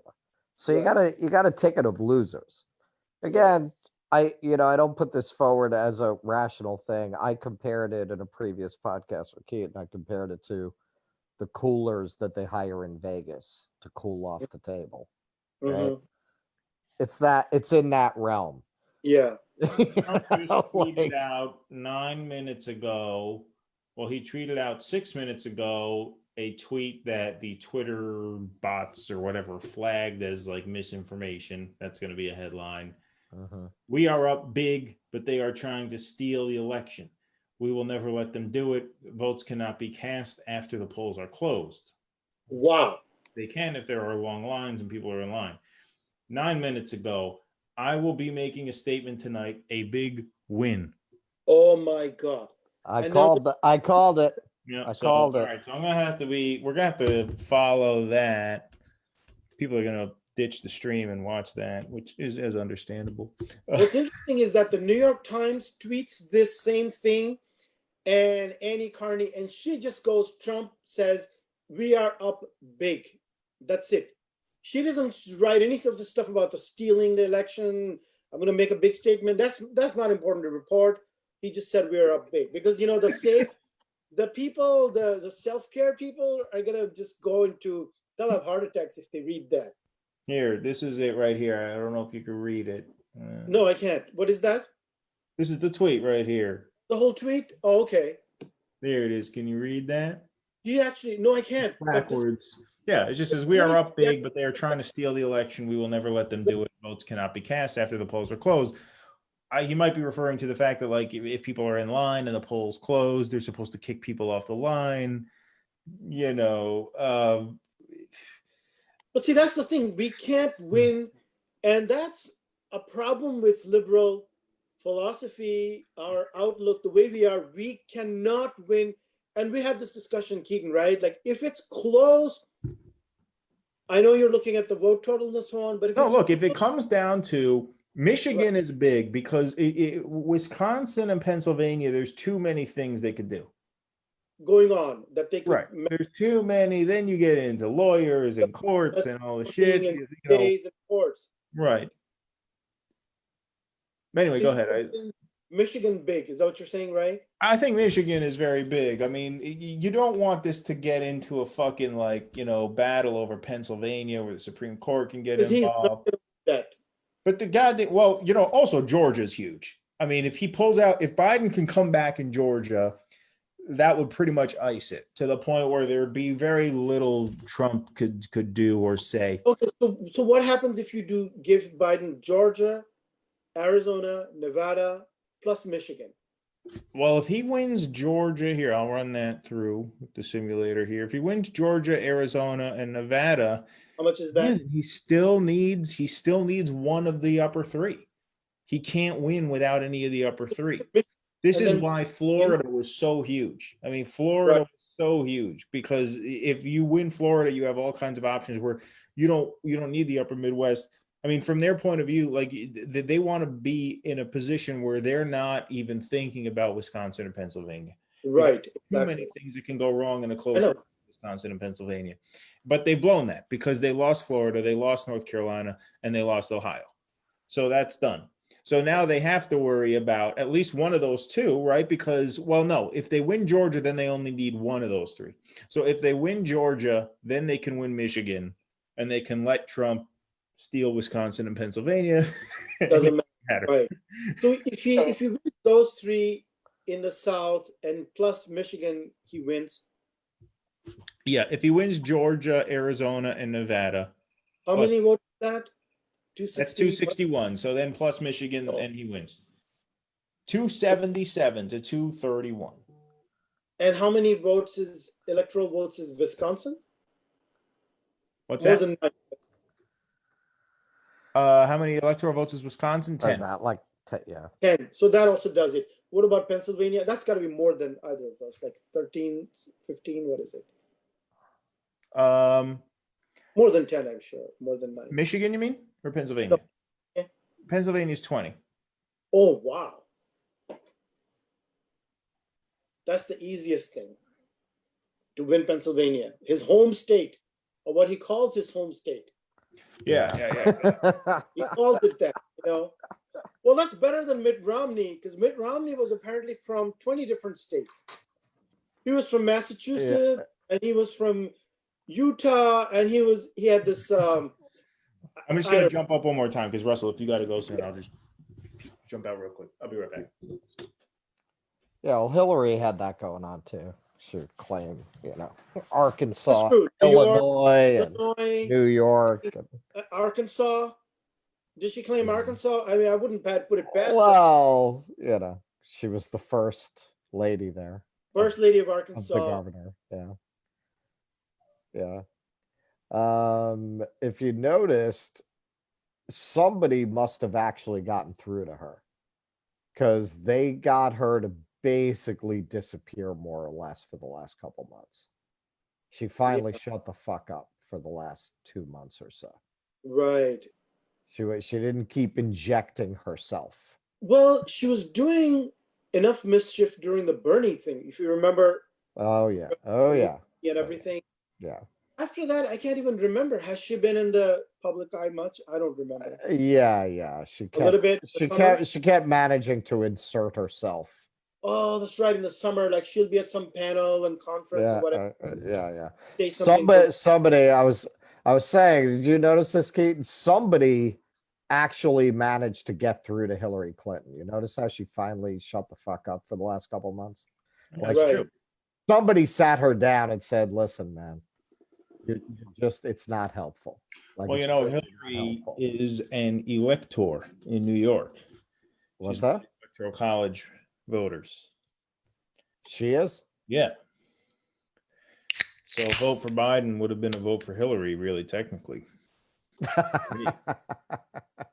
Oh, I'm so sick of this. A vote for this is for that. A vote for this is that. A vote for a vote for Biden is a vote for Biden. A vote for Trump is a vote for Trump. Don't say, And a vote for Dave Chappelle is a vote for a good president. A vote for ICE. Restore sanity to this nation. A vote for Trump. Oh, I don't know. So Nate Cohn, the other Nate in New York, is in the Times is saying another reason the needle has Biden edging ahead in Georgia. For a while, it was taking cues from trends in North Carolina and Florida, which is kind of what we were thinking. And now we've seen enough vote in the Atlanta area. Yeah, I'm just reading getting the county breakdown, Keaton. What's that? You've been getting the county breakdown. Where do you get that? So So if you click on Georgia, the state, it'll bring you all those counties. And so in Atlanta, which is Fulton County, 72% of votes reported, 72 Biden, 26 Trump. Which again, you're not seeing blowout margins for Biden in these big cities. I think that's because there's more black votes for Trump. Wow, you can see. And I think there's low black turnout on the side that would be inclined to vote for Biden. Right. As has long been.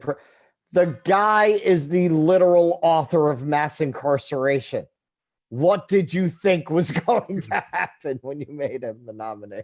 Michael, I'm cracking open a Rolling Rock. I'm just doing light beers tonight because I knew I was going to be up doing this for hours and hours and hours. So I had to go with some cheap light beer that, as they would say in the UK, is sessionable.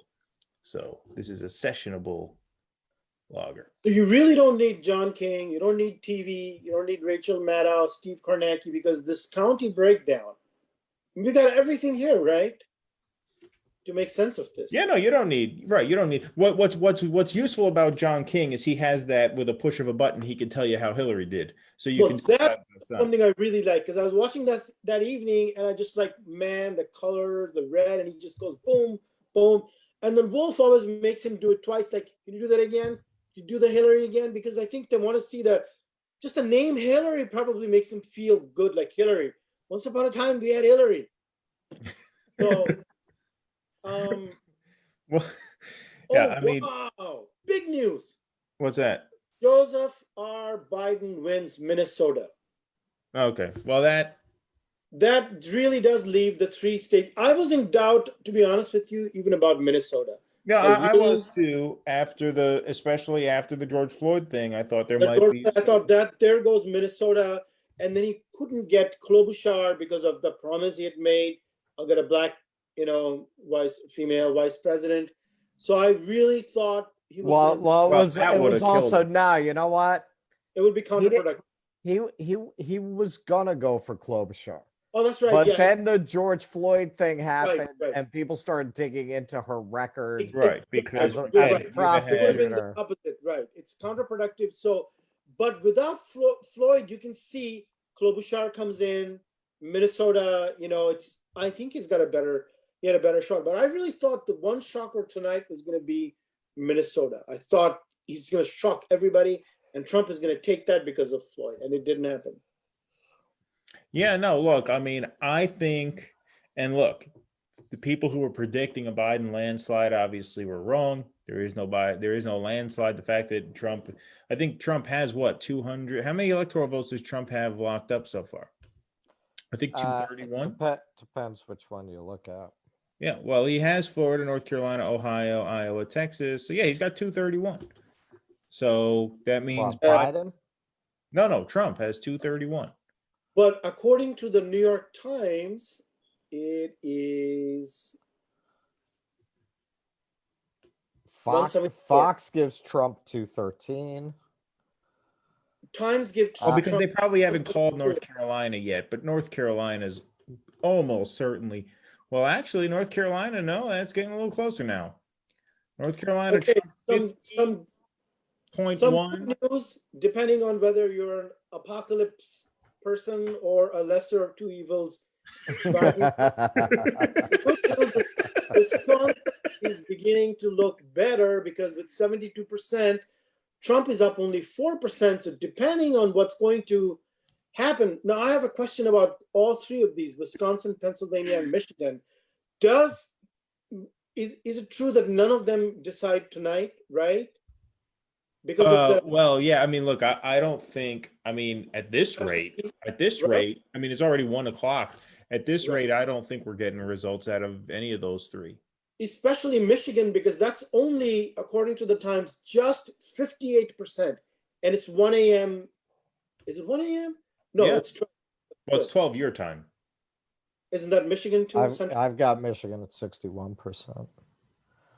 Yeah, Michigan is Michigan is mostly East Coast time, actually. I know because I went to a film festival in Muskegon, which is the western part of the mainland. Pennsylvania is Eastern time. That's getting very late there, and 65%. Trump is up 15%.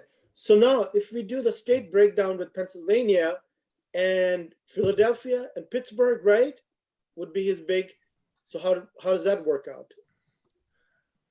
I mean, look, I think Biden is in a good spot to win those. Okay. I think he is. But the question is, when? What is Trump going to do right now? Is Trump going to come out and declare victory right now? Well, what do you think? You know Trump. Well, Russell thought he would do that.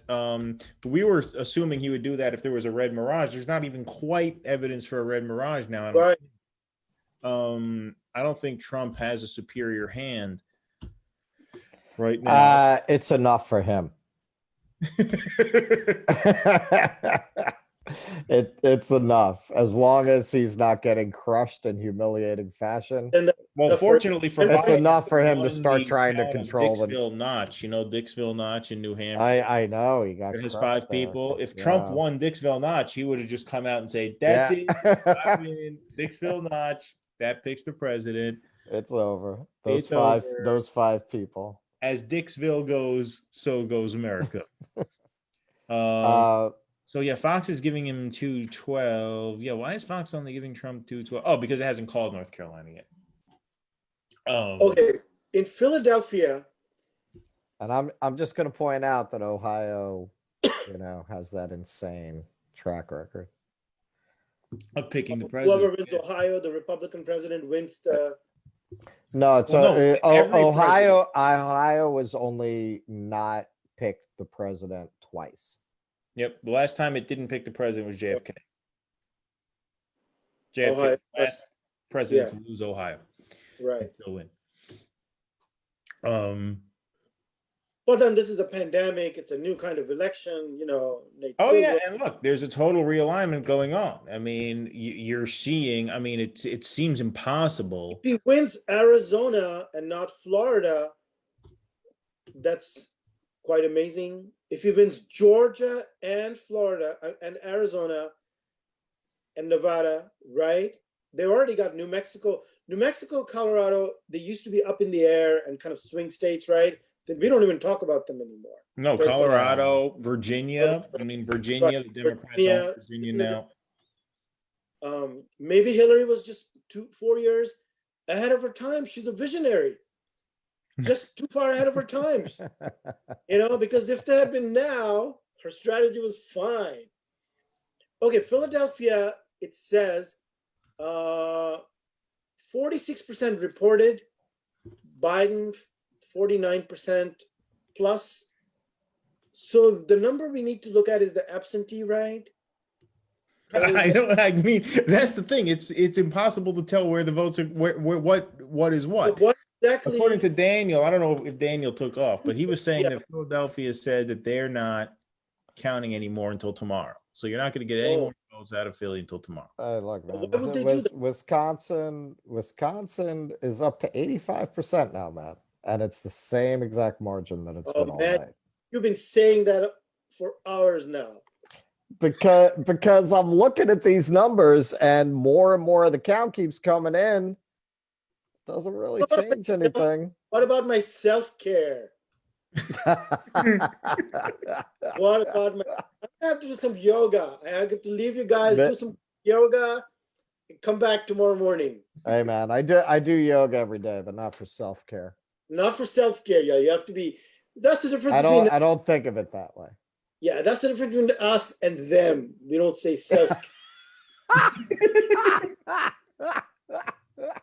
We're smarter than them. We get every prediction right, except for tonight. I mean, it might be all over for me. Well, I mean, look. Although in the last one, normally I'll say like this guy's gonna win, and then I do it right a year ahead. This time, if you noticed, the one from this weekend, I was very careful not to. I mean, I hedged my bets because honestly, this is really difficult to. I don't think I've had this was the hardest one to get. I mean, look. The results themselves are. There's no real rhyme or reason to it. I mean, who would think Biden's going to win Georgia but lose Florida? Florida's a swing state every year. Georgia's a red state every year.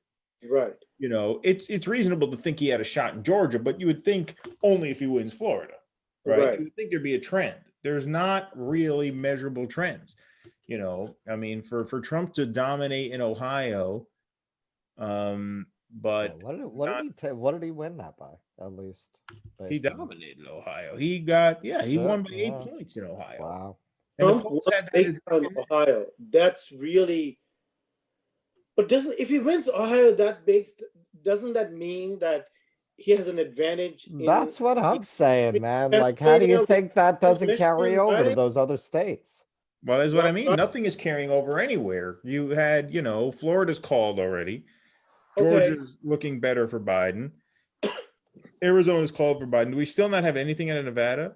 No, still 3% out of Nevada. I don't understand why Nevada takes so long. It's one town. Right. Nevada is one city. Yeah. In desert. Yeah. Hire the casino guys. They'll help you count the votes, man. Just pay them, they'll account it for you. So you're saying, Keaton, that there's no trend. This is the first trendless election. We can't make sense out of it. Because when Trump won Florida, I thought that's pretty much it because Biden is going to lose Arizona. He can't win Arizona. That's what I thought, right? It didn't happen. Mm-hmm. So Arizona has not yet been called, right? No, it has. Fox News called it. I mean, other Oh. outlets haven't, but Fox News called it. Okay. Yeah, see, New York Times has not called it, and Biden I is think up by that's 6. really cautious. They're very slow today. Just they're doing that. Well, yeah, that's the other thing I mentioned in our podcast. I said these decision desks are going to be, it's going to be interesting to see, how quick they are to call states. Biden issued a warning shot on Twitter. Oh, okay, here comes the Twitter. It's not my war. place, right? Here comes the Twitter war. See, you talk about empirical. There you go. Biden issued a warning shot on Twitter. It's Right. not my place or Donald Trump's place to declare the winner of this election. It's the voters' place. Oh, Well, that's glad he said that. Wow, that's Yeah. really inspirational. That's really. I'm I mean, inspired. That's man. I take really, back everything I ever said about the guy. me too. He'll be fine as president. His Jill will be there next to his side.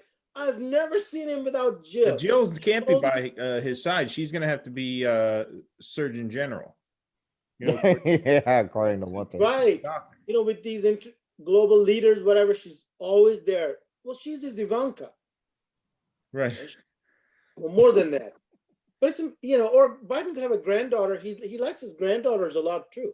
Biden does. So Biden should have fucking come out and said, I mean, I won. he should have come out and said, I won. Why can't our side say, look, our internal We won. polling, we did our exit polls, we've got enough information, take it to the bank, go to bed, my people, do your self-care. I've got it. Why Enjoy can't your our eggs polling- Benedict and Bellinis tomorrow morning. And Yeah, why can't we be like that? Why cannot we be like that? Why do we have to be wusses? I mean, he's saying that the voters are deciding. That's not very strong. That makes it sound like you probably did lose. And at this point, it's kind of up in the air, right? You don't know what's going to happen. Oh, yeah. I mean, look, really there's no way to subjective. call it now because there's no way to tell. And like I said, Wow. anything short of a convincing Biden win in Pennsylvania, Wisconsin is no good because it's going to go through all kinds of challenges. Right. Trump And once has the you entire come down to these institution. absentee ballots, you're already in a shaky position. So it's going to be subjective from this point on, right? It's going to be total chaos. I It mean, I looks like- think the only thing saving us from that could be Michigan. If Biden wins, all right. So, boys, as you know, as Keaton knows, I wake up at 5 a.m. So I'm going to bed. I'm going to go out on a limb here, though. Trump's gonna win. okay, all right. I'm going out on Yeah. it. I'm looking at the fact that Ohio went. I'm looking at the fact that these numbers are really not getting any tighter in the other Midwestern states as you get more of the vote in. I'm looking at the fact that the Republicans cheat, and anytime you have anything that's that close, it's advantage Republicans. Right. I'm taking into account that this is Donald fucking Trump we're talking about here. He doesn't really have Right. a limit on how far he'll push that principle.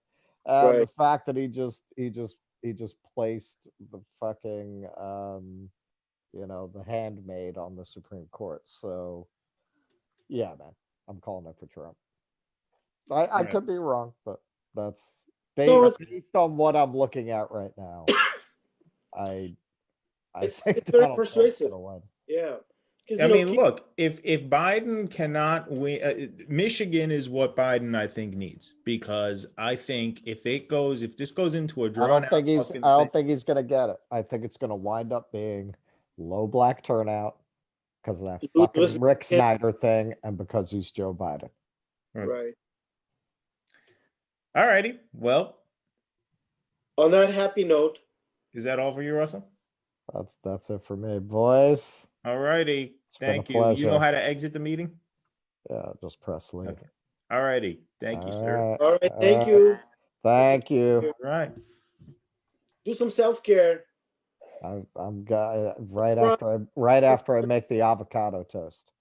Okay. Yeah, exactly. Good night, guys. Good night. All All right. right, Just us two. Should we open up the line to some people who are watching? Yeah, I would love that. Why not? And, I'm everybody- gonna drop an invite don't know. link here to anybody who's watching, and if you want to join via Zoom, why not? It's 1 a.m. Who cares? That's the link right there, I think. So if you copy and paste that or click that or whatever the hell you do, yeah. If anybody wants to join and say hello, feel free. Just make sure you're decent. We don't want to get censored for any nudity or anything. As long as you're clothed, you can join if you want. So I just loved how rationally you put that before. So whether you're for the lesser of two evils or whether you were for ushering in the end of the world. Long ago, that lesser of two evils discussion from 4 hours ago, whatever it was, it sounds so, because it was all hypothetical at that point, right? It was theoretical. We don't know what was going to happen. And as we were saying before all this began, is that if it came down to, it was either going to be a Biden landslide, or if it's Trump close or Biden close, then Trump wins. Because these people know, I mean, and he's right. I mean, you think you're going to get rid of Trump in a close election? How are you going to do that? I mean, he's got his people, judges, I mean, these tactics, I mean, He's lawyers. the president. He's got the institution of the federal government to work with, plus a supreme powers, right? And if it comes down to, so you're thinking Arizona, Nevada, and then he wins Michigan clearly, right? Right. I mean, the thing that would really help a lot is Georgia. And Georgia now, according to the New York Times. So what happens with Georgia, Arizona, Nevada? That's what I meant.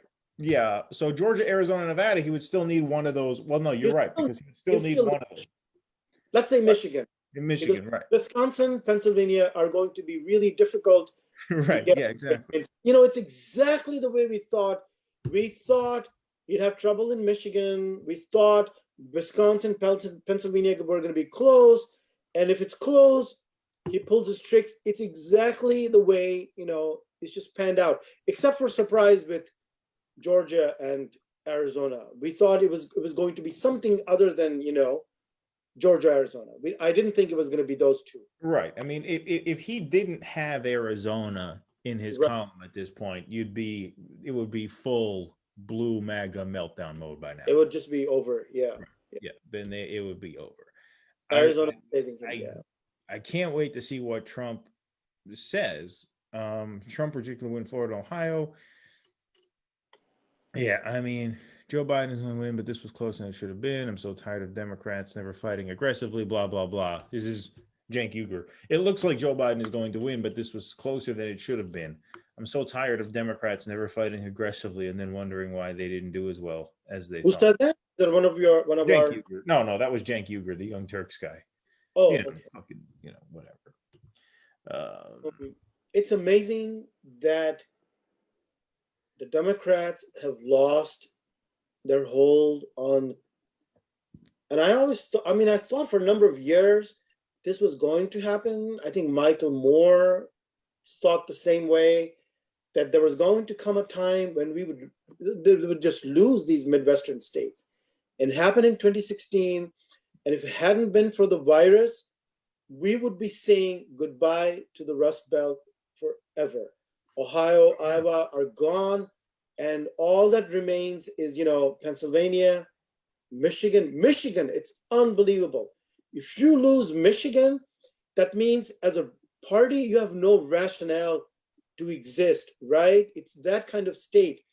If you are supposed to be a New Deal party and you lose Michigan, Ohio, I can kind of give you that, you know, but if you lose Michigan, what's your point? What kind of party are you? Yeah, no, exactly. No, I mean, I think you're right. And yeah, I mean, I think that's totally true. I mean, like I think like their home territory, and Trump has broken into their home.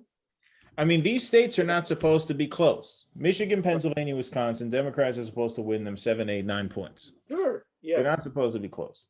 And even Bill Clinton had no trouble there. Barack Obama was Barack able to do Obama it. had no trouble there. No trouble there.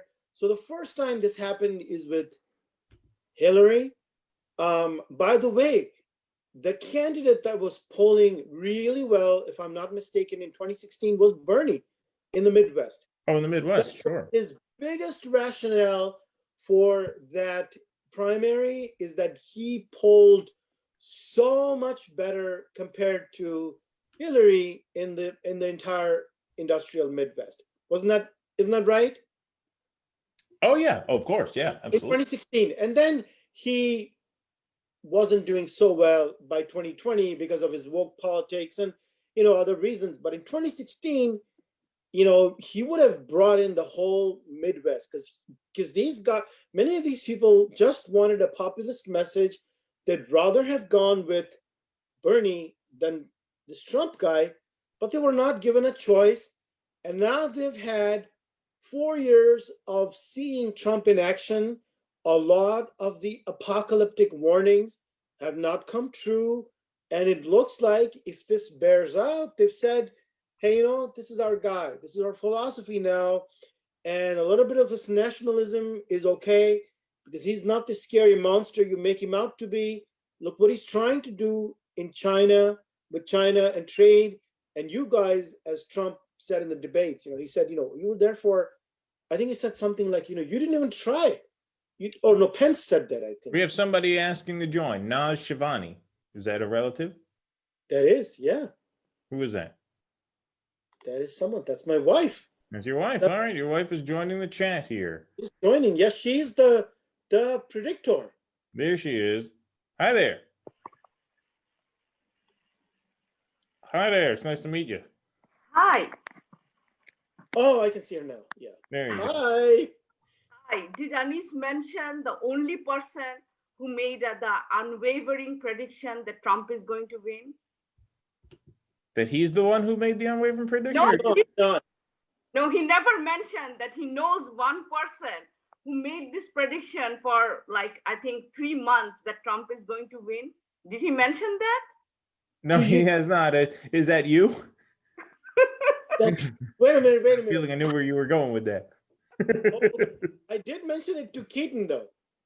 That's right. He did mention it to me. He didn't mention it on the stream, but he did. Message, because I don't want this to be public knowledge that you've taken over from me as the prognosticator in chief of this country. I don't want this to get out. So how do you feel now? Okay, What? let me tell you. Okay, for me, the biggest predictor is Trump won Ohio by 8 points. I lived in Cleveland. I did my education there. Okay, so basically, it shows me that since he has this kind of margin in Ohio, he's going to win Pennsylvania and even Wisconsin, Michigan, maybe not by that margin, but he's going to win those states. Yeah, let's see where we're at in Wisconsin. In Wisconsin, according to New York Times, see, Russell had an updated count on Wisconsin. So I'm lagging a little bit here. I'll try to find an updated count. 76% reporting, Trump 51, Biden 47, Milwaukee only 36% in though. But there's a lot of red counties that are not much in either, it looks like. Oh, really? Yeah. According to this, I'm surprised if Biden wins Georgia. That will be that will be surprising. Well, that's what they're saying now, that he could win. He's probably going to win the needle. What does the needle say about Georgia? Let's see. If he wins Georgia, he's in a really comfortable position and Trump is in trouble. That's what Keaton says, is that Georgia, Arizona, Nevada, plus one Midwestern state, likely Michigan, not Wisconsin or Pennsylvania, and then Biden wins. That's what he's thinking. If Trump wins Ohio by 8-point margin, there's no way on earth he's going to, Trump is going to win Pennsylvania. Ohio is really a good predictor of Pennsylvania. Right. Keaton, I have some bad news. Sure. I don't even know what you mean by that at this point, because you're going back and forth on what's good and what's bad. The good news is your scenario, Biden as a lesser of evils. We go back to brunch. No. All the people who hate That's not what I said. I didn't say go back to brunch. All the people who want to kill me for being, quote unquote, a Trump supporter. Because if you say Trump is going to win, you make a political prediction, they go, well, you're a Trump supporter. Okay. Right. So anyway, it'll be a brighter scenario for me if Biden wins in some senses. So Yeah, I would agree. it's really, really, really important because the needle at the times was 67% or something. You said on Georgia, right? Yeah. 69, something like that. It's down to 59% tilting Biden. Yeah. So it's down a bit, it's not 50%, but now you're talking about almost 50-50 territory. Well, 60-40. I also think this whole argument about the lesser evil is just something that doesn't make any sense. Both are bad, but in different ways. No, yeah, I didn't. Well, let me just clarify. I didn't make a lesser evil argument. My theory is that if Biden wins the presidency and Democrats take the Senate, it's going to be easier to expose the Democrats as failures because they will have the power to help people and they will choose not to. So that's I'm predicting a Trump win, but I have voted for Biden. So it's not that I want him to win. I didn't. I voted. I mean, I didn't vote for Biden. I voted for Hawkins today. No, to make a prediction and to have your analysis is one thing, is a separate issue. Of course. Of course. Go ahead. Sorry, Naaz. I didn't mean to cut you off. Go ahead. Were you talking? No. Oh, you were done? Oh, okay. No, but I do want to testify and witness to the fact that she has been absolutely consistent. She has taken over and she has said consistently that Trump is going to win. And I have to admit that in the last, I think after the first, for a couple of weeks there, I really started wavering. And that's when I was talking to you, Keaton. Remember, I think maybe 2 or 3 weeks ago, and we had this exchange and I said, well, I don't know, man, for the first time, I'm beginning to doubt that Trump can pull it out because of, well, we laid out the factors, but she never wavered. She's like rock solid Trump all the way. Are you a Trump supporter? Rock solid in my prediction, not in my support. No, but are you a Trump supporter? You want him to win? I just why do you say that? You want him to win? No, I don't. It's a white privilege. Anis told me that he told me that you didn't want him to publish that piece that he wrote. Yes, I didn't. Yeah. Right. Yes, she didn't. So I saw you, well, one thing we haven't talked about, because like I said, I'm not sold on the idea that, Trump ought to win. I don't want Trump to win.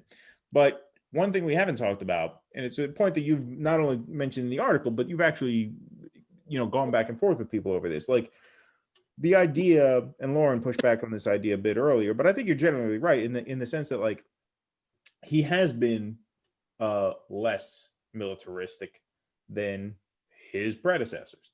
And that's an important. And that is not something that can just be sort of like compartmentalized. So many liberals tend to be like, oh yeah, well, that's true. He hasn't started another war, but all of it. And like, that's a big thing to just overlook because these military interventions kill millions of people. Right. And millions of brown people. And so, one of the things that was really smart about your piece is that you kind of turn the whole like America first concept on its head. Exactly. Yeah. Because you're saying that to just kind of like set aside the fact that, well, yeah, he hasn't started another war. I guess that's good. But here are all these other reasons why he's the greater evil is a form of sort of Western supremacy, right? And indeed a sort of white supremacy. It is kind of a white supremacy. Yeah. Yeah. Yeah. So since it was published, a few days have gone by, and in many conversations with both liberals and leftists, and even, Bernie people, former Bernie people, I would say that the overwhelming majority, bar a few people, just ignore and set aside this war issue.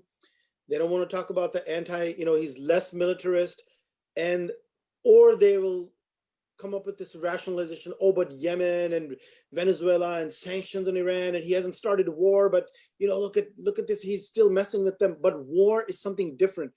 Nothing is war. You can say other things are warlike and they're bad. They are bad, but war is war. And you have to admit that he has not taken the step of going to war. And so people become stunned when you say, well, he has the first president in my lifetime that I know hasn't started a war. It's a big thing. The war on terror, according to even the Times, right, displaced 37 million people. Yeah. Not to mention Syria, Libya. You're talking about turning entire civilized nations, countries that have been around for thousands of years into Stone Age entities, killing millions of brown people. And if that doesn't even fit into your calculation, you know what they always come back with? COVID, 200,000 lives, which is bad. Okay. But there has to be some moral calculus where you look at the globe, where you look at the planet. How can you be such great climate change guys and talk about the planet, but when it comes to brown people, actual people, and not the planet in the abstract, right? Right. Why do you not even recognize their existence and come back to us? To me, it seems really an America First type of thinking, because we're saying by doing that, what happens here matters. And 200,000 people is horrible, but even if it was a far smaller number, if it was one American who died from COVID, here you got these millions of people dying there because of the very regime that we want to bring back, namely Biden, right? He's behind all of these things, him and Obama. Well, yeah. And one person was going back a lot COVID. further than that. What was that? Going back a lot further than that in Biden's case, obviously. Oh, in Biden's case, I mean, he basically pulled the Democrats along in 2002, 2003 to drum up support for Iraq. I mean, he was the one who made he was basically the guy in the Senate to bring the Democrats along for that. Right. This is the foreign relations chair. This guy is really, really important in these war decisions, and you want to bring him back. And if you point that out, they go, COVID is bad. It just overrides. But that's our lives. You could also say, well, COVID hasn't been so bad in Asia. I mean, it's amazing what they've done in Thailand and Korea and all these countries. So it's our fucking problem because of how messed up we are as a political entity. And yet you don't want to look at the bigger picture, even on COVID. It's just us. They're looking at us, our lives, and they ignore everything else. And they don't want to think about this. And to me, that's really an America First type of thinking. I don't know how you think about this, but that's, what do you think, Naaz? I was actually today, I was thinking that, I mean, I agree with you in terms of the foreign war, because it's like, it's happening in drone, it's happening out, it's like outside the comfort zone. So we don't have to deal with it, right? But I was also actually today, I was thinking about COVID, that how come in this scenario, Trump is winning in these states where people are like, it's literally much worse. Most effective. Going on like Wisconsin, Ohio. And my conclusion is, in this country, how we have presented COVID is, it's either you have to be concerned about health and do a lockdown, or you don't care about the health and you open everything. But it's actually not a mutually exclusive thing. There are like a lot of nuances, and all over the world, no one either closed or kept everything open, right? But in this country, we have framed it. These are the two options. So even when people are worried about their health, if they're more worried about the economy, they are going to choose Trump. And I think... Yeah, and one other thing is that the liberals, when they talk about COVID, the same people, they don't enter the realm of universal health care, UBI, rent, mortgage. They just talk about, well, what are you going to do? What is your guy Biden going to do? Mask. Right. We're going to believe the science. Right. Exactly. It's all the doctors. I don't know what that means. Right. Exactly. I don't know what that means. Exactly. You don't give us universal health care. It's a health crisis. Right. Right. Well, I mean, there are two ways in which this country is unwilling to deal with this. One is what you just said. They're not willing to actually create social democracy, right? Like in Asia or Europe, right? Well, the thing about Asia, I mean, the thing about South Korea, when you talk about an example, they've had 457 deaths, I believe. It's astounding the job they did. And they didn't do lockdowns. What they did was, this is the other part of what would never fly here in this country. Right. Vastly expanded the powers of the surveillance state. Contact tracing was big. The contact tracing, it was insane. I was reading this article about this guy who got contacted by some government agency. I don't know if it was a call or an email, but they said, you were in contact with a man who tested positive for COVID. They said you were in an elevator with him for about 30 seconds and you both had masks on, so you're probably fine, but monitor your symptoms. They knew where this guy was, how long he was exposed, whether they had masks, because they actually gathered CCTV info from various buildings and office buildings. So they had a camera, like the camera of this office building. They were able to watch that and say, okay, this guy was in contact. Who is this guy? I mean, it's amazing. That would never fly here either, right? No, but picking up on, that's an important point, picking up on what Naaz was just saying. Here, it's been presented as a binary choice: either lockdown with no help, or what's the other choice? I'm thinking one is lockdown with no help, or everybody goes out and gets sick, right? So those are the two choices. So you have to put everything in context. If contact tracing was part of a civilized social democratic system with universal health care, and being taken care of by the state, then I would be okay. And many people in this country would be okay with that too. It's not okay in this country because you don't have anything going along with contact tracing that needs to go along with it, which would be the state support. So that's why it can't fly here. And it makes sense to me, it shouldn't fly.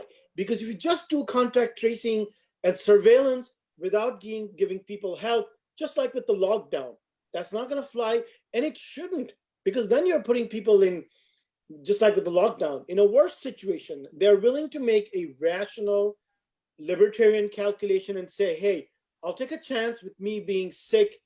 That's okay. I'm relatively younger. I'm not sick. I'll take a chance and at least feed my kids. That's a rational choice, and you can't blame them for that, right? Because that's who we are in the country. I would also add, there's one sentence Biden needed to say to win this election. Yeah, he needed to say, we will preserve Obamacare, but we are going to work towards Medicare for all. That's it. That's the one sentence. If he had said that, this would be a complete win the election. Yeah, of course. And he wouldn't have even had to have meant it. Yeah. Right. I mean, there would be enough people who would sign on for that. And there are ways of doing that, right? For instance, add people above 50 in the Medicare, add people who are more vulnerable. There are ways where you can. I don't even think he'd have to go that far. I think he could literally just say, hey, listen, I don't know how I feel about this, but he could go to his Congress people, go to the, senators, Congress, and say, listen, if you can get a bill to my desk, I'll sign it. Yes. That's it.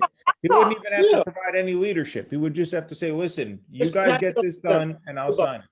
But even this amount of signal, like benign signal, that is unacceptable for them. Actually, I mean, I'm really mad. I mean, they deserve to lose. I mean, if in this pandemic they lose, they deserve to lose. Yeah, right. Of course. Because we were talking earlier about paralysis, getting the Senate, not getting the Senate, the Midwestern states. Okay, forget about all of that. Just for Biden to say in the middle of a fucking pandemic, okay, we will move toward universal health care. I support that.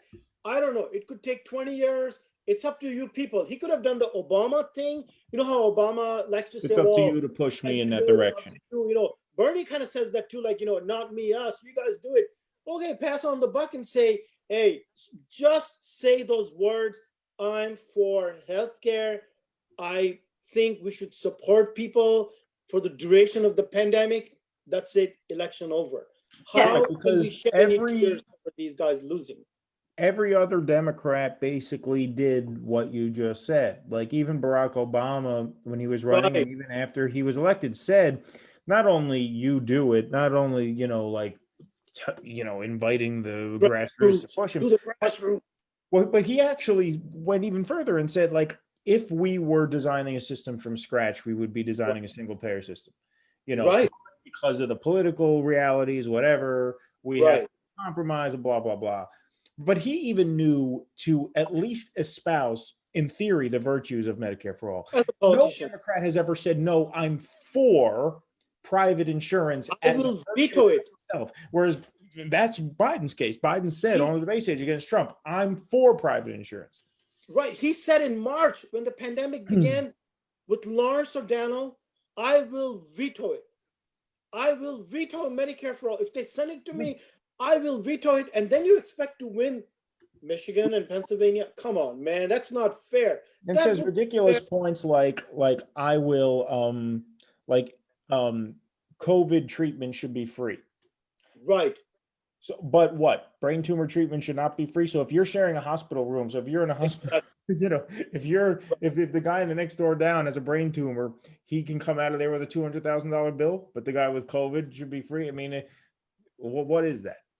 Well, actually, he offered less than Hillary Clinton on Medicaid. I think hers was like 60 or 65, whatever the age difference. So Hillary Clinton made more of a concession on the age than Joe Biden in the middle of a pandemic. That goes back to what Russell was saying about Biden just being stupid. Yeah. Well, because Hillary's whole game was, I mean, she even said very cynically, you know, we don't have time to wait for some better idea about health. Right. But she was at least admitting in that statement that Medicare for all is a better idea. As an ideal. Right. Her whole game was, we can't do it. It's not possible. It's not feasible. Right. Biden just is inherently opposed to it. He believes in a private health insurance system, which means he believes in the right of insurance executives to deny life-saving treatment to people so they can profit. Right. And if you remember in the debates, in the primaries, again, I think he only comes alive when he really believes in something. And he was most passionate, and that's when his Alzheimer's is under control and he's all normal. Like, it becomes really strong and vigorous. When he would go after Bernie and Elizabeth for private insurance, along with Pete Buttigieg, who was also for, like, we got to save private insurance and it's a choice. And, this is America, we're not Russia. And Biden would just come alive and just knock down the very idea of universal care. He would say, no. I remember Biden's words saying, this is America. And at one point, Bernie said, what? What do you mean? People should, it was something like, no, I remember what you're saying. Bernie was saying that we pay twice as much per capita. Yeah, that's right. Of any other country on earth for healthcare. And Biden's retort to that was, well, this is America. Well, this is America. Of course, we're supposed to get ripped off. There you go. Right. There's your lost election right there, don't you think? Yeah, because isn't he also known as this credit card senator or something? Oh, yeah, MBNA and all that. MBNA. And another thing, I feel that, everyone who wants to be a president, they have this passionate desire, right? But if you look at George Bush or if you look at, Trump, there is a ideology behind that desire. I hate that ideology. I'm completely, that's kind of the worst possible thing, but still they're thinking about the presidency, something beyond their personal gain. But whenever people are only focused on the presidency just because of the personal gain, they mess it up, just like Clinton did, just like Biden is doing. Yeah, I think Biden is above all a company man. That's what I get from Biden. Insurance, banks, healthcare, in hospitals, right? He's their guy. Plus, starting foreign wars, private prison guy, start the carceral state to put Black people in prison.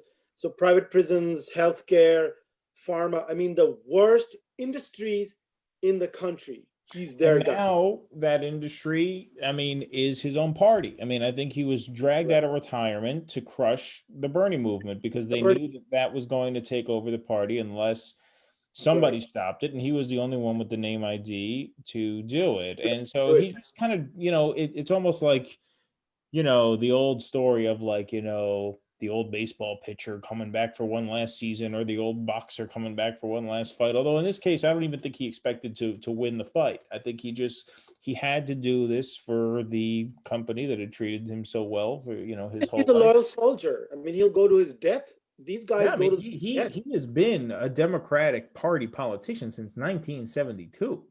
I mean, Right. 48 years. I forget how old exactly he was, but he was like in his late 20s when he was elected to the U.S. Senate. He was young, but still, yeah. So he started off in the era of anti-busing, and as you well know, during the 70s, he was the big anti-bus guy, providing further to. These guys, he has been a Democratic Party since 1970. I mean, right, 48 years. I forget how old exactly he was. He was like in his late 20s. I think your computer is on. Young, but still.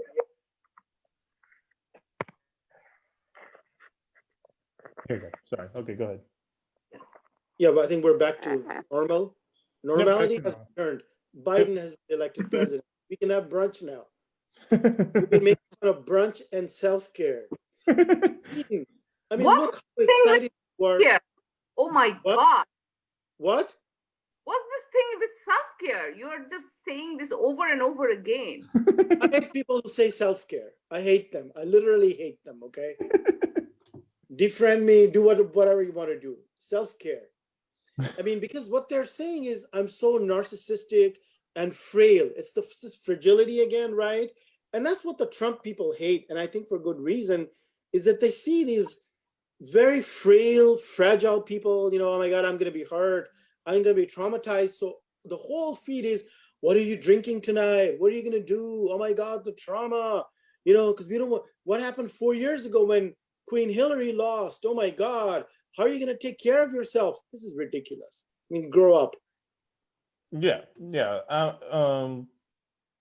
Sorry, I'm trying to see if there's any word on Trump's speech or his statement. Is he not making a statement? Biden came out and made a statement, I think, in Delaware. So Trump won Texas pretty big, +6. Yep. So he won Texas, which but we all I know. never predicted that Georgia would be close. I'm really surprised. Yeah. Well, what's the latest in Georgia? I would expected Texas to be much closer than Georgia. Yeah, if I would too. I'm even surprised at Arizona. I really didn't think because there has been a lot of demographic changes in Arizona. Right. Yeah, so Also, there's a lot of seniors in Arizona. Older people. Yeah. Yeah, I mean, Arizona is like the Miami, like Scottsdale or whatever. It's like the Miami of the West Coast. Arizona and Maine are two of the oldest states. I always thought Florida was, but actually Arizona and Maine. Okay, I'm gonna look at the Georgia needle again and see what's going on. But I want to, win the Georgia Senate races.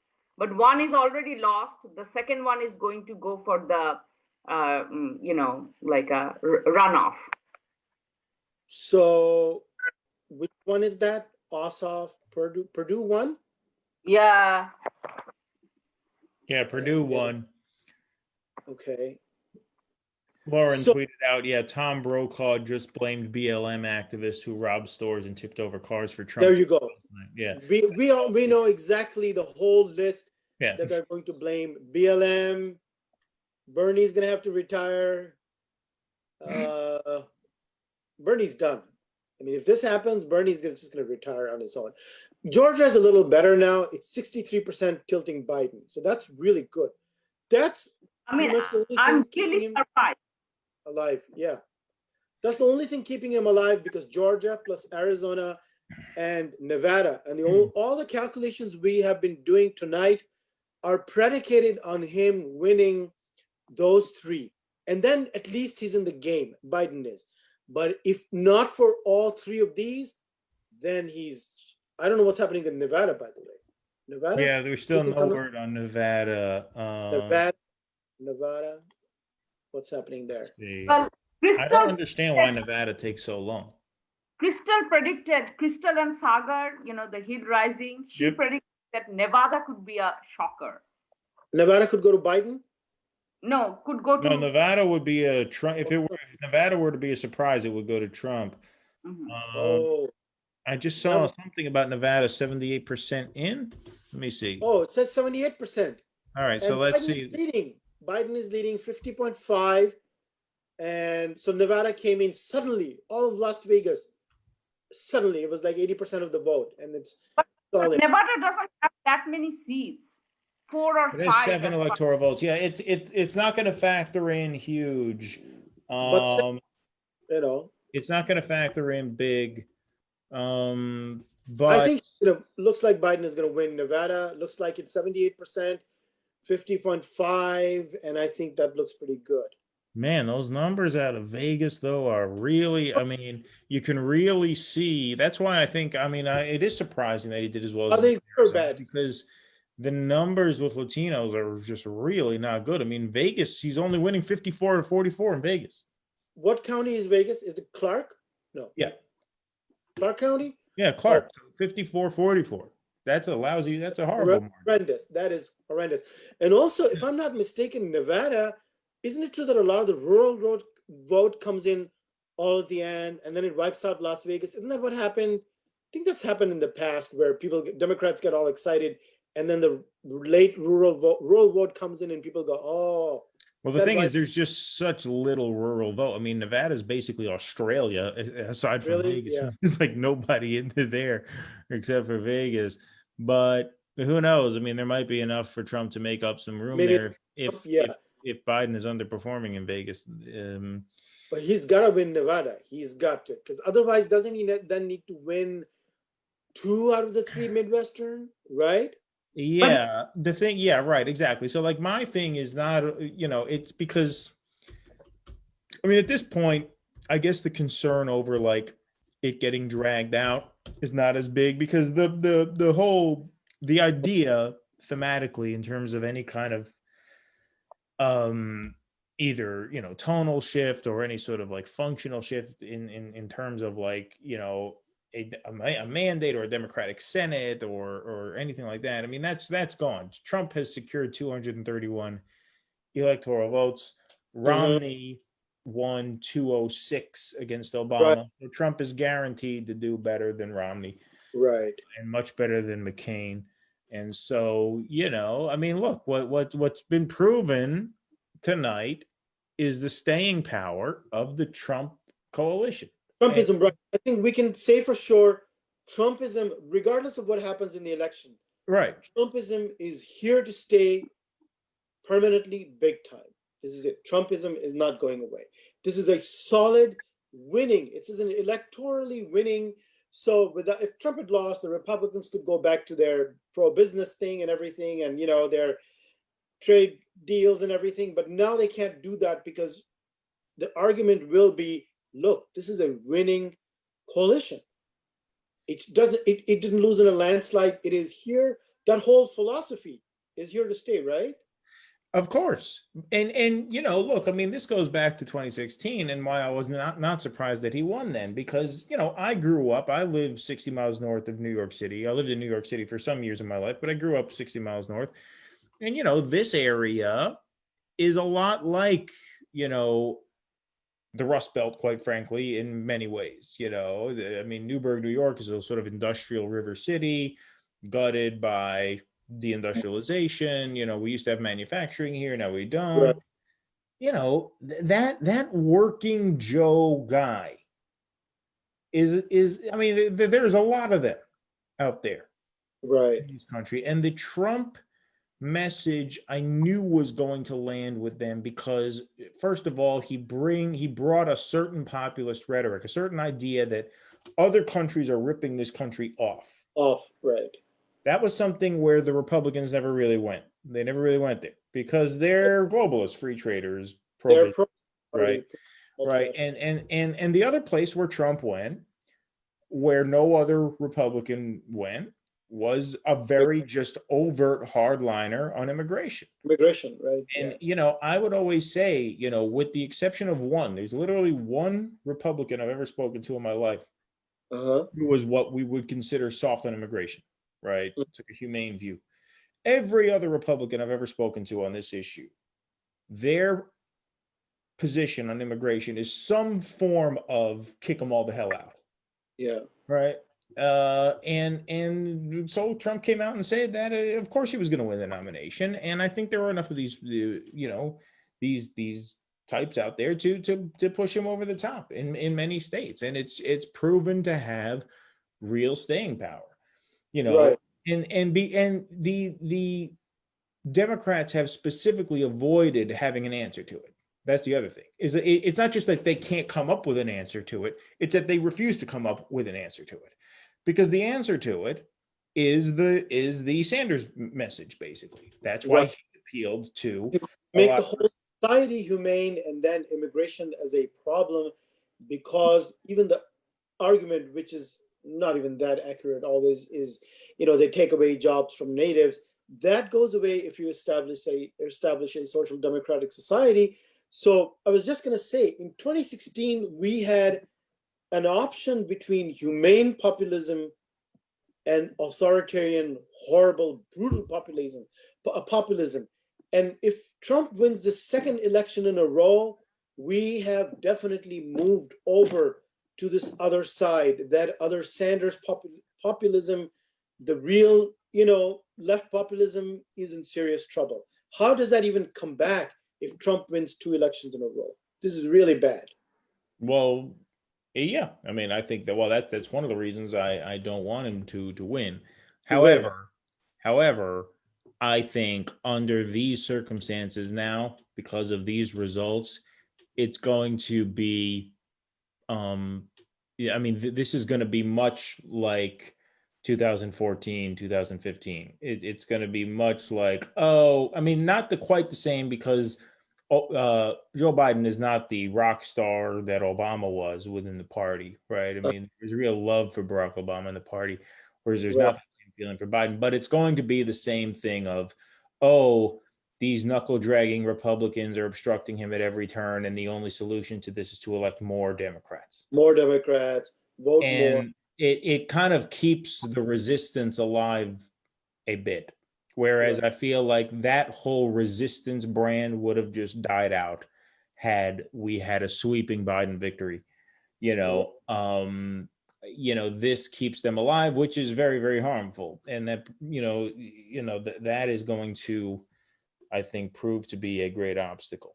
Well, if he wins a narrow victory, and maybe Naaz can weigh in this too, if Biden wins a narrow victory, could that almost be, I know you've been making a case that that's almost the worst case scenario, especially if he doesn't get the Senate.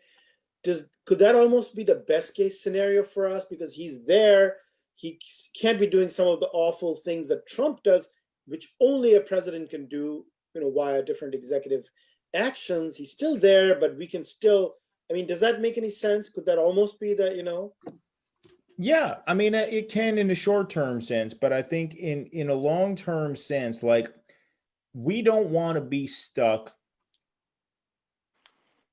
in this Democratic Party anymore. I think that has kind of proven to be a dead end. And I think that, the stronger the Republican opposition to the Democrats, the more inclined people are going to be to invest in Democrats, and so I think that is the main obstacle. But look, you're right. Like, could it have gone the other way? Like, I'm not so confident that my analysis is correct. Like, could it have gone the other way? If Biden won 400 electoral votes, could they have just said, well, this is obviously the winning coalition, right? Fuck the left entirely. But see, the problem is, we don't want to be in a position where we are relying on Democrats to take the left seriously, because they never will. Right. And so we have to look at this from a standpoint of building alternative power structures. I think this makes it a little bit harder, because you're still going to have people clinging to this idea that we have to expand the Democratic majorities in 2022. And now, if they do that, but that would be in defiance of history. When does that ever happen? When does the incumbent party win? Lose in midterms. And the thing about the 2022 midterms is this is a huge opportunity for Democrats to win the Senate because they get back the same Senate map that they had in 2016, which was very favorable for Democrats. They're going to have Pennsylvania back up. Ron Johnson in Wisconsin is going to be up for Right. you know, they have that same 2016 Senate map back, which they felt really good about going into 2016. Didn't work out for them. You know, and so it's going to be sticky. But you know, I mean, the only thing we could do is just keep going. Well, ask Manaz. Yeah, I was gonna say, ask her this question about. We were talking at the beginning with the representative of the the Movement for People's Party, and she's talking about we want to replace the Democratic Party. She said we don't even want to call it a third party. We want to replace the party, and she was very hopeful about getting young people toward climate change, other issues. So how? Because she also teaches, I mean, Manaz teaches like grassroots, politics and so on. So what do you think about the possibility of this whole, different party, some possibility of, replacing the Democrats in some way? What do you think?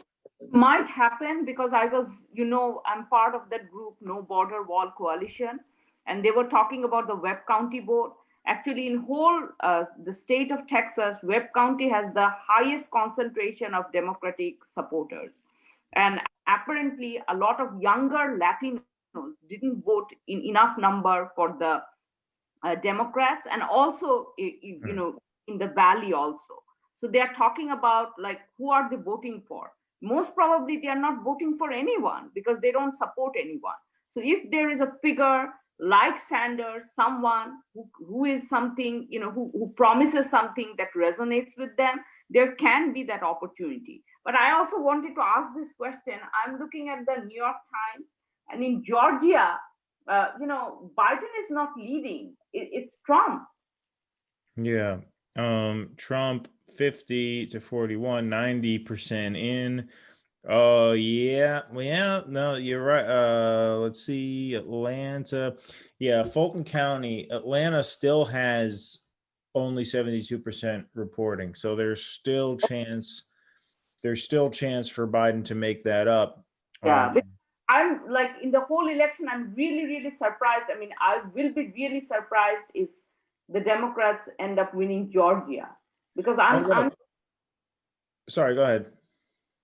Then I would think that Atlanta is much more cosmopolitan than I ever gave the city, credit for. That would be my conclusion then.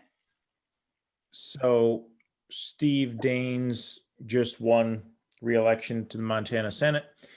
That if Joni Ernst has also won in Iowa, which I believe she has, yes, and North Carolina. Okay, so now the Democrats absolutely must win both North Carolina and Maine in order to take the Senate.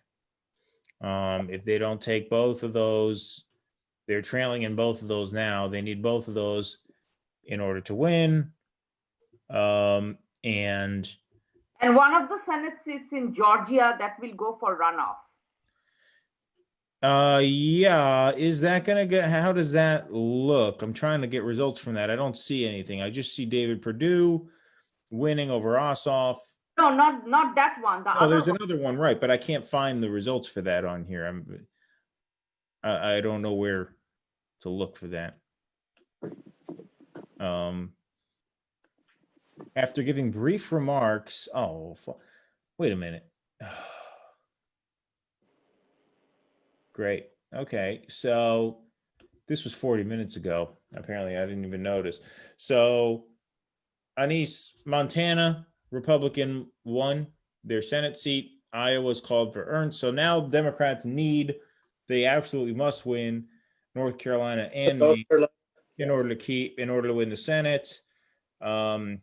Plus, you have the added complication of Gary Peters trailing in Michigan so far, but we can't say too much about Michigan yet because Wayne County is still only 37% in.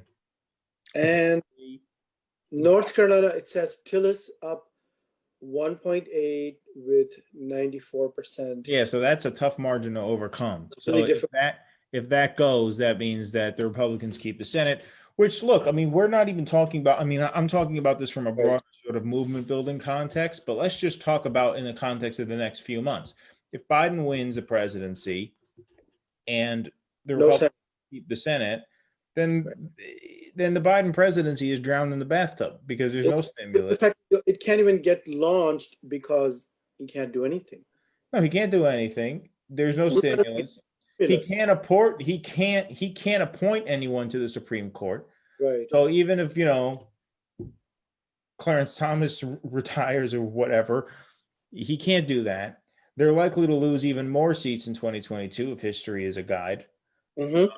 And so what? There's nothing. There's But- nothing he can do. but if Trump ends up winning, then Democrats must win Senate, which is much harder. But I don't think I would be Doesn't look like it. shocked if they win the Senate at this point, Yeah. because they blew all the opportunities that they They had. couldn't win Maine. She should have Yeah. beaten Susan Collins. If you can't beat Susan Collins, No, this Collins. environment. They might Right. still beat Collins, although Collins has a 7-point lead that's holding now 62% reporting. No, Collins, you had to win. I mean, that's ridiculous.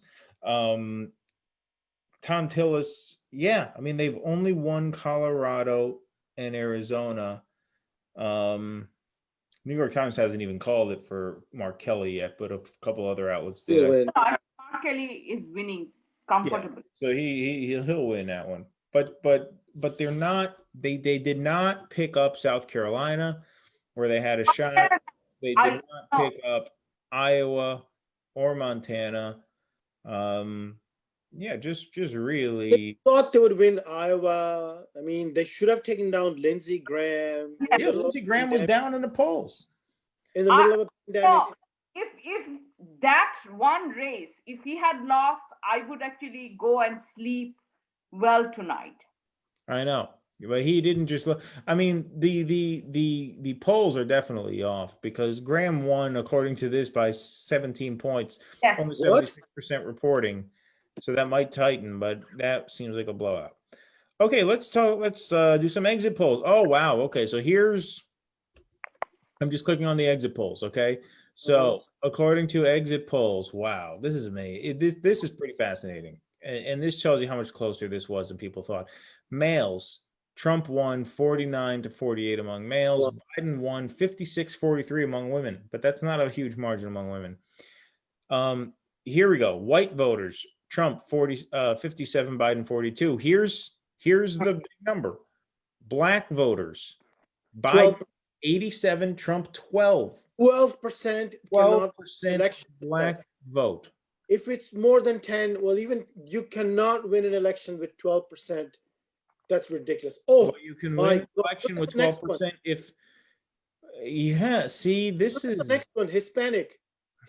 Look at that. yeah, 32. So 32% of, hold on, I'm just trying to read this for our audience so they know what the hell we're saying. Right. So Biden Read that. wins 87% of the black vote, Trump 12% of the black vote. That's by far a record in modern history. Hispanics, Trump won 29% of Hispanics last time. He increased that number to 32. Well, no, the Times said 32. He increased that to 32. 32. Asians, Trump 31, Biden 63. And Asian 31. Yep. Now, among seniors, according to this, Trump still actually won among seniors. Trump won 51 to 48. Trump won in every age demographic except, or no, I'm sorry, he won.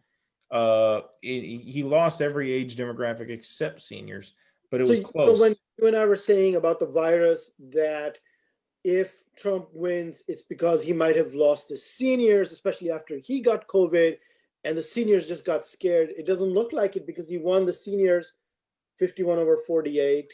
Yeah, that's down from 4 years ago. He won seniors by 8. Seems like he won by 3 this time. The one number that Trump did lose a lot of ground with is voters without a college degree. That was tied at 49. 49, yeah. So that's a big net loss for Trump.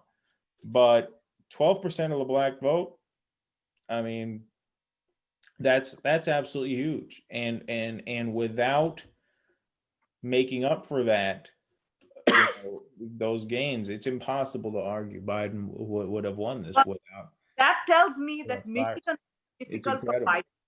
What's that? That tells me that Michigan will be difficult for Biden. Right, exactly. Yeah, I mean that could also signal, No hard. college degree. But this is fascinating. No college degree, they're equal. I would have thought that Trump would have done much better with no college degree. How can they be? So that means people with no college degree are supporting Biden as much as Trump. That's pretty big. Yeah, that is significant. Well, this is what I mean. Like, Nothing makes sense. right? There's no trends. There's nothing makes sense here. There's no trends. You have right. You have Arizona going for Biden, but you have Each Florida state is going for different. Trump. Georgia, Florida, Arizona. Right, Georgia for Biden, North Carolina for Trump, Pennsylvania. It's yeah. There's no real. And it could be that what happened in Ohio doesn't necessarily translate to the other three Midwestern states, right? It could be. Judging by I don't know about Wisconsin and Michigan, but there is a close correlation between Ohio and Pennsylvania. Right, because of the steel towns and everything. Right. That's good then. Yeah, so apparently Biden delivered some brief remarks at his home earlier, and he will not be talking anymore tonight. No, that he has to sleep. He has to sleep, man. Well, Jill has to put him to sleep. When is Trump going to give a statement? I don't know. He's pushing this. This is 2:15. Race enters crucial stretch. President Trump to make a statement from the White House. I'm going to look at Wisconsin. Okay, so Wisconsin, 80% reported no. Wow. And Trump is 51, 47. Biden, is there a needle on all these states or no? No, they didn't do their needle thing. Yo, this is fucked up, man. Like, because then you don't have to think. You can just look at the needle and go, oh, 63%. Now we have to think about this. So with 80%, now you have to look at counties and cities and what's come in. Milwaukee is probably the most important. 41% reported Biden up 22%, but that's meaningless unless you know what Hillary got 4 years ago in Milwaukee. And oh my God, in Kenosha, Trump up 22% with 59% reporting. I was worried about Kenosha because, that's where the whole, Well, I thought Biden already got Minnesota. No, Wisconsin. I'm talking about Wisconsin. You're talking about Wisconsin, yeah. So Kenosha looks not good for Biden at all. This is where the protest. Only Milwaukee could save him if that's. What other big population centers are there in Wisconsin? Not many. I think Madison is fairly big. Oh, Madison. I don't know. Green Bay. I don't know how big that is. No, Green Bay's not that big. Christine. No, I think it has to be. No, he needs Milwaukee. He needs Milwaukee to come in big. But once again, these are not good margins for him out of these major cities. Milwaukee County, 58-38. This is Milwaukee. You're supposed to be winning at 70%. Right. How can he just be up like plus 22? Well, because Republicans are supposed to get 6% of the black vote, not 12% of the black vote. Exactly. Right. And so that affects your margins out of places like Milwaukee. Thank you to our audience for staying up with us. We got a few of you guys hanging around. I dropped an invite to the meeting. We are an open line now since it's late at night. So if anybody wants to join the call, as long as you're code, you can join the call. Here, I put another Zoom link. Anybody who wants to join in can join in. I'll call you tonight. Really? You don't want to know what happened? To stay up? No, I can't. You're going to make us carry this ourselves? My voice is going now. I'm going to wake up tomorrow with a sore throat. I'm going to think I have COVID.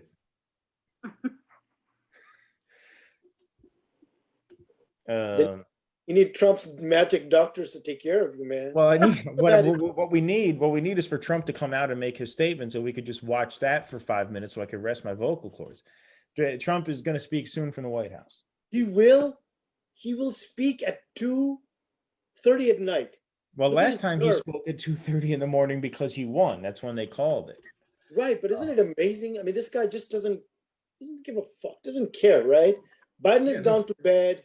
This guy is going to be up all night, 4 or 5 in the morning, tweeting, just whatever, Not just tweeting that he's going to come out and say the election is And tomorrow stolen. morning, at 8 o'clock, he's going to be with all his lawyers saying, shut it down, shut it down in Pennsylvania, Wisconsin. Just do whatever you got to do. Rudy Giuliani. I mean, he's just, it's like a gangster. So we've been up against gangsters for at least since 2000. It's just consistently gangsters on the other side, against the self-care people. Right, gangsters against the self-care people. Well, you should ask, Naaz about, we were talking about the lesser of two evils argument in the beginning, and she's on the border with the wall, undocumented. I mean, she's seen it literally. Yeah, you're down in Laredo, right? In Laredo. They're both Obama and Trump, and, what does she think? Well, actually, this is one of the reasons. I mean, I could have never, ever voted for Trump, but I voted for Biden. This is one of the reasons that I really, really don't want the border wall to be constructed and destroy this city. We have a historic downtown, and the wall is going to completely be built, like it will go in the middle of the downtown, and it will destroy the city. It will destroy the water quality, environment. I mean, everything, that is so precious about the city, that will be gone for no reason. Yeah. Yeah, one of the first shows that I ever did on this podcast, I interviewed the star of a documentary called The River and the Wall. Have you heard about that? Yeah. They came to Laredo. Yeah, I know them. Yeah. Yeah, it's pretty amazing. It's a pretty fascinating thing where like there are certain consequences of a border wall that you wouldn't even think of. Like if you put a wall between a land animal and a water source in the middle of the desert, where does that land animal go for water? Right. You can't climb the wall. There's no other water source for miles and miles and miles, and so yeah, that was an interesting movie. And the other thing is, because Texas was the Republic of Texas before it joined the Union. So a lot of land around the river, these are private property. So there are a lot of ranchers there. So they still have animals, or sometimes they kind of, lease out their land for animals. So all of that use of that land will be completely, they can't do that anymore. Right. So she definitely thinks that Trump is harm reduction better from the point of view of immigration than that Biden is Biden is better, right? She definitely thinks that, and that's she can make a case for that, definitely. I mainly voted against Trump, but whatever proportion I voted for Biden, that was because of these local issues, because of this concern about, immigration, asylum, and border wall. That's the only thing I kind of, I thought, okay, he might be better. But most of my vote, my consideration was this is against Trump. Right. Oh, sure thing. I mean, but this is going to enter a phase now. This is gonna now be what you didn't want it to be, which is a long, drawn out 3-4 day process, all because they couldn't fucking win Florida. I mean, they couldn't win Florida. They couldn't win North Carolina. They couldn't win Ohio. You had to win one of those two. I mean, like I said, I'll pat myself on the back here because I don't get much right, but I did get this right. Florida, North Carolina, Ohio, and Arizona, those were the states to watch, not the Rust Belt, because the Rust Belt, you have all kinds of problems, right, with the vote counting and everything. Right. Those were the 4 states. I said if Biden wins one, it's trouble for Trump. He has won one, which means it is trouble for Trump. But he had to win 2 to put him away, and he didn't. He only won 1. And I mean, maybe North Carolina will come in. North Carolina still hasn't been called. Really? It hasn't? No, but North Carolina is going for Trump. I looked at the numbers. I mean, New York Times feels fairly certain about that. So, but even Georgia, I feel that it's going to be for Biden. I don't think so. Yeah. What was that? Georgia, you saying Trump is going to win? Well, I don't know Georgia now whether Trump- says 63% for Biden. So like that could be the thing. That could be the big game changer. That could save our lives, because if Biden wins Georgia, That it's takes really a lot of the air Georgia. out of the right.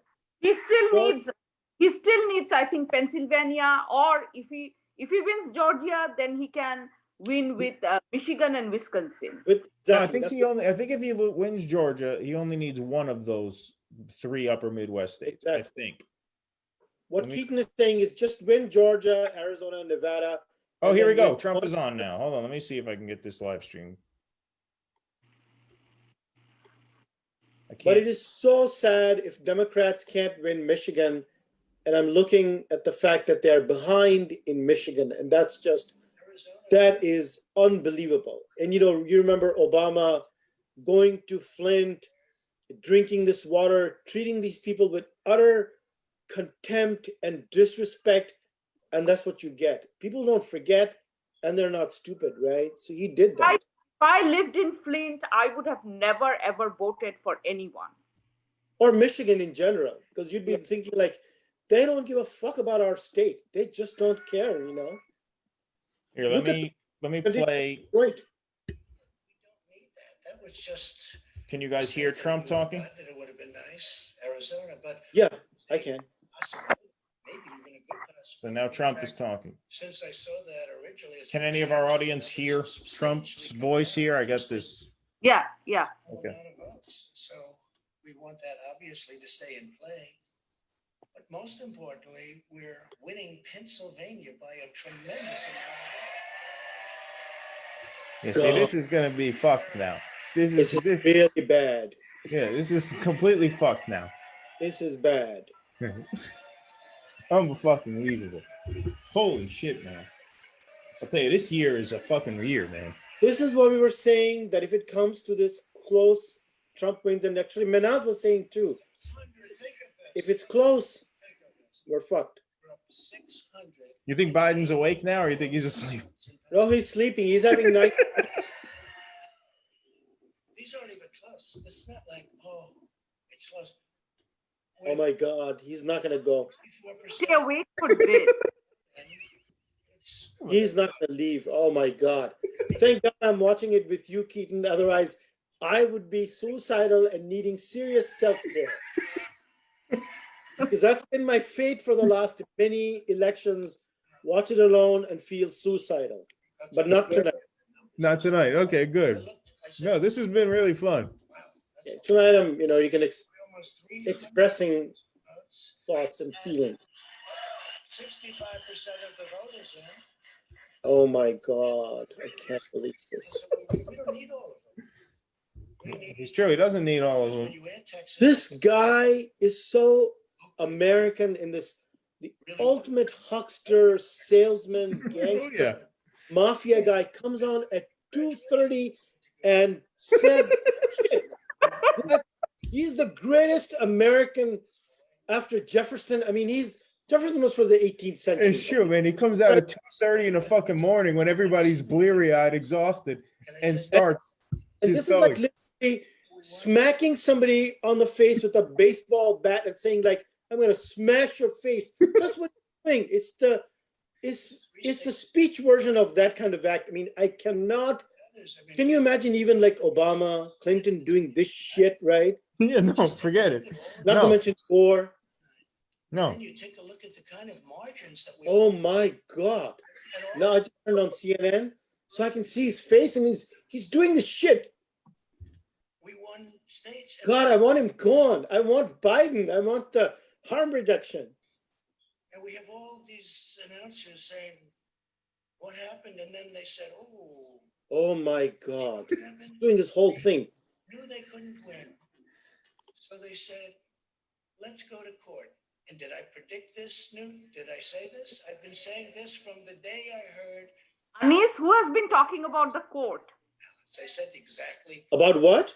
Because either they Court. will Who has been talking about the Supreme Court? take us to court. They're not, yeah, this is So not going to Florida be, was a this is going to be like tremendous weeks, I think. Oh, the Supreme Court deciding. Yeah. He said, Yeah. Ohio, think of this. Well, there are options even more bizarre beyond the Supreme Court, like the electors and putting pressure on the legislatures of the states. You know what I mean? So like, there's like incredibly bizarre Oh, yeah. things, and it's not past him to do any of those things. He doesn't care. No, So we won there. We lead by 76,000 votes with almost nothing left. He's not going to leave. You no, cannot that's the thing. I mean, you're not going to not get, vote a guy like this out of power. On the American public. This is an embarrassment to our country.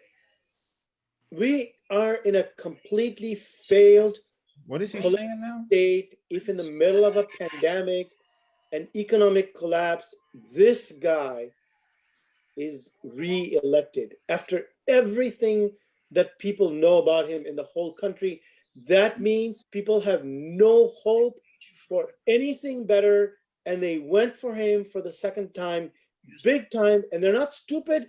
They made a rational calculation in the midst of utter despair and hopelessness. This is a rational decision for the second time in a row, because they said, we are in hell. This guy is our leader in hell. Yeah, no, exactly. This is Yeah. a totally collapsed state. I mean, this is like, this is like Soviet Union in the last Yeah, decade. no, it's, you just can't, I mean, it's just unbelievable. Because it means that even if you look at no matter how much you and I and Manaz and like rational, liberal, leftist thinking people, we are critical of the Democrats' approach to policy making and politicking and everything, right? Even if you grant all that, the fact that even at that level of appeal, it just failed completely, right? That shows we are in really, really serious trouble. Yeah, no, I mean, No amount of policy, you can say anything like, okay, well, we'll do something on the minimum wage, right. lower the age of Medicare. It's not good enough for you and me, right? We're like, they should do much better, but it's something. It's a Right. policy. It's a policy of some kind, an incremental policy like the kind that Clinton used to do, these incremental policies, right? And it worked in 92 and 96, especially his whole incrementalist message. And all he had to do was demonize Newt Gingrich and the contract with America people just a little bit and say, you know what? Oh my God, these guys want to just shut down government. And the whole country went, oh man, no.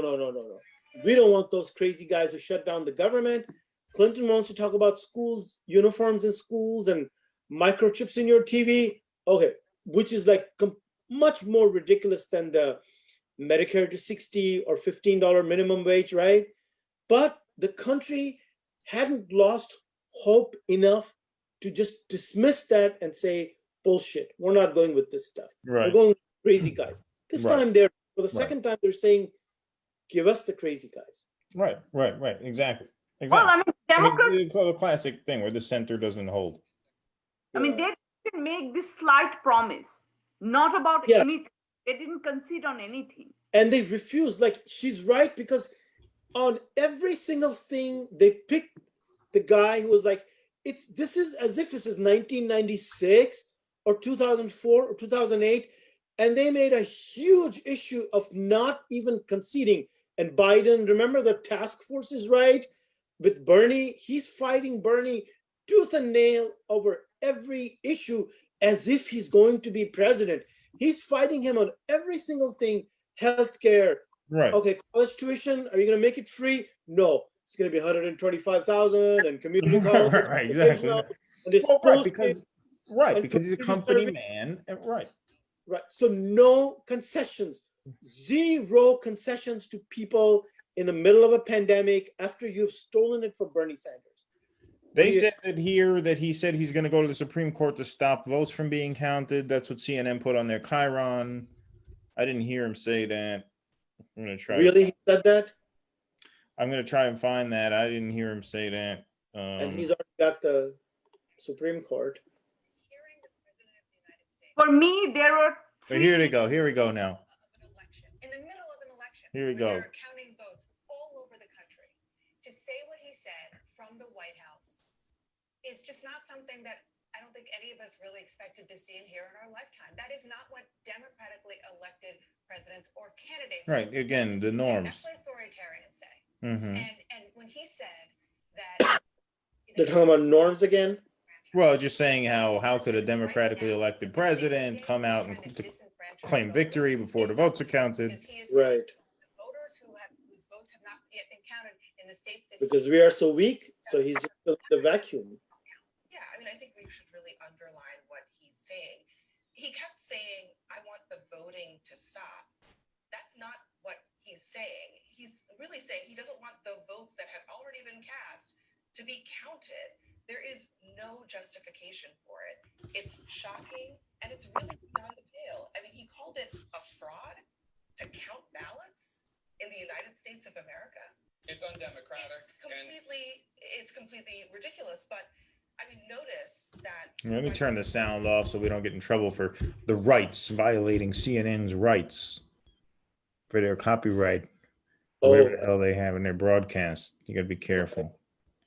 Well, this is really serious because Trump, oh my God. This is like the worst case scenario that Manaz was thinking. You and I were thinking in our nightmares, like, you know. Yeah, no, this is absolutely the worst. Goes to the courts, Trump wins after a fight in the courts, and that's where we are because they could not win Latinos, blacks, their base. Right. I mean, because Trump was talking about how they're not even conceding Arizona. They're not. Really? Well, Trump is saying, you know, Arizona still has vote out. I mean, you could say it's bullshit. You could say it's not bullshit. It doesn't matter. If he's not conceding that, this is just another challenge, right? Right. You know, losing Florida was really a big fuck up. Because many of us were thinking in our nightmares that this just goes on and on till January. One president, the courts, it's just there's no end to it. And it looks like we're now, especially with the ballots in Pennsylvania. I can't get the results for the Greens, Michael. I voted Green today in New York State. I voted for Hawkins, but I don't see any numbers for that. Sorry. Go ahead. Well, the only thing I can say is I'm so happy I'm not teaching national government this semester.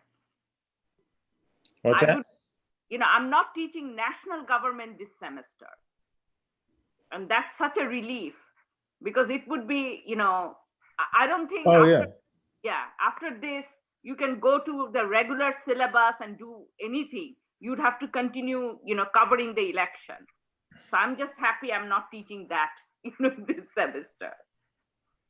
Yep. No, I hear that. I mean, how do you teach it? It's just going to be total chaos because Biden is at 220 electoral votes. Trump is at 213 electoral votes, according to CNN, which is pretty conservative in their calling. So let's see where CNN has the formal map. Let's see, CNN's electoral map. So CNN has Florida called for Trump. Florida was a hugely consequential thing. Right. Hugely consequential because that was 29 electoral votes. If Biden won that, there'd be no legs for Trump to stand on. Right. Now, and at this point, everything else is so close that it seems like every Biden victory is going to be called into question now. CNN has not called Arizona yet. CNN has not called Georgia or North Carolina or Maine even, which is weird. But now you have a situation where, and have they not called Alaska or Hawaii? That doesn't make any sense. CNN is so slow with the call. Hawaii won a long time ago. What's that? Biden won Hawaii a long time ago. Yeah, so I don't really get that. But anyway, the point is, at this point, there's no state Biden can win that Trump is not going to contest. Right. You know, the thing about Florida was we knew going into the night that Florida was going to have all the votes counted. They So count Florida quickly. state that So, you can win undisputed. right. Exactly. And the fact that they didn't was huge. It all came down to Miami-Dade and the Latinos there. Oh yeah, it was the Latinos in Miami-Dade. That's absolutely what it was. That's what cost him the election this time. Biden won Miami-Dade County by 7.3 points. Hillary won Miami-Dade County by about 32 points. It's ridiculous. And so last time, Unbelievable. they said, well, you know, blacks in Michigan, Wisconsin didn't vote for Hillary. This time it was these, you know, it was like different problem. There's some good news though. I mean, it says Wisconsin that 360,000 votes remain in counties won by Hillary in 2016. No, look, But Trump counted only 250,000 votes. So this is I think Biden has the votes to win. I don't know if it matters that Biden has the votes to win. If he's going to that's the problem. Pennsylvania and Wisconsin and Michigan, right? Right. I mean, I think Biden is going, I think if we could just count all the votes without court challenges, without pressuring, you know, I think Biden has the votes to win. But now you're to a point where it's so close that Trump is not going to accept these results. He's not going to go. And that's what we said all along. That's not our theory at this point. That's what he just said. Right. If we just said if it's close, this guy's going to win because he knows how to play the power game, and our guys, we don't. Yeah, and Biden has not positioned himself to the point where he only needs like one of these states. Like Biden still needs about 4 of these states. He needs Arizona, Nevada. He needs Arizona, Nevada, Georgia, some combination of the upper Midwest, or Georgia, North Carolina. He has options. It's not a narrow path, but he only has 220 electoral votes secure. There were so many states in this race that were very, very close. And by the way, as much as we want to talk about how the polling's been off, if you looked at the Real Clear Politics average of polls, Joe Biden had an average lead of 2.3 points in the top swing states. So the polling indicated that this was going to be close in these states. What made Biden the favorite is what still makes Biden the favorite, which is that Biden has more options available to him, right? Oh, is that Foo? That's Foo Little. Yeah. Oh, there you go. Hey, Foo. Normally there the whole time on the top of my seat behind me, but he just made a brief appearance, so I'm really surprised that he hasn't been present all along. That was Foo Little. I have 2 tuxedo cats, but they like to chew wires, so I kind of keep them out of here because they'll chew on my laptop cable. I had to buy 4 MacBook laptop cables because they chewed them. They're $80 a piece. Oh, they like to chew that? Yeah. Oh yeah. And they chewed 4 of my headphones. They chew all this crap. But yeah, I mean, look, the point is Biden has 220 electoral votes. He didn't have enough states where he was comfortably ahead. Right. If he had even 2 or 3 more states where he was just comfortably ahead to the point where they could just call Nevada already or call North Carolina already, then you'd be looking at a situation where, Trump would bitch and scream and moan, but he'd have to pull an inside straight. Right now, Biden is only up in the popular vote by 1.2 points. So what about this? We talked about this earlier, not campaigning, even though some people do get turned off when they show their face. But for 6 months, you don't campaign, no get out the vote, no knocking on doors. Didn't it cost them the election? Because in a close race, I mean, how can you not physically campaign, which the Republicans were doing, because they were saying, oh, we don't believe in the mask and all that, and we're going to knock on people's doors. And they were not knocking on people's doors. They were just doing social media and texting and all that. Isn't that like a colossal mistake? Like, how, what do you think? I mean, this is like. I mean, I think it was. I mean, we talked about that earlier. I think that is a big mistake because, you have to, and you knew going in that there was danger that if this was too close, Trump was going to say it was fraud and not give up. So you have to, like, the difference between a 2-point margin and a 4-point margin or even a 4-point 3.5-point margin is huge, because that could be enough to ward off or delegitimize challenges. But all over the place, I mean, just massively underperforming. New York State, my state, which Biden won comfortably, but not as comfortably as he should. He's up 58-40 in New York. Really? Yeah. He's losing in Buffalo. He's, you know, I mean, he's in New York. Let's see. Bronx. Yeah. Okay. So the New York City margins look about what they normally are.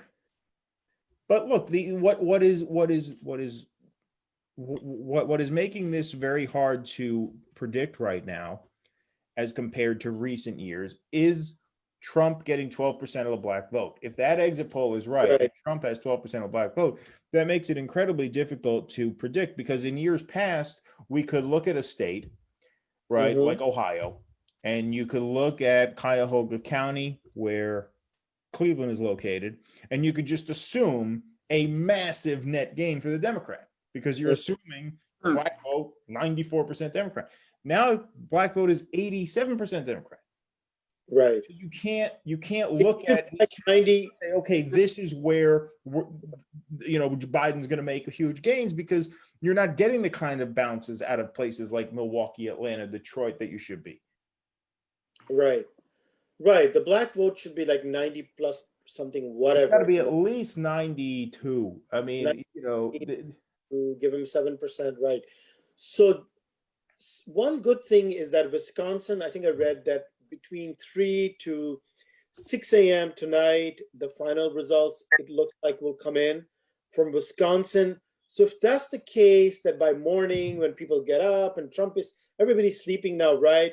If Wisconsin announces in the morning when we wake up, oh, Biden has won, a narrow, that could be really big. I mean, if that happens.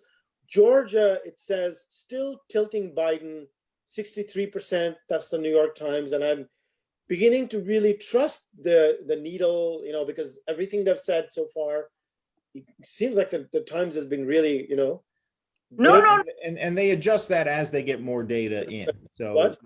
What are you seeing? In New York Times, I saw 91% reporting in Georgia.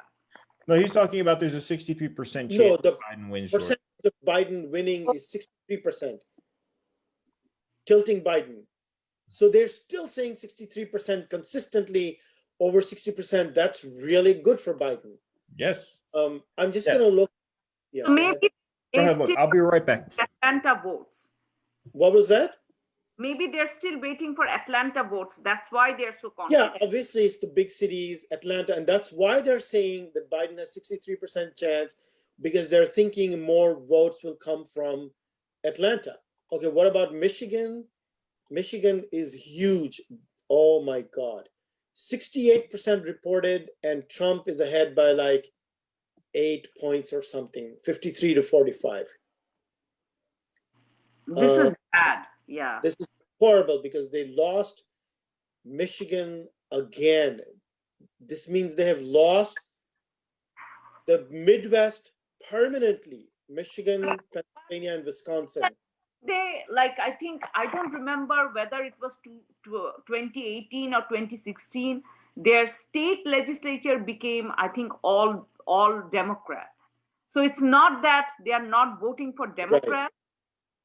But in national election, they are not voting for the Democrat. Just the president, they don't want him to, they don't like the Democratic president, that choice. No, I think what happened was, remember, Biden went to Michigan, and he actually, one of the donors is that Republican governor who is responsible for the Flint water crisis. Rick Snyder. Yeah, we were talking about him earlier, that didn't he get the endorsement of that governor? Yes.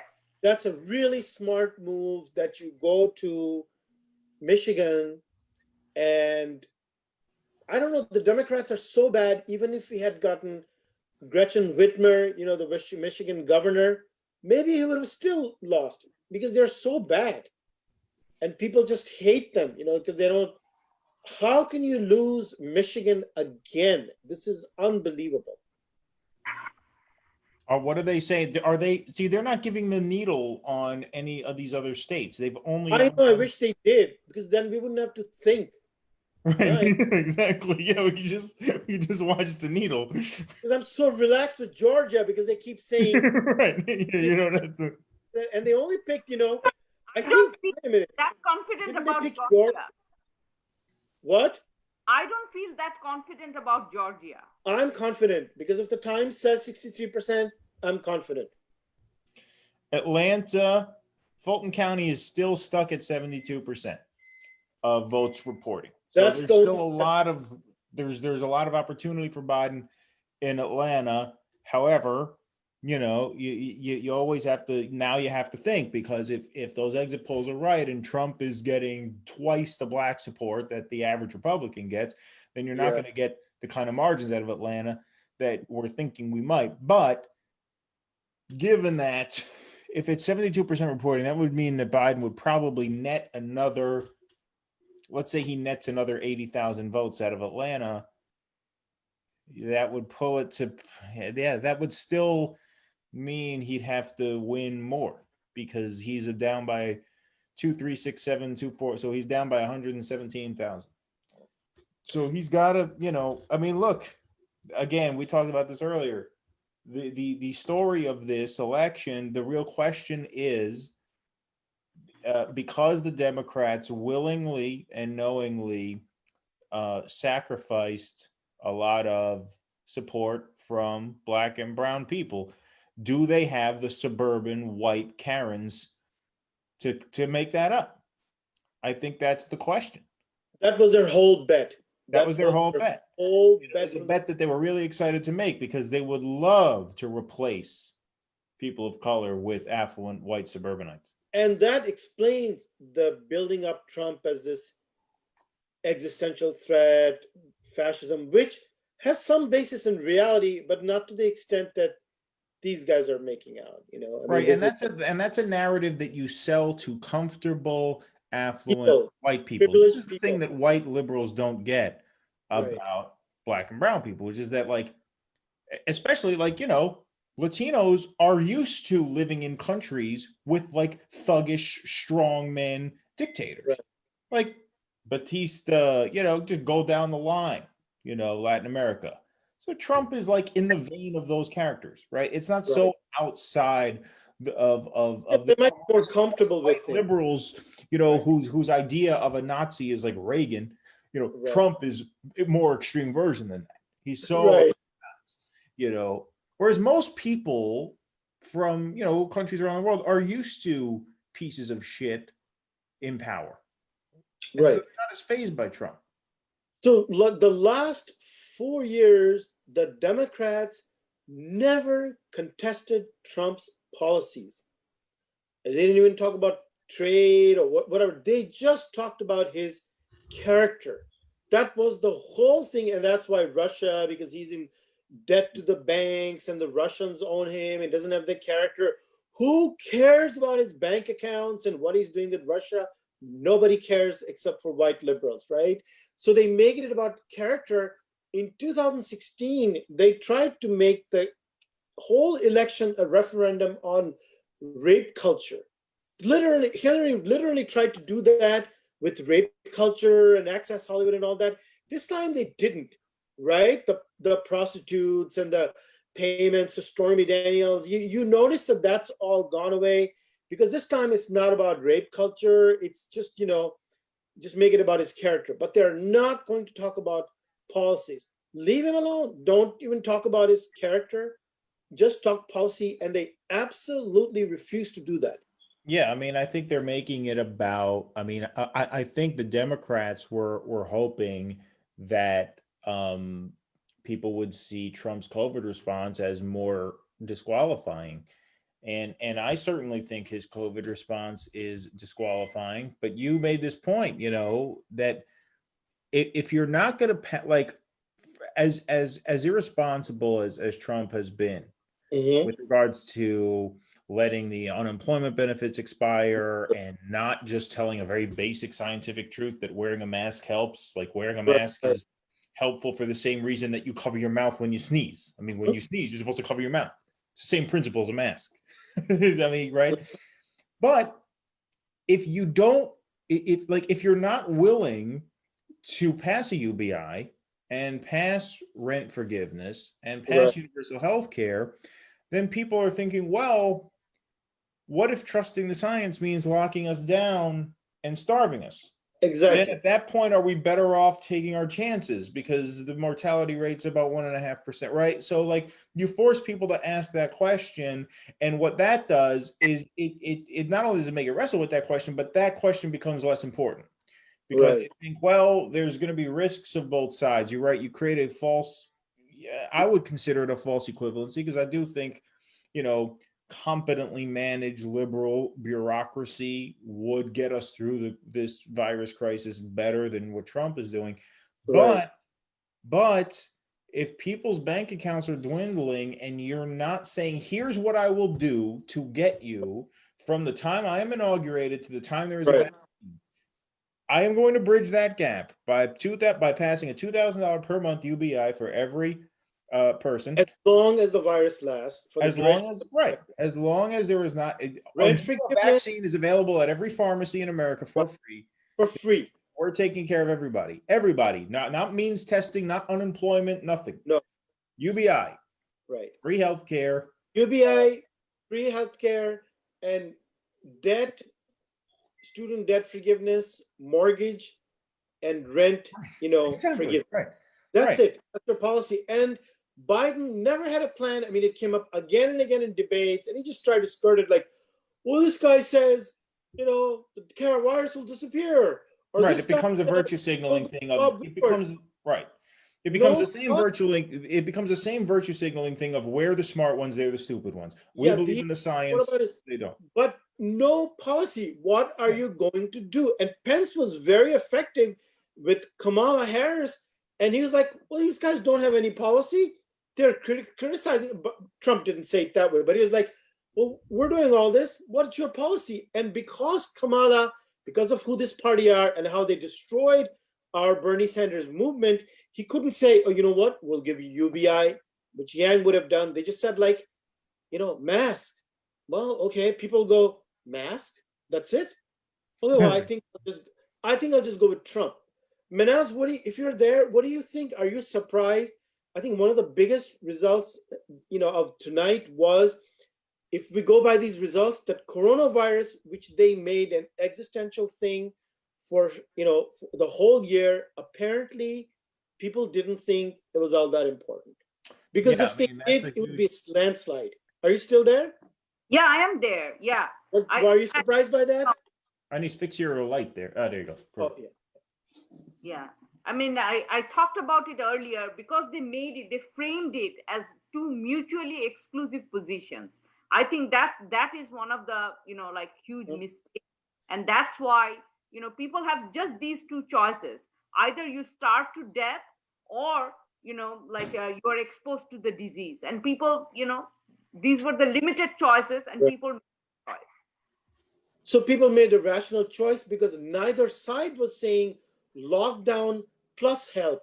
One side was saying no lockdown, go and die.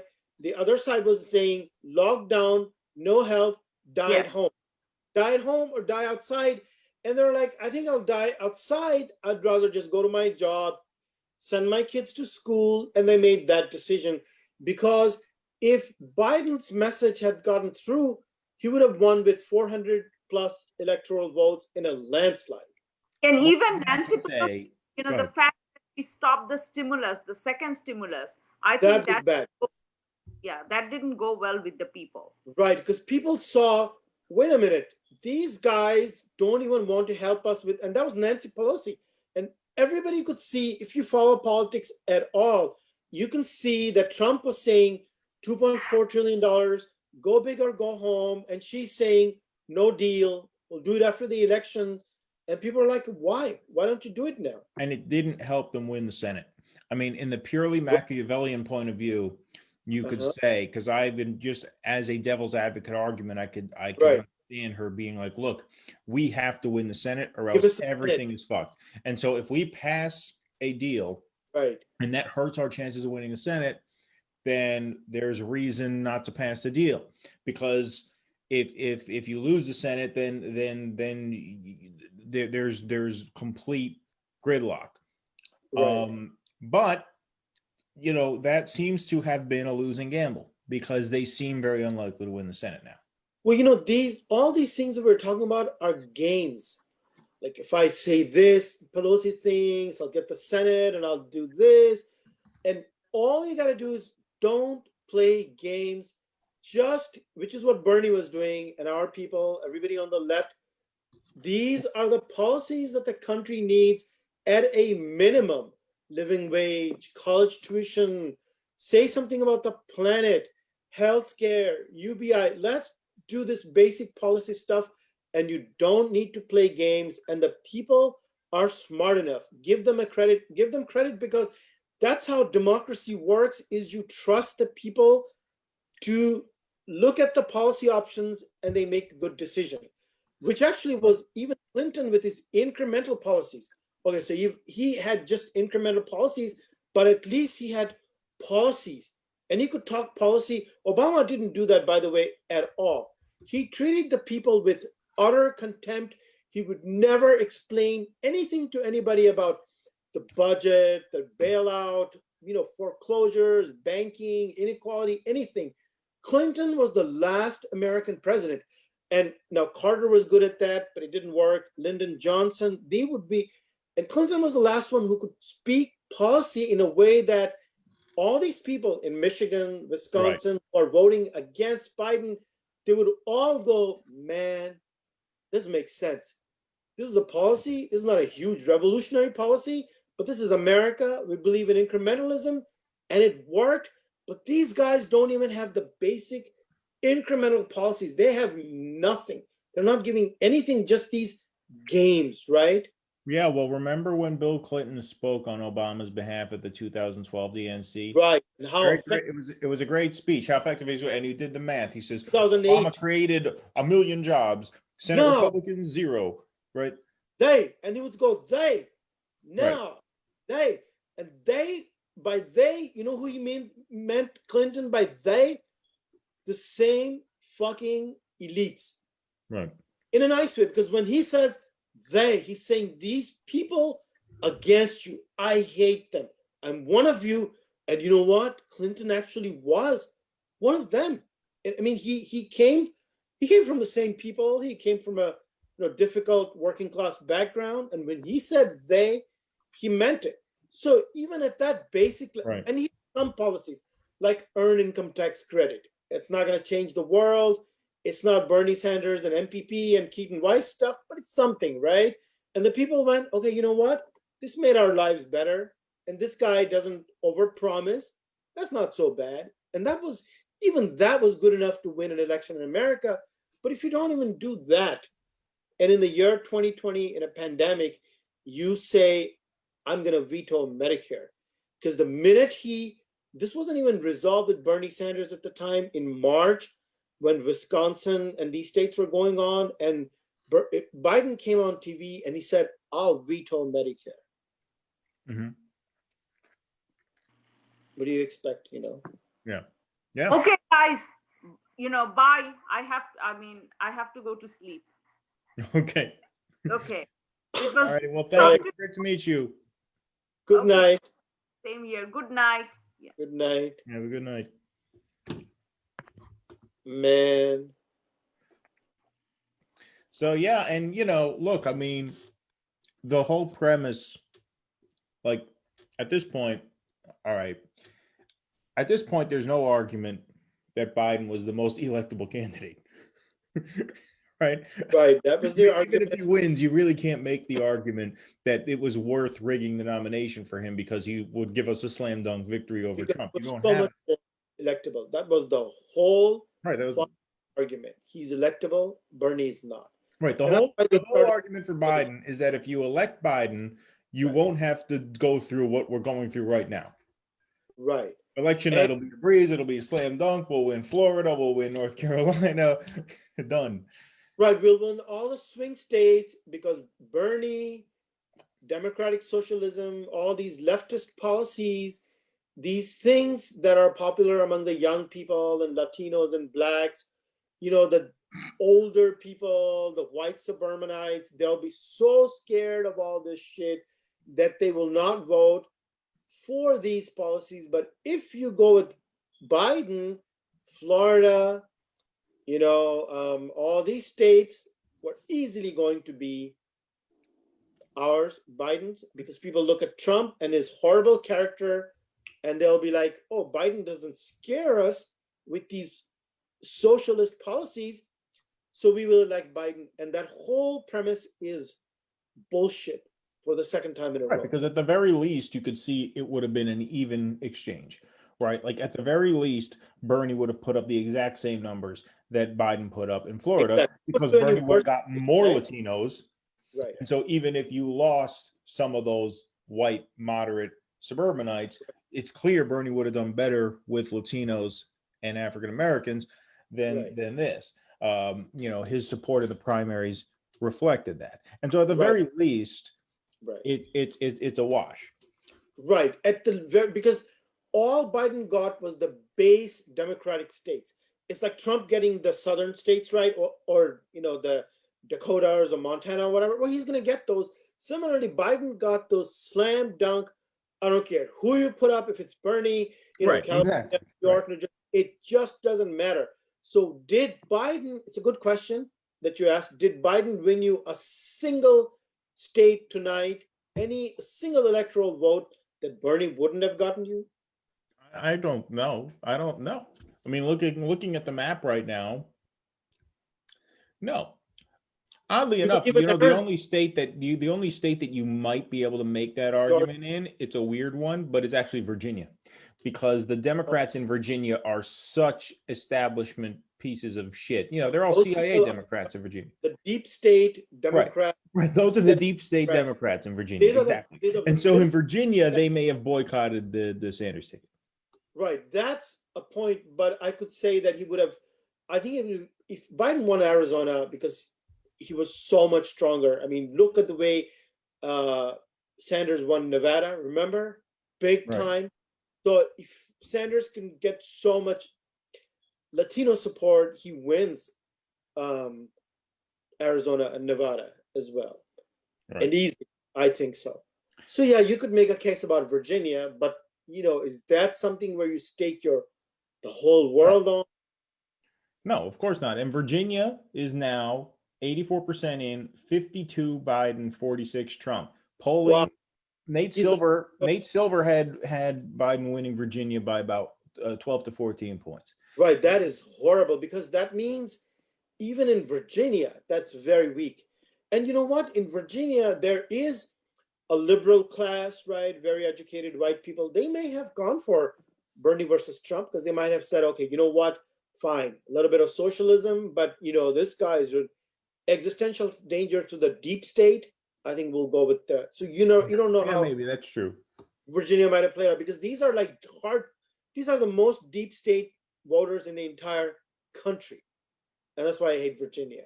Sorry, and if any Virginians out there, but that's a really, really weird state, and the only reason why the Democrats are winning Virginia and they've lost the Midwest is, I think, for the wrong reasons.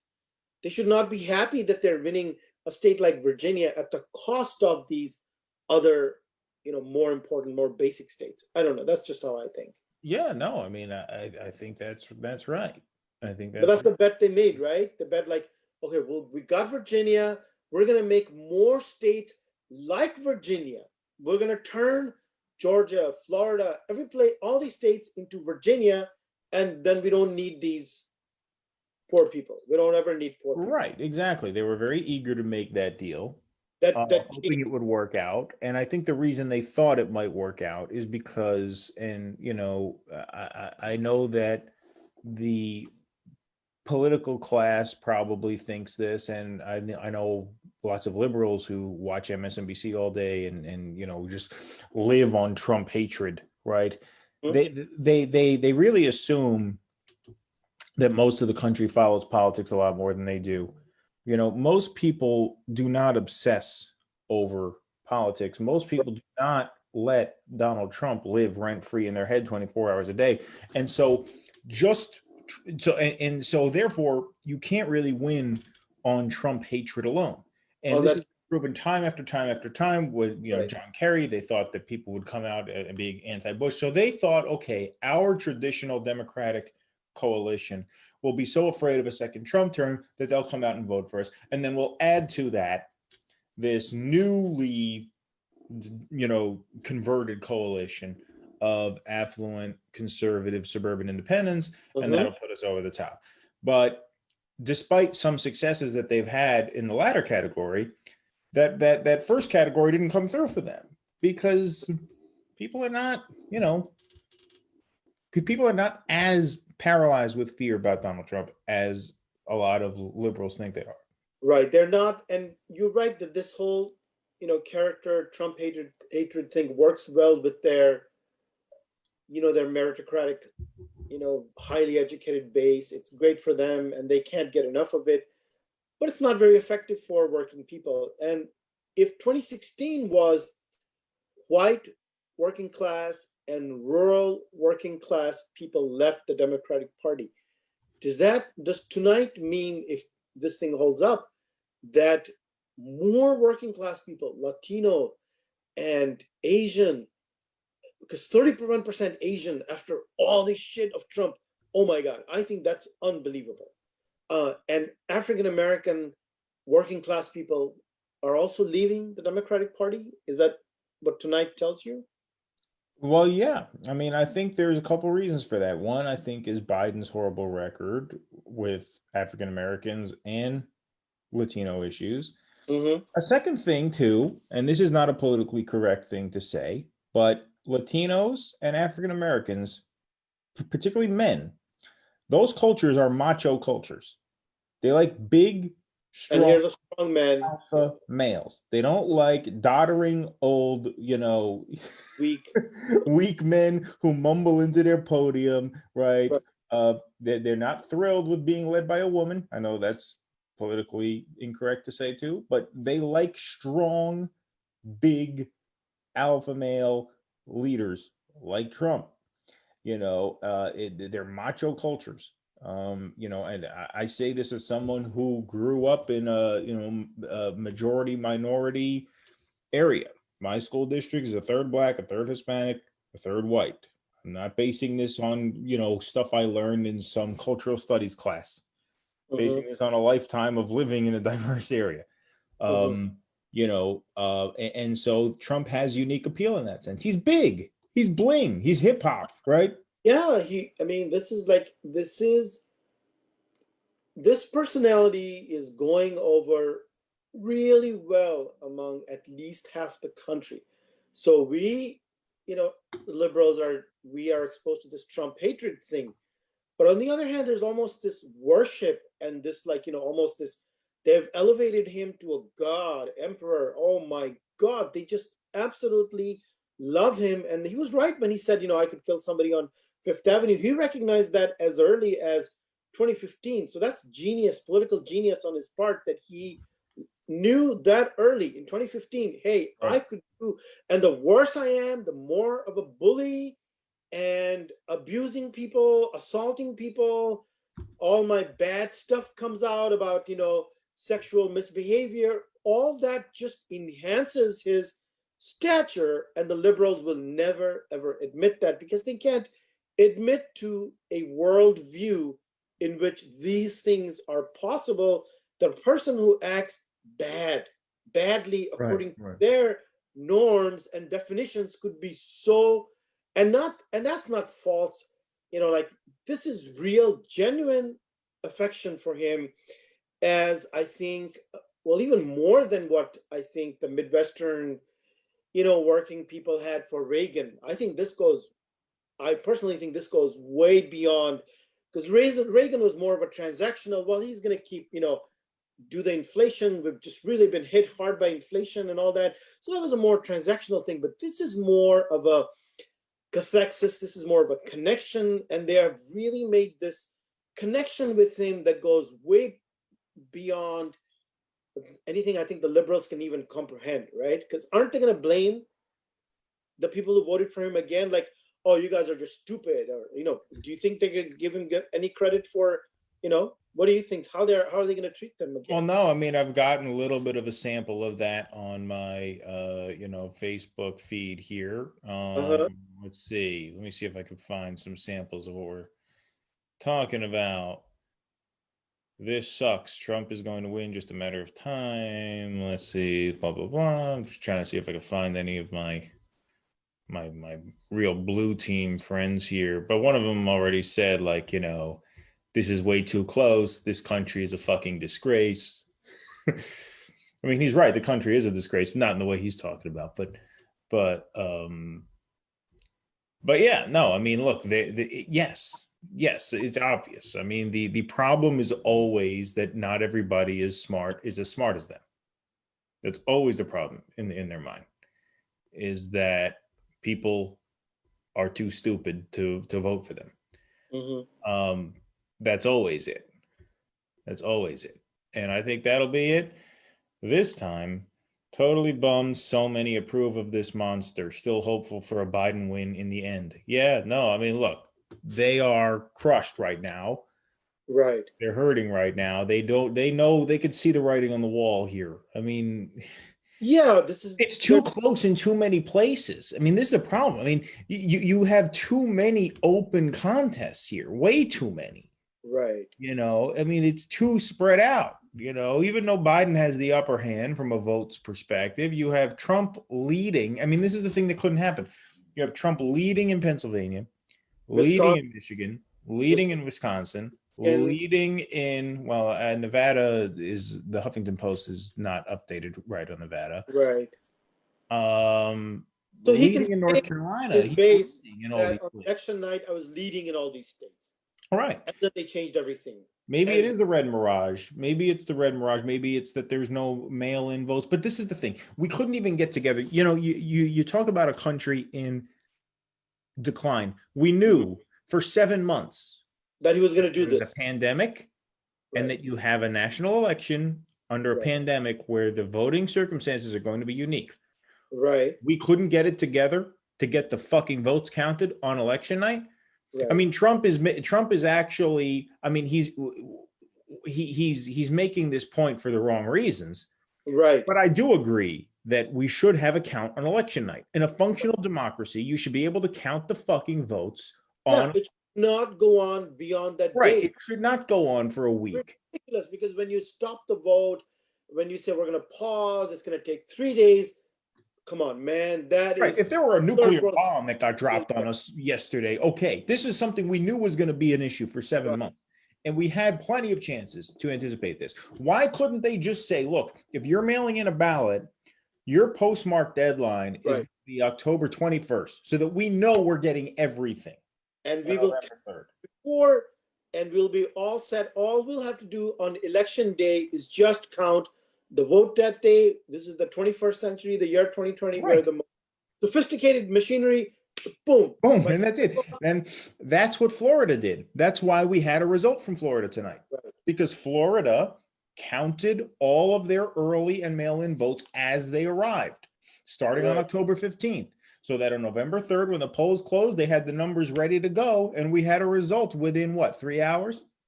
And that was in a close race. Why couldn't that be the case in Pennsylvania, Michigan, and Wisconsin? We knew this was going to be an issue. Exactly. We knew, not only know this was going to be an issue, but the governor of Pennsylvania is a Democratic governor. Governor of Michigan, Democratic governor. Governor of Wisconsin, Democratic governor. They knew they had an adversarial thug in the White House who was going to contest results. How can you not get it together to count the fucking votes on election day so that this doesn't get drawn out? So you have Gretchen Whitmer in Pennsylvania, Democratic governor. You have, was it Evers? Yeah. And then I forget the other guy's name. I don't know who Pennsylvania governor is. Yeah. But a Democrat, right? Yeah. The Pennsylvania governor, I forget his name. Yeah. Tom Wolf. So all three Democrats. Yeah. And this is what I'm saying, is that we are so broken as a country that we had a whole year, as you pointed out. Put the shoe on the other foot. Right. Put the shoe on the other foot. If you have Barack Obama, if you look, let's say you had a Democrat in the White House with the Right. kind of bombastic personality of Donald Trump and the sort of disregard Imagine for what Democratic norms. Republicans would have done. Right. And you had 3 Midwestern states with Republican governors. And they Governors. knew 8 months in advance that this was going to be close and Right. that the Democratic president was likely to contest the results. Do you think they would have left themselves open in this way to have a vote count drag on a week? I don't No, know. of course not. But this goes beyond inability to think, although it is partly a lack of imagination, but it's the fact that in order to mobilize like that and have the governors together, you have to accept that there is a problem in the country, that our democracy is weak. You have to, this attitude goes along with strong ideology, with strong policy. We're going to help the working people. So a party who is trying to help the working people with, living wage, healthcare, education, and so on, that kind of party is much more likely to also make sure that votes are counted, that this sort of chaotic situation doesn't result. You can't have a neoliberal party who just cares about Wall Street, doesn't want to do anything to help working people. On the other hand, is making sure that an efficient system is in place to count votes in these crucial states. Those things don't go together. Do you see what I mean?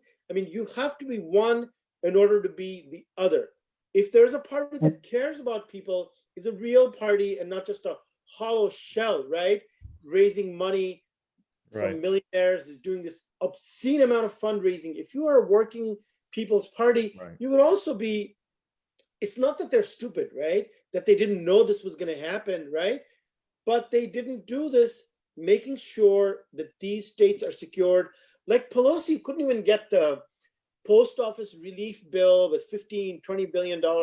And toward the end in the stimulus bill, she was cutting it like, 25 billion for the post office, 10 billion, 5 billion. And nobody knew the details. What is this? Is this going to be crucial to the election? And in the end, there was no stimulus deal anyway. I don't really even know what the post office needed in order for this process to work efficiently. So they just didn't care. So if you don't want to secure the vote, on the one hand, they say all the time, they scream, vote, vote, vote, vote, vote, which they have been doing for decades. I mean, the Democrats, Republicans don't even say, because they don't want the big turnout, right? On the other hand, there's all these problems with vote counting, vote suppression, all these issues. So these things are just good at the rhetorical level, but they didn't even do the minimum basic stuff. They knew this could happen, with these 3 states. They all have Democratic governors. Remember Jeb Bush as Republican governor in Florida. Oh yeah, they locked that up. In 2000, and how he took care of George Bush and made sure he won the election, right? Yeah. So where are we on that? And people see that, and like you said, they appreciate the person who's strong, because unlike intellectuals, people like you and me, the normal person goes, okay, well, that person is strong enough to fight. He's going to protect me too. He's going to fight for me. I think I'd go with that. They don't care about the nuances of the issue at hand, just that the person is strong. And that's unfortunate. And I'm very sorry that has to be the case, but that's what they look at. So same reaction to Trump's speech tonight. You and I thought that was horrible, and Chris Christie and Chris Wallace, I'm saying, oh my God, this is just horrible speech. And, but who said it was a horrible speech? So Chris Christie said it's a bad strategic decision, bad political decision. Chris Wallace, extremely inflammable situation, and the president just threw a match into it. He hasn't won these states. Yeah. I mean, what's he going to say? I mean, of course he's going to say he won. Of course he's going to come out and say he won. Right, because we knew that based on the vote counted that day, the day of the election in those 3 states, excuse me, and we especially knew, and you and I knew about it, everybody knew about it, right? Because Pennsylvania, Wisconsin, they were going to count the ballots, and it's going to take 3 days. And well, we got a problem with a guy like Trump, who said, for months that whatever happens on election day is going to count. And they tried to stop it too. It was all happening in front of your eyes, and you weren't prepared for that. Because that's not the kind of party you are. That's not who you are. Right. What is Biden going to do? He's sleeping. Yep, that's true. Yeah, Biden is sleeping. Trump is making a speech at 2:30. Trump is going to get up at 7 o'clock, 6:30. If he even goes to sleep, he's going to be pumped with his drugs or steroids or whatever he's doing. And he's going to be out there, like, abusing the media early in the morning. Biden is going to come out at by 1, 2 p.m. Grandpa, I don't know what he's going to say, but it's going to look so weak and pathetic. Yep. Yep. Alaska Senate results. Oh, Ryan Grimm posted the Alaska Senate results as if the Democrats were going to win that. They get blown out there 60-35 in Alaska. So what do you think happens to not the Democratic Party elite, but just liberals in general, and even the Sanders type lefties who came around to holding their nose and voting for Biden? They were like, okay, well, he's the lesser of two evils, who go along with that. So now they've gone through this trauma. What happens to their thought process, do you think? Because they were really, really strong that we've got to go with Biden, and this is it. Democracy is at stake, but now Trump has won. I mean, I think it depends on exactly who you're talking about. Like I said, I think there are certain distinctions to be made there. I think the lefties, like, Jim Langford, who we had on earlier, Bernie delegate, voted against the platform. He voted for Biden. Very, very outspoken against Biden the whole time, very outspoken against the Democrats the whole time. I would imagine people like that are pretty dispirited now, because if you understand the political reality here, you understand that the Democrats failed to take the Senate tonight. Right. And failing to take the Senate tonight means the Biden presidency is basically over. It's over before it started, because it's over before it started because you had to take the Senate, and the Senate didn't even involve these Rust Belt states. Right. You had to take North Carolina, Maine, Colorado, Arizona. No Rust Belt involved there. Then you had to, as an insurance policy, pick off. You didn't have to win all three. I understand these are tough seats to win, but you got to win either South Carolina, Iowa, or Montana. Mm-hmm. You had some options there. This is supposed to be a wave year, right? This is supposed to be, we're going to come out and denounce Trump and Trumpism. Iowa's not a tough state. South Carolina, Montana, those are red states. Iowa's a swing state. Sorry, go ahead. No, they should have won Iowa. Yeah, Iowa, right. You have to win that. They had to win North Carolina. They had to win Maine. Maine is not looking good. They failed to take the Senate. And anybody who had any hope of pushing Biden to the left, right, which I don't think there was much hope in that. Getting accomplished, even a stimulus bill. Right.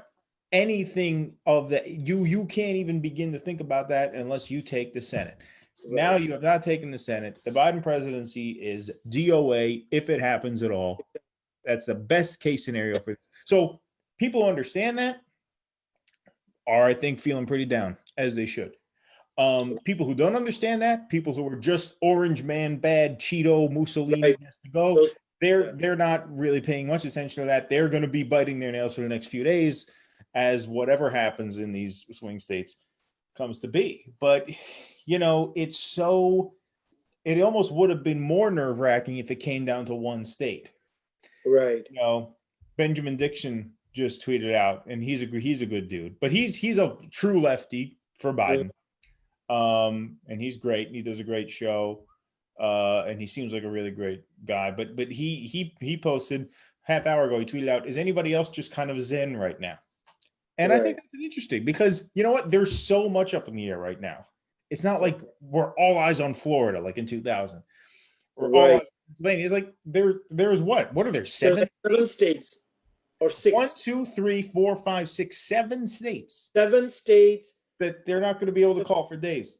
Yeah, this is like, there are only 50 states in the country. So we're talking about 15% of states cannot be called on election day in the so-called greatest democracy in the world. I mean, it's a joke. Right. Yeah. And all of it is going to be confused and muddled. And he said, I mean, he said he was even going to challenge Arizona. So that means it's going to be a total disaster with 7 states outstanding. You multiply what happened in Florida times 7 with a guy like Trump, who is 100 times worse than George Bush. And that's what we have got now. All because Bernie Sanders says Medicare for all. Right. All because we can't just guarantee people health care like they do in every other healthcare. Okay, forget about all the other things that Bernie Sanders and we and the young people want. Forget about all of that. Just Medicare for all. You know, things that we had 30 years ago: free college, living wage, healthcare for all. That's it. Or just healthcare for all. Forget about that. Right. But they said no. For the liberal class, this was an existential issue. If you remember, in January, February, and March, they were like, this is existential for Bernie Sanders to win. And this whole bullshit thing where they want to keep playing the game but not ever do anything. So what happened is, I don't know if you remember this, but as soon as Bernie Sanders lost, the next day in the New York Times, they had these articles saying, the country needs to move forward with these policies. And they listed everything Bernie was saying, like, minimum wage, healthcare, all this stuff. So they had just spent 4 years trashing the guy who actually was proposing stuff, and not just him, but his whole movement, all his supporters. Remember, I'm the Bernie bro, you're the Bernie bro, right? All the Black, Hispanic kids, they're all Bernie bros. Toxic, we are toxic, masculine people, right? That's what the safe culture people told us. So, safe space, excuse me, self-care. So you trash that movement, and then the next day in the New York Times, there were these articles saying, oh, we need all these policies, the country needs to change its ways. But they didn't mean that, because all they mean by that is these are going to be abstract ideals for the future. We're going to fight the next 400 years for these things like healthcare, which Germany, by the way, gave its people 150 years ago. Pension, retirement, social security, healthcare, 150 years ago. And even the fascist state, Mussolini. Otto von Bismarck. Right. They survived. Right. Look at the tumultuous history of Germany. Their healthcare system has remained pretty much exactly the same. Exactly. So we don't have 400 years. We don't even have 40 years. We have just a handful of years, and we're probably past all these things happening. So what I've been saying is that we are in such a bad situation that we cannot see any of the stuff that Bernie was saying. Now we can talk about party building and movement and everything, but can you realistically see a single one? I mean, especially with Trump winning again, living wage, healthcare for all, Medicare, Green New Deal. I mean, he won apparently the election on fracking, because Biden said, yeah, we're going to ban fracking.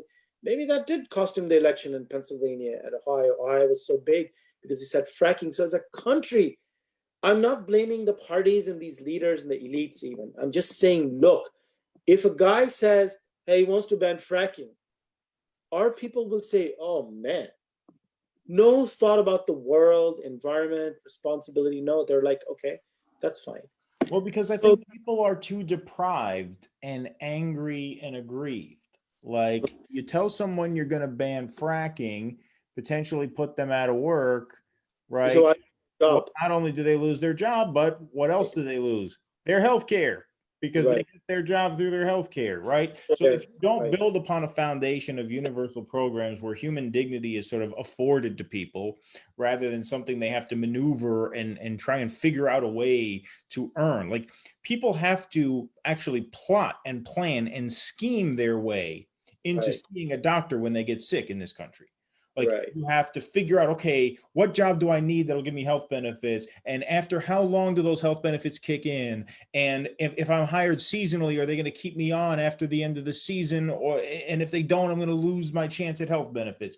Or how many hours do I have to work per week to get the health benefit? Like all this shit that people have to, all this like maneuvering to just be able to see a doctor when you're sick. Right. And when people are that on edge, when they feel like there is no social fabric that affords them a certain level of comfort and security, then you come into their town and say, hey, we have to ban fracking and take your job away because of an abstract goal like protecting the environment. It's climate change. They go, fuck that. They're like, no, I'm not going for that. No, I want my job check coming in next Friday. Save the environment on someone else's back, not mine. Right. I want my job and I want my health care because that's tied to the job. Well, that's an excellent point because I was that last point I made is really blaming the people. But you're saying, and that's very legitimate, that if you don't have even the security and safety of being able to think beyond your immediate needs, like tomorrow, next week, my food, how am I going to buy food? None of this stuff matters, right? The climate, all these abstract things. And even if somebody says $15, they go, well, this guy's saying he's not going to ban fracking jobs. I think I'll go with the fracking job protection guy because at least that's immediate. That's right now, that's today, and that's Trump. And that's good enough for me. So if you have deprived people, you're right, so much that there's no margin for safety, for error, and especially if they have families, they're not single people, they're not going to take any risk with their livelihood, right? And that's what Trump went after directly. He's like, these people are going to take away your jobs. Joe, did you just say you're going to ban fracking? And remember he said, oh, Pennsylvania, Texas, Ohio, are you listening? There you go. Right. Yeah, exactly. So, and the tragedy is the Democrats are also the party who doesn't care about those people because they decided for the second time in a row that they were going to go after these affluent suburbanites, and they actually thought this was a winning strategy. And even if Biden pulls it out tonight, somehow or the other, that's not a winning strategy because the people who are going to put him on top are the poor people in, Wisconsin. That's what we're waiting for, right? We're waiting for the cities. Okay, let's see where we're at. So New York Times has the Wisconsin count up to 83% with Donald Trump at 50.9. I mean, we're talking as if Biden is in the lead. He's not in the lead in any of these states. Not even in the lead. Right. He's not even in the lead. So 83% of Wisconsin is in. Donald Trump 50.9, Biden 47.3. Let's see, Milwaukee still has half of its votes to count out of Milwaukee. So really? Biden still has but Milwaukee is going 60-40 basically for Biden, which is not great for Milwaukee. 170 to 108, so that's 60,000 vote margin. So let's just say that margin, if the vote doubles at the same percentages, let's say Biden nets 100,000 out of Milwaukee. Yeah, if Biden can keep pace in Milwaukee and net 120,000 votes, that would put him in the lead. In Wisconsin, I'm trying to see if there's any other votes for Trump. It looks like most of the red counties are in. So it's a question of, can Biden keep that same pace throughout the second half of the count in Milwaukee? Kenosha. Also, Brown. Southeastern part of the state went pretty much for Trump, just like it did last time. The southeastern part of Wisconsin went for Obama twice, and that was big Obama to Trump country, southeastern Wisconsin.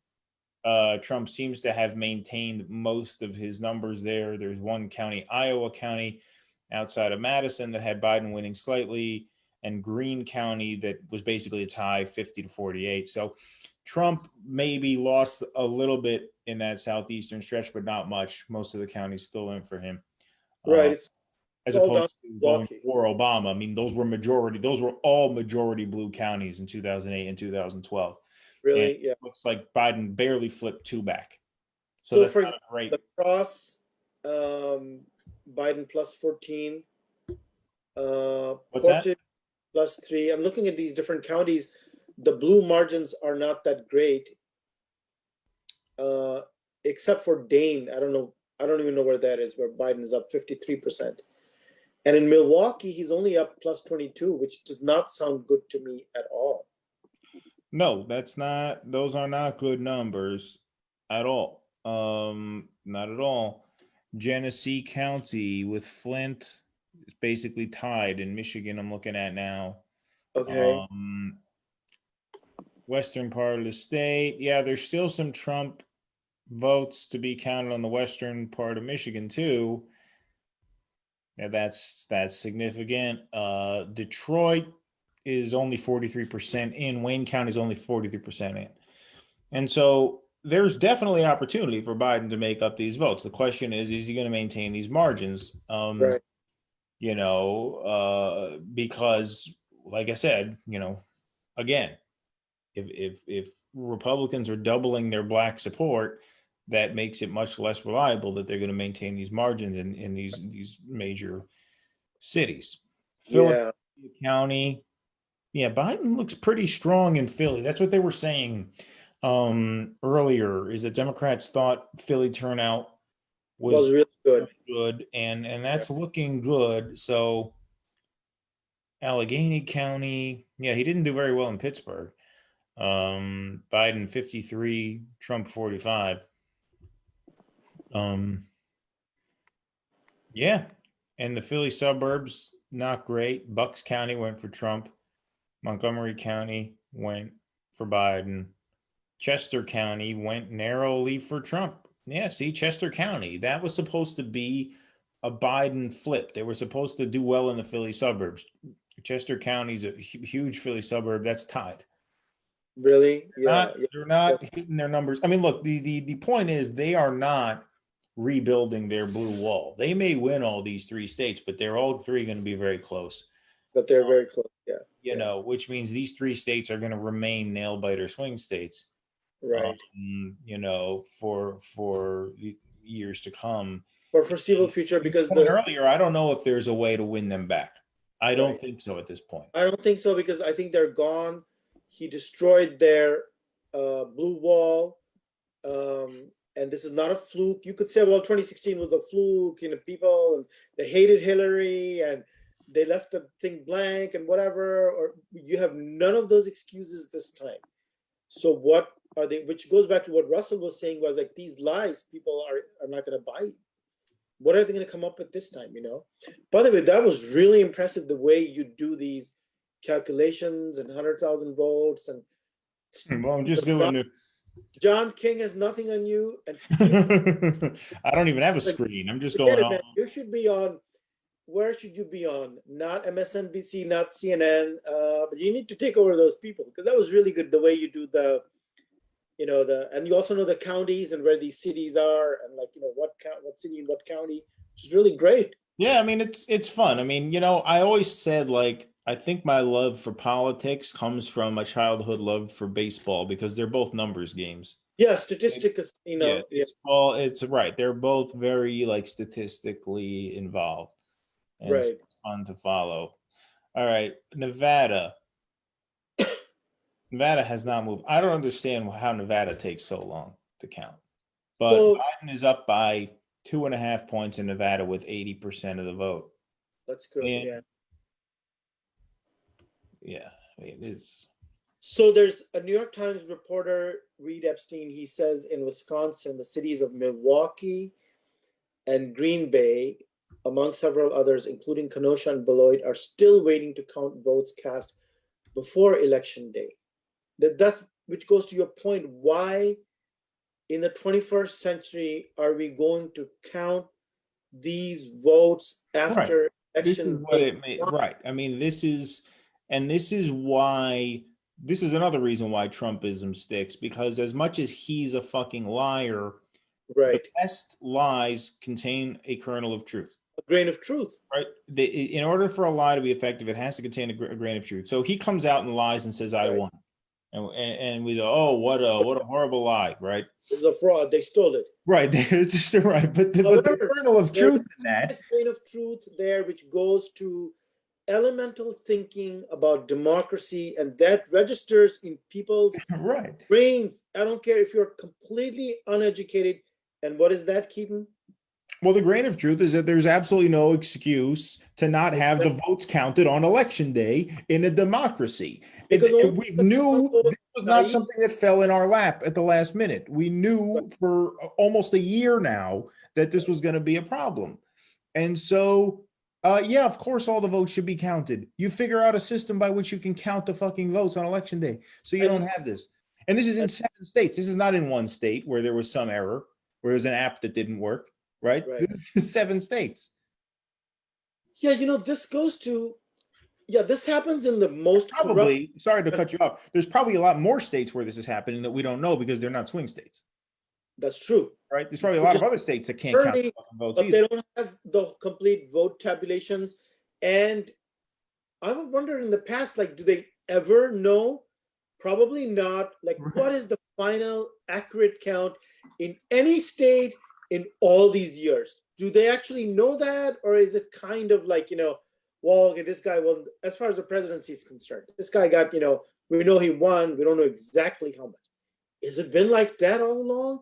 And it makes me think, judging by what's been happening in recent years, that they probably don't know. And given the amount of confusion and the ballots are thrown and all this, stuff that goes on, like, it's kind of like a rough estimate, which goes against, and it's a basic thing, because if you tell a person election is over, we're not going to roll the results for 3 days or a week or whatever, and a person goes, that doesn't sound right. That doesn't sound right. So that's the kernel of truth, which is actually true, that this should not be happening. But see, the liberals will say that it's Trump trying to steal it. They'll say that's the only thing. Right? No, it's all about Trump trying to steal it. And what they miss is that the reason he has this opportunity is because we can't get the votes counted. I don't understand why. Like, it didn't make sense to me. I heard that Pennsylvania was going to allow ballots that were postmarked on election day, or before election day, pardon me, to be counted after election day. 3 days after. In my head, I'm thinking, why wouldn't you just push the postmark date 3 days before, so that you have the votes on election day? Right. Still postmark it. Don't give them a deadline where, like, if you get screwed and a ballot gets lost in the mail, it doesn't count, right? We're not going to set like strict receive by dates, but you're obviously, but the postmark deadline should be, a few days earlier. And there are still ways to vote without exposing yourself to COVID if you want. Like, there are absentee ballot drop-offs at the polling locations where, you show up and you drop it off. But like, look, I don't think it's unreasonable to be like, listen, you have to, if you want to mail in your ballot, you have to do it 10 days before. If not, you have to go and either vote or drop off a ballot in an absentee ballot box, which is safe to wait online. It's in a separate part of it.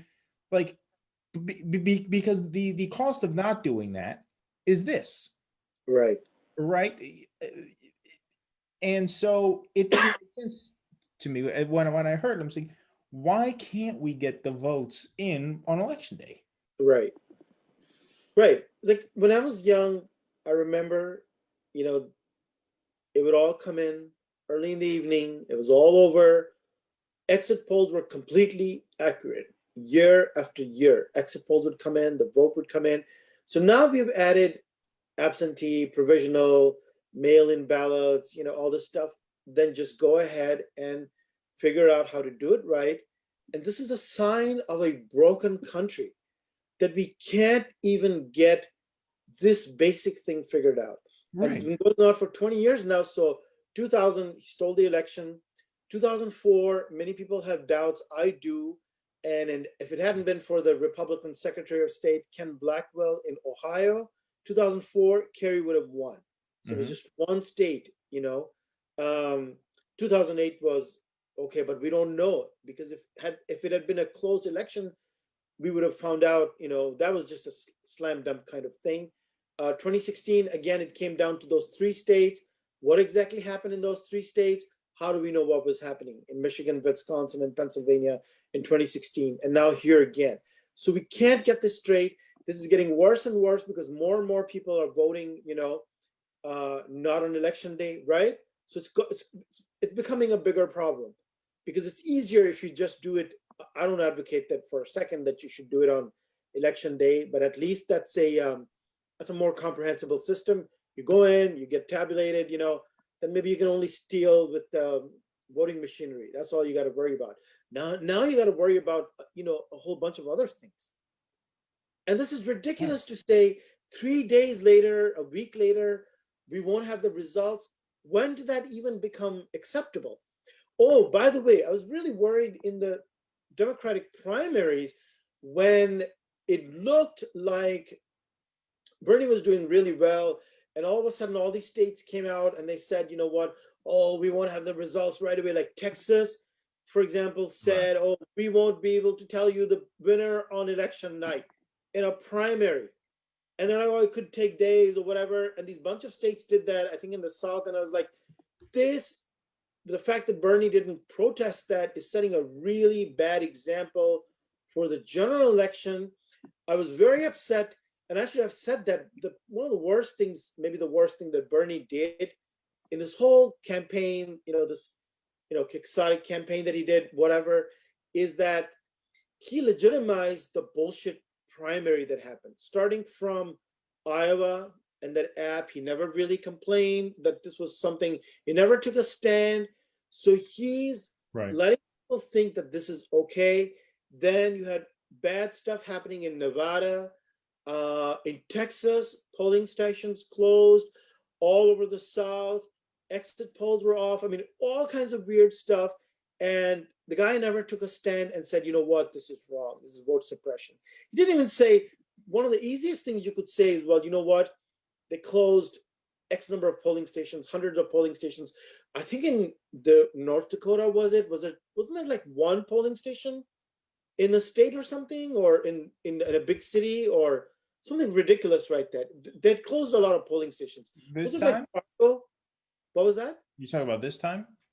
I'm talking about the 2020 Democratic primary. Okay, the 2020. Yeah, no, I don't remember that. I remember like that big city, there was like one polling station. Do you remember that? So, and I was thinking this is going to come back to haunt us in the general, because now you've let people think that this is acceptable. This kind of fucking chaos, polling stations closed, right, exactly. of the results. And Bernie, I don't care about the Medicare for all the 100 things you want.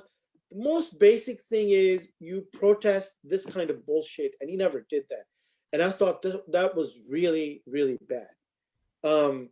Wisconsin, they had this bullshit primary that went on despite the pandemic, and people like me were screaming. We were saying, Bernie, call a halt to the primary in the middle of the pandemic, because you have stopped your voter turnout efforts, right? You can't go out anymore. Why don't you ask for a July date or something? One national day where all the states can have their primaries in a proper way. Meanwhile, let's figure this out. Let's not do a half primary, because that's going to be a really bad example for the general election. He never did that. He fully accepted the results of this extremely weird primary that took place in Wisconsin. And now that's one of the main states that's coming back to, because they did this really weird stuff, shit, where they went ahead with the primary despite the pandemic. And that was at the start of the pandemic when the chaos was at its peak. I mean, and that because there were no masks. There was no way to protect people gathering. Exactly. You were endangering your life, and people were really scared. I'm telling you, they were much more scared in March when the lockdown started than they are now. So that was Wisconsin. And he went ahead with it. He legitimized it. And as far as I remember, the Wisconsin thing didn't come in the same day, the result. Right. Yeah, that was I think a week or something like that. That was a while. I'm sure about that they waited. Was it a week? I think it was a long time. Right, it was a long time, and there were other states too where these results weren't coming in. So you draw a line from Iowa where they stopped the vote counting that night to the end of the fake primary, as I call it, where the results were coming in days and later, and that's just a really, really bad example. And you don't think Trump was watching all that? Right.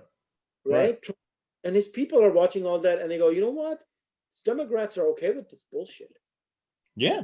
Well, look, here's something Reed Epstein just put on the New York Times feed.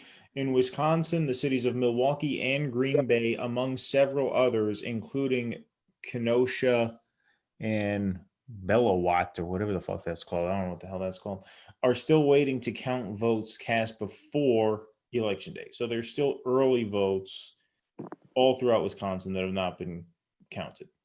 Right. Now that tends to Before favor Biden. However, look, I mean, once again, why, and this to me is an argument to have like a national standard for vote counting, because like, why was it the case that Florida could do this but Wisconsin could? But they can't, right? I mean, it's ridiculous. It's a national election. There should be one standard, and of course they should be able to count them. Because we have 50 states where different degrees of corruption go on, and this has to do with the South and our tradition of voter suppression, and we want to keep the room but open. Even Florida got this right. Right. Florida got that right. I mean, isn't that amazing? Yeah. Right. Even Florida figured out how to do that.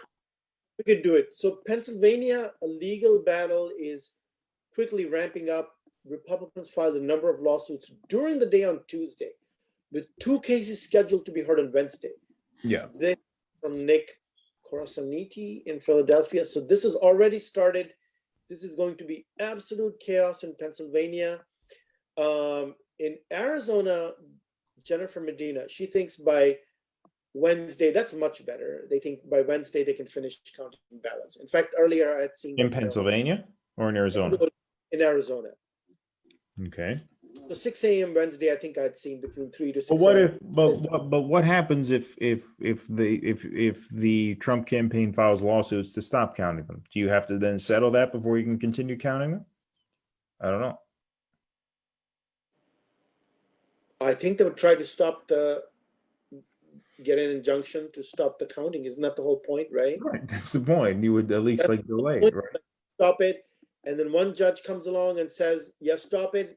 And then somebody else says a little above, no, continue. And then they go to the next stage and say, same thing had happened in Florida, right? So then it ends up at the Supreme Court.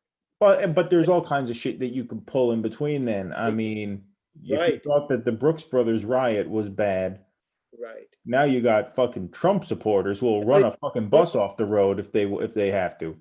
Right. You know what I mean? This is a million times worse. And I remember that a few days ago, the Supreme Court of the U.S. said that as far as the legal challenge in Pennsylvania, they were not passing, they weren't going to make a decision about that, but they would revisit Pennsylvania. That's the Supreme Court. Do you know about that, right? This ability to count 3 days after the election, I believe the Supreme Court has left that open, and they said they would revisit it because that was a 4-4 decision, and Amy, the apocalypse judge, wasn't, part of that thing, but now she's going to be. It's going to be, 5-4, 6-3, whatever. So they are going to revisit Pennsylvania. So I bet that's going to go to the Supreme Court. And you're right, the whole idea would be to stop the vote counting, because that's the deal, is to stop it and freeze it on election day, which we know favors Trump. He's ahead in all of these, right? On election night, he's ahead on. Yeah, he's ahead currently. Right. I mean, in Georgia, the longer you freeze the count, the longer you give them time to sort of propagandize about how they're winning. And how it's being stolen from them. Right. Right now, Trump is winning in Georgia, North Carolina, Pennsylvania, Michigan, and Wisconsin. There you go. You know, I mean, there you go. There you go. If you give Biden Arizona and Nevada, then that brings Biden up to 243 electoral votes. Not even close to what you would need. You would still need 2 out of 3 of those upper Midwestern states Right. if you lose North Carolina and Georgia. Now, if he wins North Carolina and Georgia, that's different. But at this point, I think it's too late because you don't have a result now. It's 4 o'clock in the fucking morning. I mean, we're here talking about tomorrow. It's really today. I mean, we've been up all night. Right. And in a It's already couple of hours, Wednesday. people are going to wake up and they're going to say, well, you know what? Trump is ahead in Michigan. By the way, that's 6% up with 74% counted. Pennsylvania is a really big lead, which I imagine means that Philadelphia has not been counted. And Yeah, why was Philadelphia is only half in. okay, so that's going to be huge. Arizona, Nevada, Biden is up. Nevada up by 2 points with 79%. That is not good. Biden should be up a lot more in Nevada. Yeah, no, he should be for sure. Right. But again, Arizona, he's up 5% with 82. I think he's going to win Arizona, right? That looks like it. yeah, Arizona looks like he's going to win. A couple of outlets, I think, have already called that for him. Yeah, Arizona, Nevada, he's going to win. He's going to win Georgia because I have tremendous faith in the needle. That's all I got to look forward to. Right. And oh, look, I mean, if he right now, it looks to me like he'll win. I mean, I think he's the favorite to win all 3 of those upper Midwestern states. in reality, I mean, I think it's going to be close in all 3, but I think he's the favorite to win all 3. And if we're going to trust the needle, then he's the favorite to win Georgia. So if we just do that, I'll put those in here. I mean, that's a pretty convincing electoral college victory. Not a blowout, not a slant, not by any stretch a landslide, but it's solid. I mean, that probably gets you over 300 electoral votes. really? With Let's see. If he wins all 3 upper Midwestern states plus Georgia, then I think so. Okay, here we go. no, but if you do Georgia, Arizona, Nevada, and just those Georgia, three, Arizona, Nevada, he's at plus the 220. 3 upper Midwestern states. Okay, so that would get him to 297. So not quite 300. Okay, so actually, I guess I could do that too. Georgia. Oh, no. It would be 300 because I had Wisconsin red here. So that would be 307 to 231. It would be actually almost the exact same count that Hillary won by. Right. Trump won with 306 to 232 against Hillary because, well, Arizona is really big because now you can see on the map for the first time, it's all connected. Colorado, New Mexico, Arizona, California, Nevada. That's like that whole chunk. I mean, that's these states that are next to each other. Just Utah in the middle, but they've got the whole. I mean, that's a big the Mormon and right. Yeah. So yeah, no, I mean that's I mean, and during the Bush years, though that was all red. Bush even won New Mexico in 2004. Right. Didn't he also win Colorado? Yeah, he won Colorado and Nevada twice. And Nevada and New Mexico was a swing state, and it's no longer. Right. Nobody even talks about New Mexico and Colorado. They used to be swing states in the 2000s. So Right. that's a change. Arizona, Nevada. Arizona is a pretty big. That's a big deal. And Georgia. Oh, yeah. Look, I mean, the Democrats have no doubt expanded the map. Virginia, Arizona, Nevada, Colorado, New Mexico. Yes, that's a Virginia huge. now solid, deep state, CIA, bourgeois. Right, Virginia, right. But the Republicans have offset that by really giving them a run for their money in that Rust Belt, which used to be the blue wall. And Florida just seems like there's no way the Democrats get that, right? When was the last time they got that? It's done. Start wording our arguments about how we're not to blame. What do you mean it's done? Wait, you think Trump's going to win, Michael? He's responding to our commenter. He said it's done. I mean, look, this is it's the worst possible outcome in so many ways, because now if the court overturns Obamacare, what are they going to do? They don't have the Senate. Even if Biden wins, what are they going to do to replace that if they don't have the Senate? Right. Well, I was thinking, this is interesting. I was talking about a paralyzed Biden presidency, even if he had the Senate, because apparently the Democrats can't get anything done, even with 50, senators. They need 60, and they need veto proof and filibuster, and and the Republicans can get everything done with 50. And there's always, it seems like the bar keeps moving up. Once they get 50, then the Democrats tell us, well, we got these 3 asshole Democrats. Right. Then they got it right. And then if you get 55, they go, well, now we got 7 asshole Democrats, and the one in Nebraska or Alabama or whatever, you know what I mean, right? Right. Or he's not letting us getting anything done. The Republicans have 50 in lock, stock, and barrel, and they're just, unified completely. All right. Yeah, exactly. So, but with the Democrats, you get 50, and that's not enough. You get 52, that's not enough. You need to be up at 60, and I don't know, maybe they can still come up with an excuse. So even with 50, I didn't think. Well, even at 60, Obamacare was held up by the Blue Dog Democrats. Right, exactly. To be filibustered. So this is not. It's not like Obama will be a strong man and say, "Oh, Ben Nighthorse Campbell, that was Clinton's time. Ben Sasse, whatever. Like, you're fucked. I'm primarying you. You are fucked. You are over. I'm going to kill you politically." Which is what Trump does, right? He doesn't have to say that at this point, but he had to 4 years ago.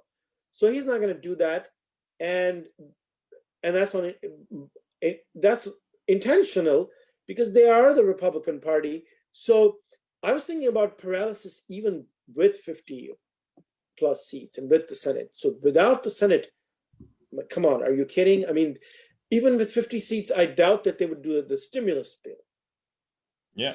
Well, maybe part of people's calculation is give Trump everything, give him the Senate, he's got the Supreme Court, give him everything, and let's not have this divided government. He'll give us the stimulus. Let's make it easy for him now.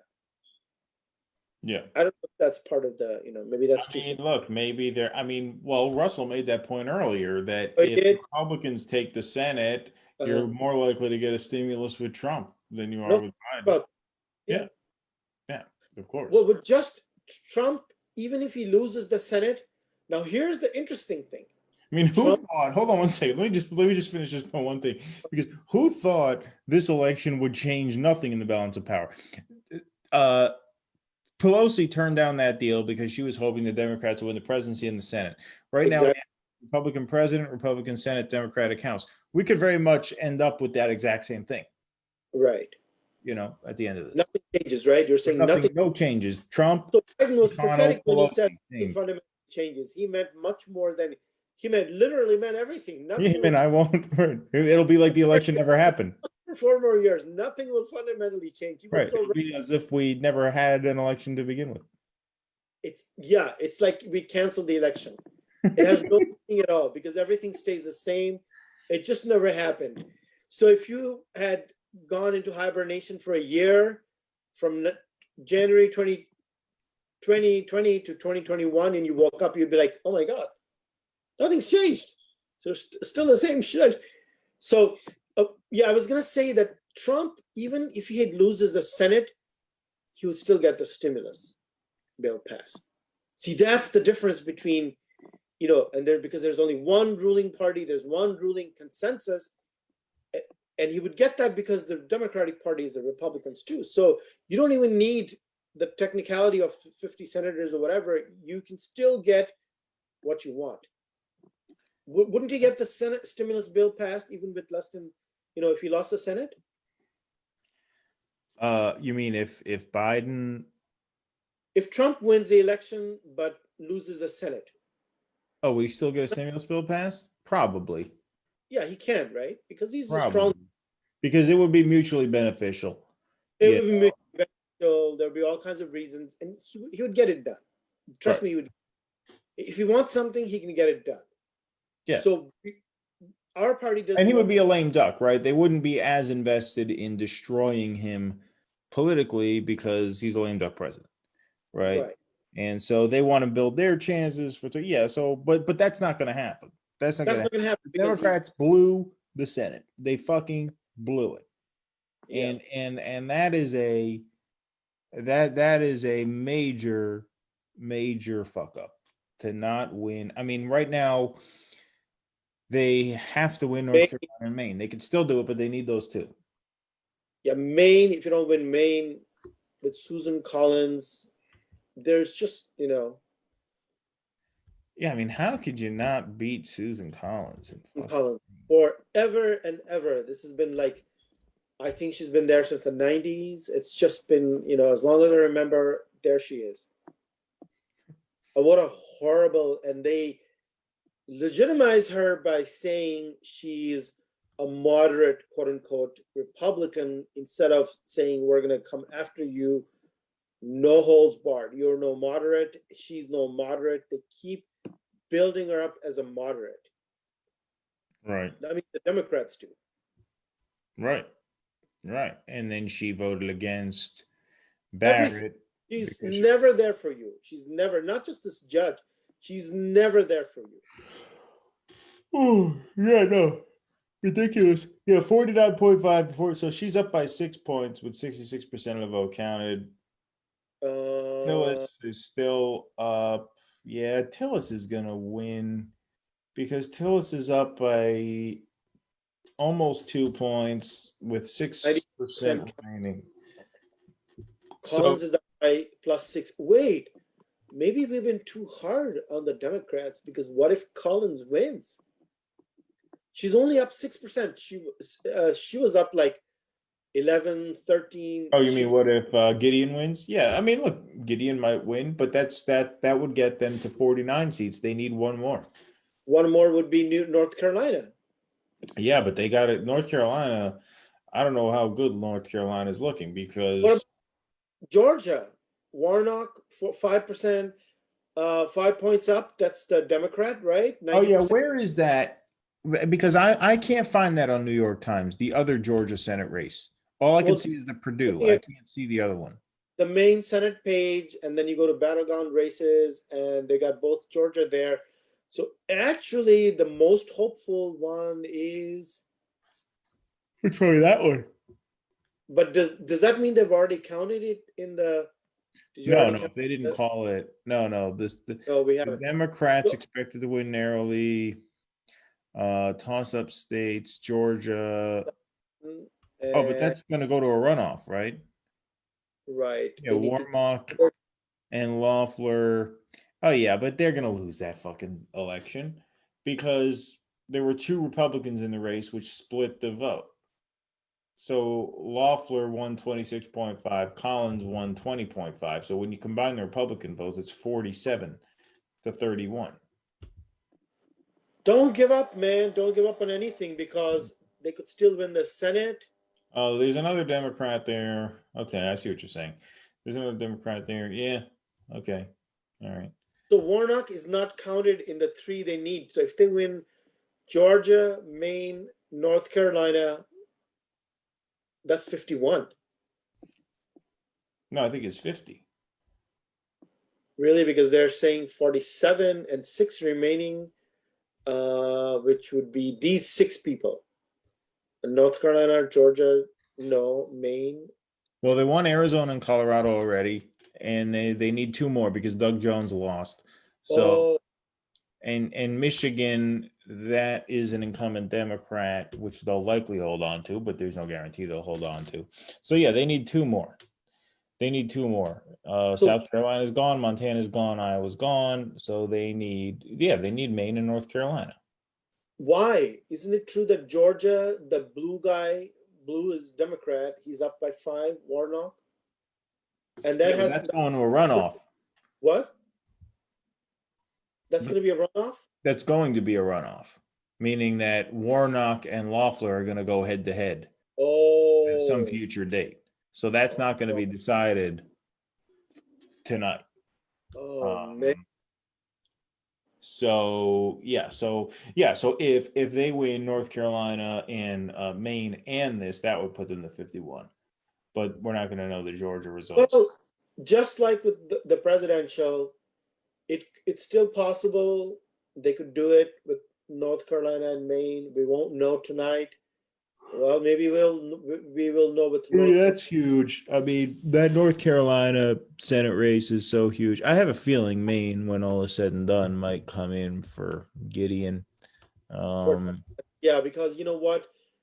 I mean, that's a good state, and it's just she's been doing this bullshit with her moderate for so long, and she never comes through. And that's her whole rationale. She's like, well, I'm a moderate, I'm think independently, but she never does. So maybe that finally, it's not selling anymore, especially if it's the judge, right?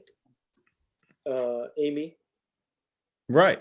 Well, but she voted against Amy Coney Barrett. She did? Yeah. Oh. Well, that's why, because she knew she voted for Kavanaugh and that she was going to piss off the moderates if she voted for another one. I didn't know that. Yeah. I didn't. Oh, so that could save her. Yeah, but that seems like a pretty transparently desperate move on her part. Yeah, it is, because she's like, you know what? This is my political career. I think, Mr. Trump, can I please vote against her? And he's like, I don't need to vote anyway. You can. Quit running. You have Molotovs over here. Yeah, I know. Right. And he's like, at least you're not John McCain with his thumbs down. Right. That's all he knows. I think Trump traumatized bad, like, because he saved the ACA. He went to the Senate and he was like, he just did it. And Trump went, oh my God. It's a terrible thing he did with the thumbs down. I will call him a loser until he dies. And even after he dies, 5 years after he dies, the loser, prisoner of war, because look what he just did. That was a big moment. That was a really big moment. And Trump never got over that, because he doesn't forget. He doesn't forget and forgive. He will, he'll get back at you. He'll take revenge. So look, this is like, the Senate is up in the air. Pennsylvania, Wisconsin, and Michigan are going to be bad, especially Pennsylvania, Wisconsin. It's fucked, man. The whole thing is fucked. They needed to put them away. They needed to put them away early with a win in Florida.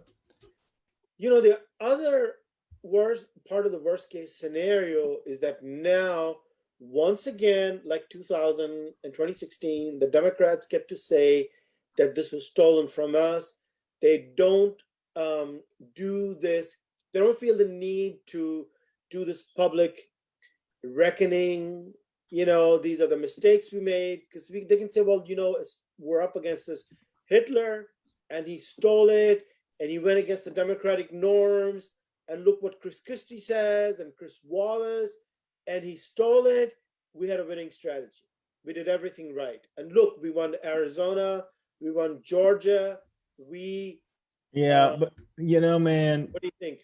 I don't think so. I mean, I think Russell was on to something and thinking that won't sell, because even in my scroll here, on all my Democrat friends here, like, you're not seeing the kind of righteous anger towards Trump that you would expect in this situation. What you're seeing is despair. You're just seeing kind of disengagement. You're seeing nerves. You're seeing, I think, a political coalition that knows they fucked up and that the party failed them. There's not a sense of righteousness here. There's not even an anger here. I'm not really seeing anything. I'm just seeing despair. And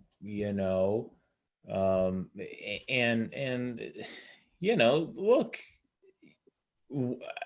you push things to a point where what else do you expect people to feel? I mean, this could have been avoided by just creating some system by which the votes could be counted on election day. There's no reason why we should have to wait 2 or 3 days to get more vote count. And if you had that, you'd have a winner. You'd have a winner by now. You know, to come out of this where Donald Trump goes up there at 2:30 in the morning and starts talking about how we're doing very well in Arizona, we're doing very well in Pennsylvania, we're doing very well in Wisconsin, we were winning, now all of a sudden they're stopping the All of a sudden they stopped it. Yeah. right. Right. I mean the I general think not backing every Trump though, what's stopping a coup? Look, right. I'm not into like the sensationalistic, like, oh, you know, he's going to barricade himself in the White House and need the military to protect him. He doesn't need to do that. There are bureaucratic mechanisms by which Sure. he can get this done. You know, he has a And he knows that. Supreme Court majority. Right. You know, he's got the tools at his disposal to basically invalidate this. And what I'm saying is that there were ways to preempt this that were Right. obviously not explored. Right. He's been prepared for this strategy of stopping the vote count on election day when he knew he would have an advantage for months and months. And just like this hollow party, this hollow campaign, didn't go out, didn't campaign, no JOTV, right? We heard in the last few days that Trump has got his lawyers and this side working on him, but we are prepared and we're not going to let him steal the election. And we're going to find out that, yeah, they're going to let him. It's going to happen again because they're not. I mean, that was another piece of bullshit where, you know, the Ivy League, all the legal firepower, these are all liberals and Democrats.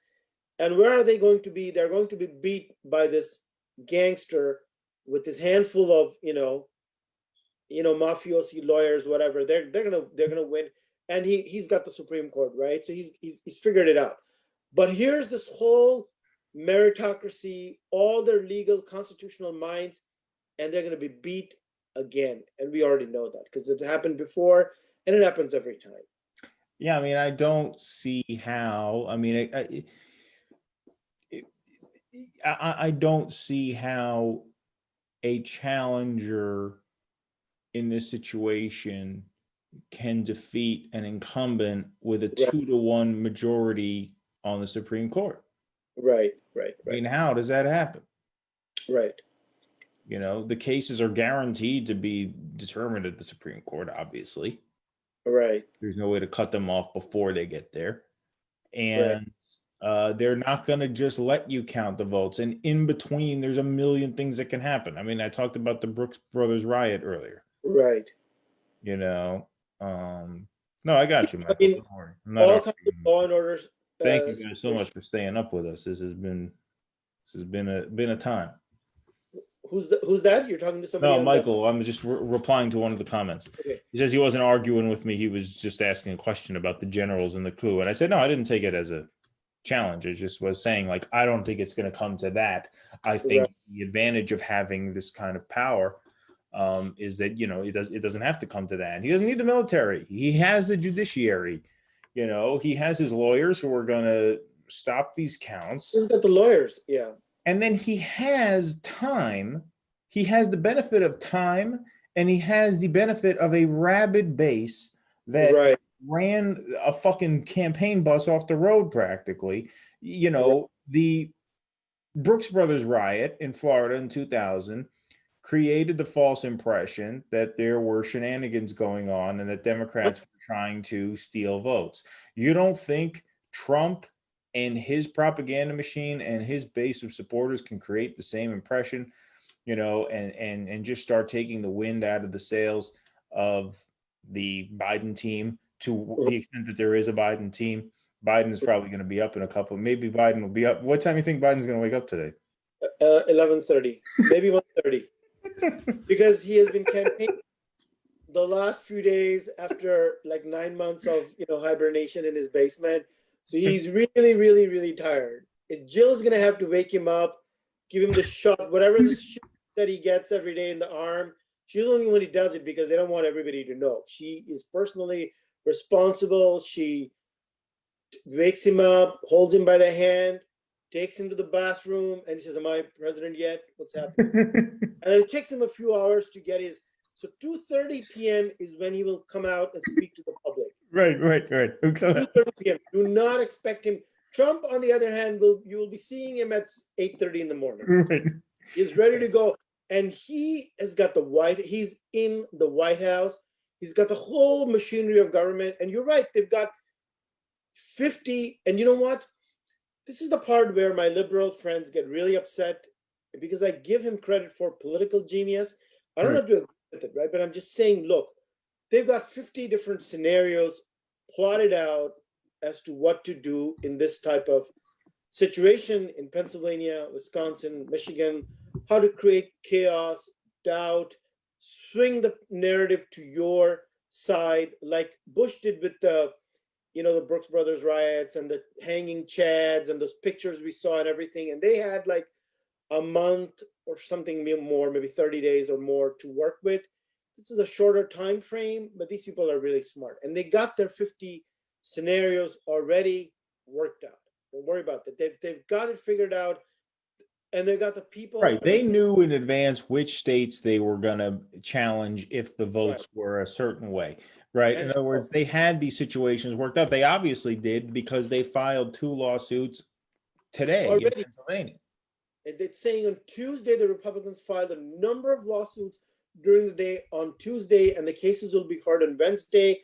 Supreme Court has already told us that Pennsylvania is open. They'll revisit it. And isn't that amazing? Because God, what can you say about these so-called justices?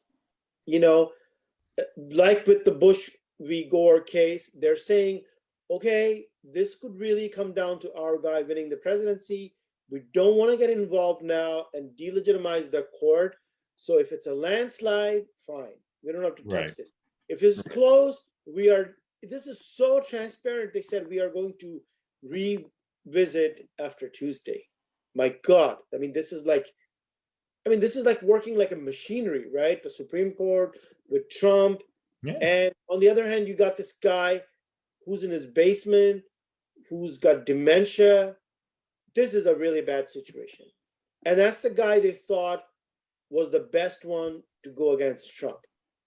Not Castro, not Yang, not even Cory Booker. We all got our problems with these people, but not even Cory Booker, not even any of these people who can make a presentable case and come out in public and speak and say, look, you know what, this is happening. They got Biden. How is he going to speak to this situation? I have no idea how he fights this. Yeah, I don't know how he fights it either. I don't see. I think that's right. He's not up for this. And the fact is, there's just too many fronts to have to fight this on. Too many variables. This goes back to Russell's point. I wish he'd been around still because everything he's going to be up in a half hour. So that's true. It's going to be his bedtime. He's going to be up around the same time as Trump. Yeah. It'd be funny if he wakes up in 20 minutes and realizes we're still on. He'll be up at 4:00 tweeting his personal physician, like, am I ready to go? And his first words out of his mouth are going to be, let's fuck with these guys. Let's do it today. Right. Yeah, by 5 p.m. it should be over. All his guys are there, and he's already got his text and everything to Rudy, whoever's taking care of this. He's got his people. But everything that Russell said this evening in terms of his skepticism about the outcome, about the narrative not selling, and especially his point about Biden not being up to it, that's coming more true, because if Biden had won big, or even just one, okay, you have less of a need to be a fighter for Biden and for him to be exposed. But now, in this situation where you are one-on-one in this gangster fight, right, this knife fight, on the one hand, you got Trump, who beat the virus. I don't know how he did it, man, with his, I should have taken the steroid or some drugs, but I'm fucked up after 6 months. I cannot believe that a person can have a moderate case, even forget severe, and be up and about. I don't know how he did that. So that's amazing. And he's going against Joe Biden. How does this even work out? No. And his lieutenant is Pence, tough as nails. and then you got Kamala Harris, the psychotic, laugher. How is this thing going to work out? I don't know. Yeah, no, it doesn't, it's not good. I mean, this is why, and who knows? I mean, if this is why there was all this narrative building around a Biden landslide, were they just trying to will it to happen? You know what I mean? Because they knew that's what it would take. That's what it would, right. Now, know, let me remind you and something. maybe that's why Obama went to Georgia. That maybe that's why they've been campaigning in these states that, Obama went to Florida, because they know it's not enough to just reclaim the Rust Belt. They needed a landslide. They needed to close the door in Trump's face by 11 o'clock last night. And right. And now what's the phrase? The horse is out of the barn or whatever. The train is out of the station. Yeah, right. You mean these 3 states, the Midwestern states? That's what you mean? What I mean by like the horse is out of the barn, meaning like the election's already gotten away from them, right? Right. It's already gotten past the point where you can win it by simply getting enough votes in enough places. Now you have to have the better lawyer, right? Now it's a subjective, postmodern, just like 2000. Right. Whoever's in control of the narrative, these guys have shown zero skill in pushing forth a narrative that makes any sense to a thinking person. They completely failed in their propaganda effort. They failed with the COVID narrative, despite the reality on the ground with 230,000 people dead. This stupid person running the show, and he's messed up COVID. But the Democrats' narrative on COVID failed tonight, because if that had worked, they would have won all these states. They would have won in a landslide. They would have won Michigan, etc.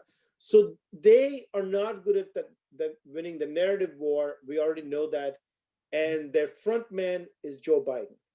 Yeah, I mean, it is completely incredible when you take a step back that COVID was not a bigger issue to voters. I mean, I think that's shocking, and that was their whole bet. They thought.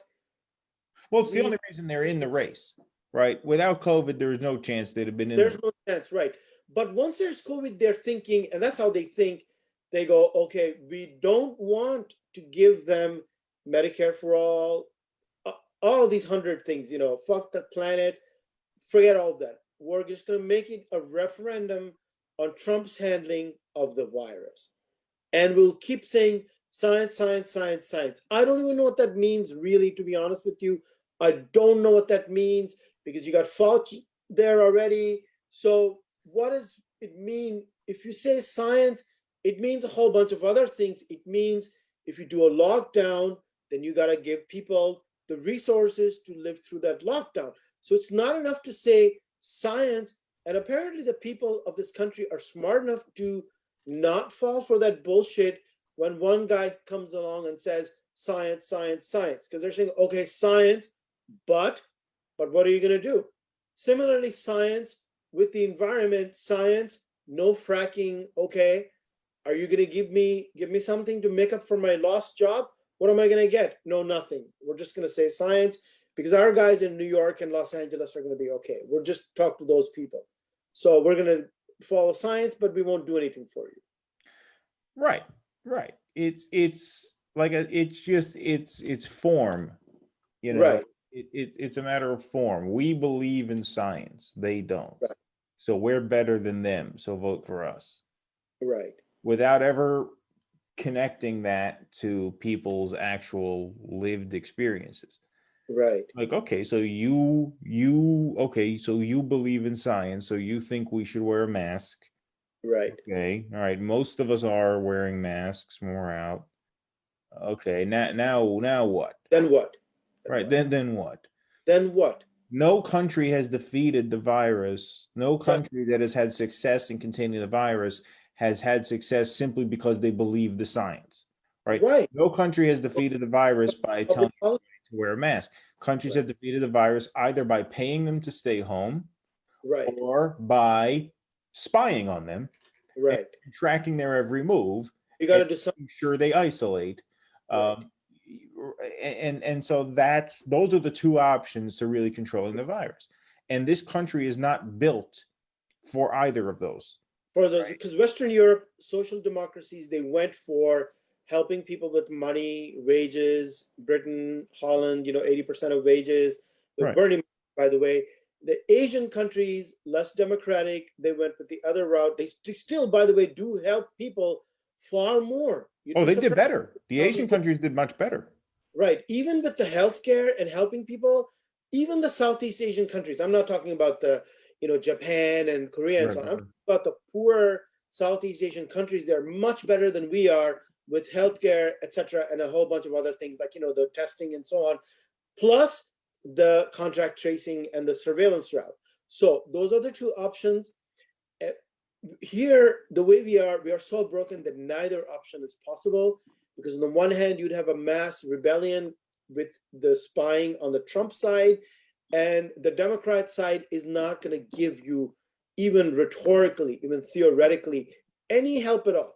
No, whatever help they give you, you're going to have to fill out about 400 pages worth of paperwork and show your tax returns and show you don't make above this amount of money. Neoliberal bullshit to get, did he even say, yeah, it's going to be free vaccine to everybody? Have they even said that?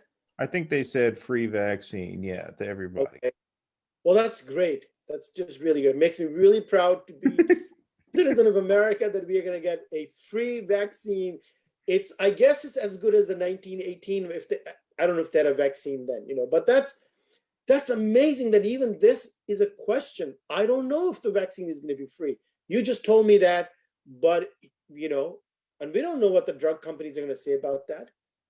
Are they really? You don't know what the vaccine, right? And you don't know if it's a Trump second term. You don't know what deal is going to be made. They might not give it free. You don't know the deal, because ultimately it's these pharmaceutical companies that have the final say, not public servants, right? They will have the final say on, the vaccine. And Trump is not going to be under any pressure to play hardball with them because he's a lame duck president. Right. He doesn't have to worry about being reelected. I mean, Right. This was the chance, the chance to beat Trump. I mean, if this is not the most winnable election there is.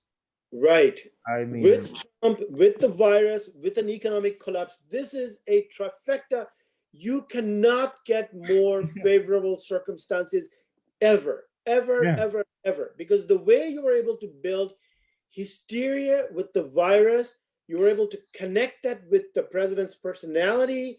Then you had the economic collapse. You will never get this circumstance again. And if you cannot beat a guy who's as openly abrasive as Trump in these circumstances, you're finished. Now, they're not going to admit this, right? But that's the reality. And one other thing I want to say is, going back to Bernie, and I've been thinking about that for months and months now, and I knew this was going to be a problem. So you said that they keep saying landslide, landslide, landslide. Almost, I think it's a way to make it self-fulfilling. It's a fantasy, but there's more. There's a more sinister aspect to it, and that is, where else have we heard? Where else did we hear in this year? We've got to win in a landslide so they can't steal it from us. Right. Where did you hear that? Well, that was, a lot of people have said that. No, not in the general election, not this. Where else did you hear that first this year? We have to win it in a landslide. That's why we have to win it in a landslide. Then they won't be able to steal it from us. Where did you hear that? Well, I believe Michael Moore said that. No, not general. I know. I'm not catching your question. What's that? That was Bernie. Bernie's people were saying we have to win. You remember that? Right. Okay, so I noticed that at the time, and they said, well, that's why we have to. And whenever somebody would say, well, look what happened in Iowa. Look what they're doing in Nevada. They're closed the polling stations in Texas. This is ridiculous. Obama's making the calls. Oh my God.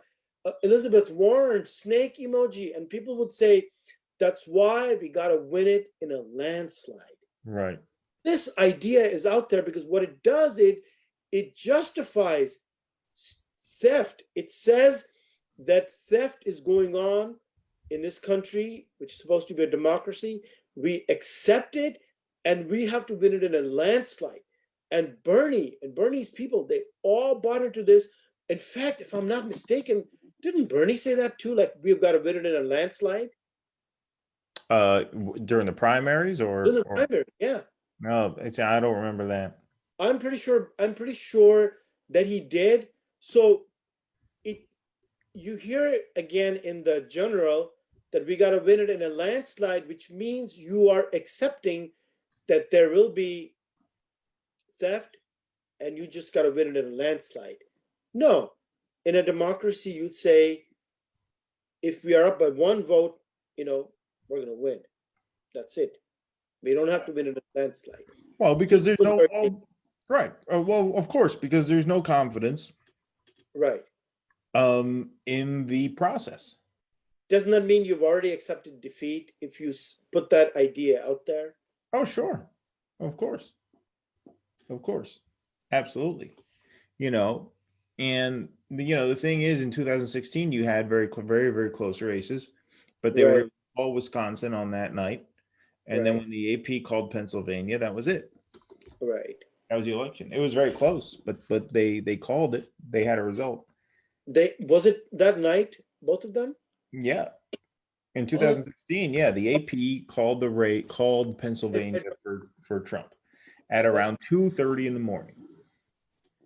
So was it because there wasn't so many, these mail-in ballots and so on? Is that the whole thing difference now? Yeah, the difference now is the mail-in ballots, and that for some reason they weren't allowed to start counting them until after the same day ballots were counted. I mean, it's just insane. That's just asking for trouble, and we've got it.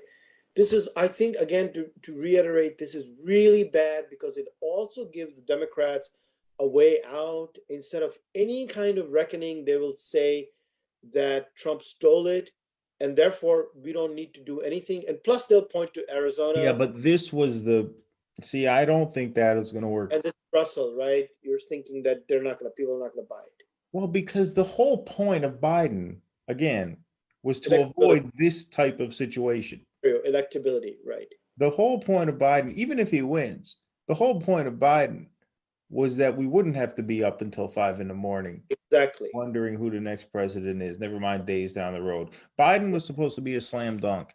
Biden was supposed to be able to deliver Florida and North Carolina and Ohio and Arizona and Nevada, right, in the upper Midwest. And right, yeah, I said that first. That was the first Florida, most important of all, because they thought, Bernie, Cubans, socialists, that was the big thing, right?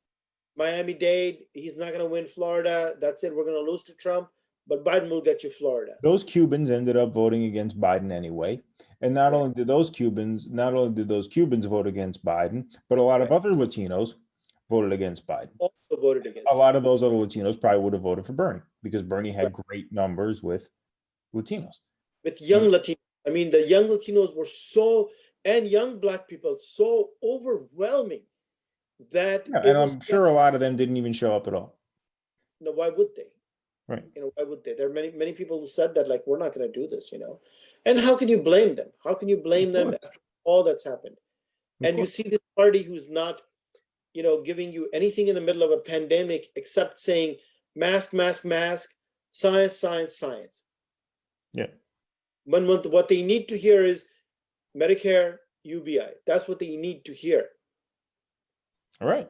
Yep. And you explicitly run your whole campaign on not doing any of those things. You say we are going to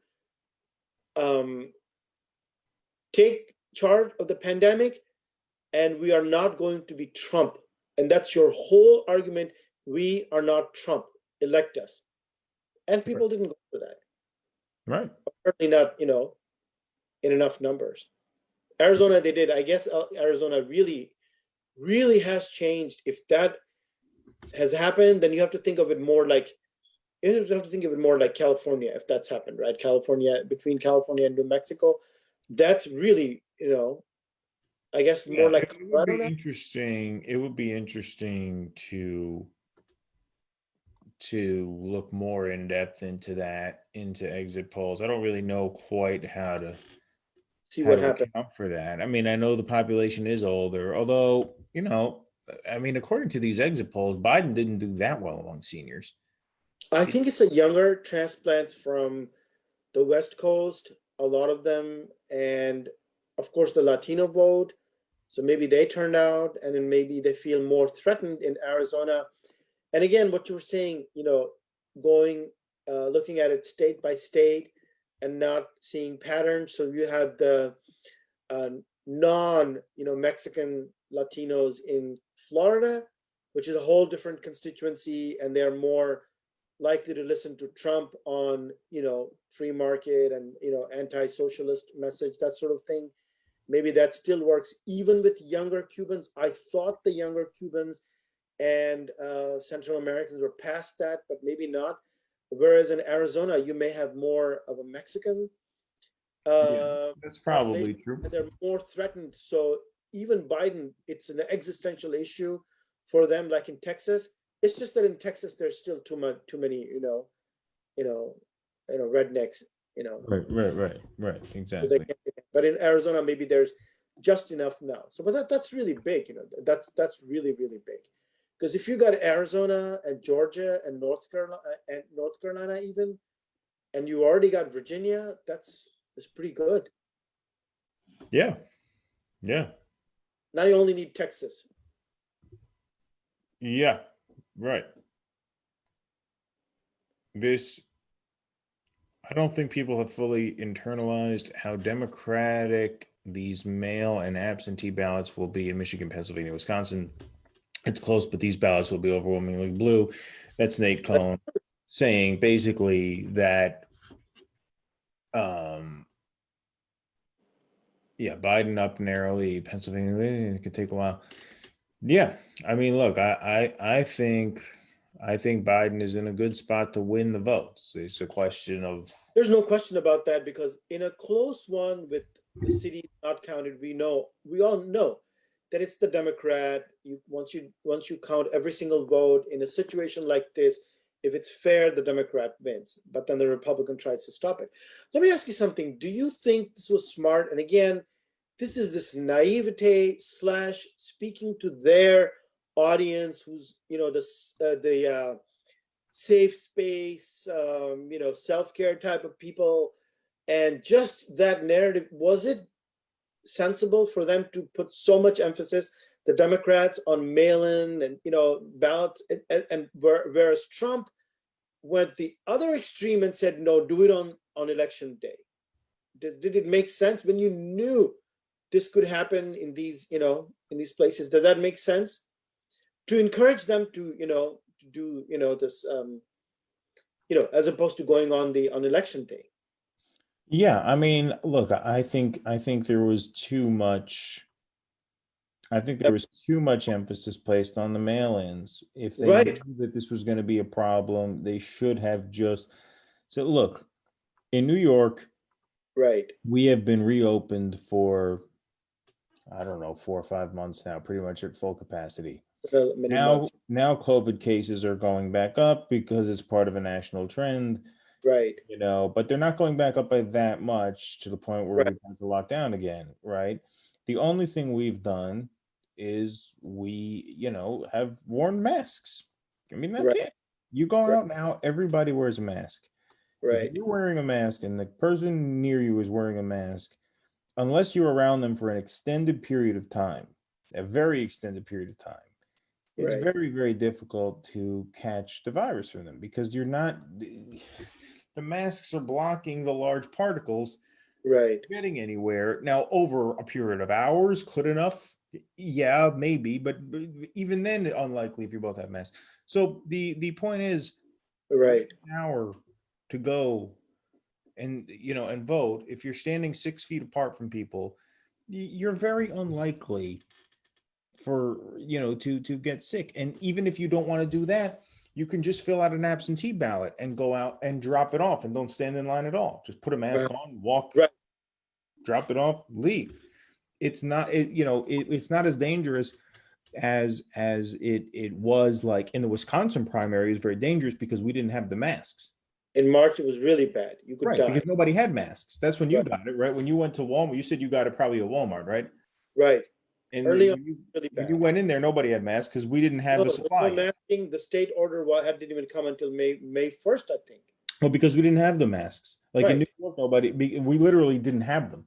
We didn't even have them, right? Right. We couldn't get them. And so, you know, but once you have that in, then, you know, at that point, it's safer to just Right. go in person or drop an absentee off, or, you know, or the states have to get it together to allow counting on election day. Right. You know, yeah.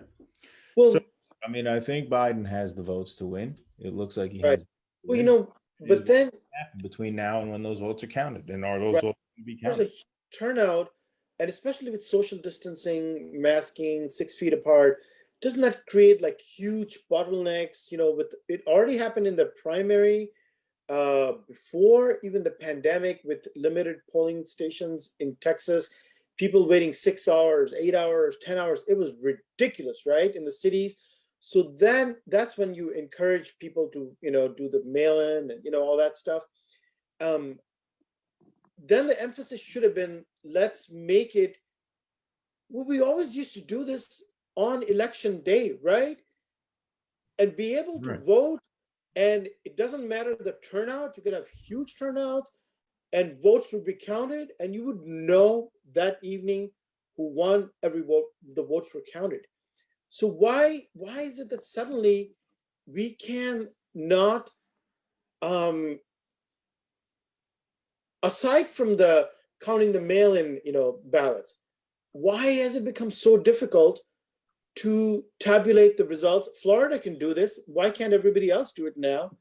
And why aren't there enough polling stations, lines? I mean, what's going on? Well, Michael says, I disagree with you on the mail-in. Oregon has worked almost perfectly fine on mail-ins for almost 20 years. I took mine, an elderly mom's in at almost no wait time.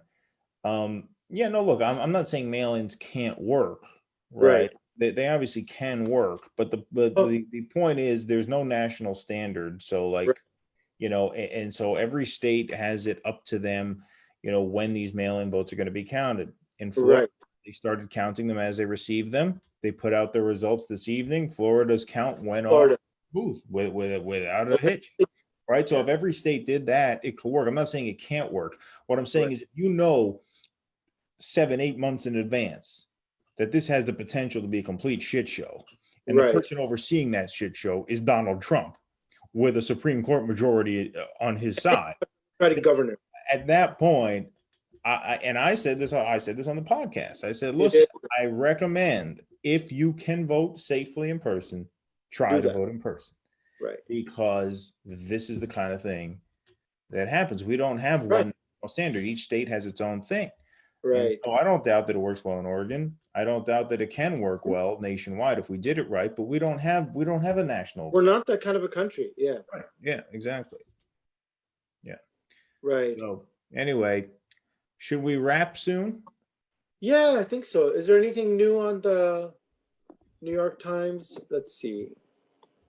Nate Kahn is saying, I think you were saying that, I think maybe Michael was saying this idea. I don't think people have fully internalized how democratic these mail and absentee ballots will be. Right. What he's saying is the red mirage theory. He's saying that there is. Oh, well, somebody just said that Biden took the lead in Wisconsin. Let's see if that is true. Really? Yeah, let's see. And he's saying this is vaguely reminiscent of 11 p.m. in 2016, but in reverse and in slow motion. Biden's the narrow favorite in Pennsylvania, Wisconsin. This is Nate Cohn 13 minutes ago. Michigan. Well, Arizona, Nevada, Georgia, we already know those three. CNN just has Biden taking the lead. Oh, really? Wisconsin. Well, let's look at it one last time. Sure, yeah. Yeah, so Wisconsin, let's look at Wisconsin. 89% and Biden has taken the lead. So this is Milwaukee coming to his rescue. Yes, And we Milwaukee did is hear- now 90% in. Okay, so this is great. Looks like Biden wins Wisconsin. Does that with Georgia, Arizona, Nevada, plus Wisconsin give him the presidency? Because the thing is, I read earlier in the evening, Wisconsin is going to be better than Pennsylvania because I think I read something like between 3 to 6 a.m. this morning, they'll all be counted. Oh, So okay. that's really good because that sets this narrative. Well, then we're an hour away. Yeah. Right. Then that sets By the that. time Right. people Exactly. wake up in the morning, if they see Wisconsin plus these three, what happens if you do this? The Arizona, Well, they got to get here. Let me see. No, you're right. Arizona, Georgia, and Nevada, and give it to him. The poor demented guy, give it to him. All right, here we go. Insular reactive electoral map. So when he wakes up at 11:30, after all the rest of us have woken up, the whole country, he'll be the last person to wake up, our savior. Okay, so where are we at now? So we have to take, oh, sorry, I have to get this in the shape that it's in. So Wisconsin, Michigan, Pennsylvania, those are off the board. North Carolina is off the board. Georgia is off the board. We're just going to give Arizona to Biden because a couple outlets have called it. Right, Arizona, Nevada, Georgia. Well, are we going to give him Georgia? Yeah, So, give him Georgia because I don't think it's going to be really hard without Georgia. What about well, if Biden takes the lead, so right now I have everything but Wisconsin, Michigan, Pennsylvania, North Carolina, and Georgia called. So if Biden at 245 now, so if Biden wins Wisconsin, that puts him up to 255. At that point, Georgia, at that point, any other state would win it for him. Okay. So if Biden wins Wisconsin, Uh-huh. that means that he only needs one of either Michigan, Pennsylvania, North Carolina, or Georgia in order to win. Oh, really? Yeah. Okay, what if you do? Now, North Carolina looks like it's for Trump. Because the Times has that. North Like Carolina has not been called, right? They still haven't called it. No, but No, the Times very is like close. 80+%. No, it says now 95%. This is updated. Okay. Well, even that is, a couple hours ago. 95. I think that's where they're going to stop tonight. Yeah, that's where they'll stop. %, and Trump ahead a little bit. So then Trump. So then if this is the case, then yeah, the calculus remains exactly the same. So if he gets Georgia, then he only needs one of those three upper Midwest states. If he doesn't get Georgia, he needs 2 out of 3. That's how. So if he gets Georgia, Arizona, Nevada, and you give North Carolina to Trump, then Biden needs just one of those 3 Midwestern states. Right, exactly. So if he gets Georgia, Arizona, and Nevada, then Wisconsin would put him at 271. They're top, right? And then Pennsylvania, Michigan becomes moot. It doesn't matter. Right. And that would be one of the closest electoral counts possible. In fact, it would be the closest electoral count possible. Right, because probably Pennsylvania, maybe Trump gets one and Biden gets another one. They split that, so it's going to be really that would be 271 to 267. So right, and be really close. The only thing closer than that is if Trump won that Nebraska district, in which case it would be 270 to 268. But Biden's already won that Nebraska district in Omaha. So look, Biden definitely has the upper hand in terms of the votes. There's no doubt about that. There's no question about that, and even perhaps strategically, because here's an update in Madison, Wisconsin. After the city of Milwaukee, which is what we were thinking, reported its 169,000 absentee and early votes. So Joe Biden pulled to a narrow lead in Wisconsin. That's great. Green Bay's early votes remain outstanding.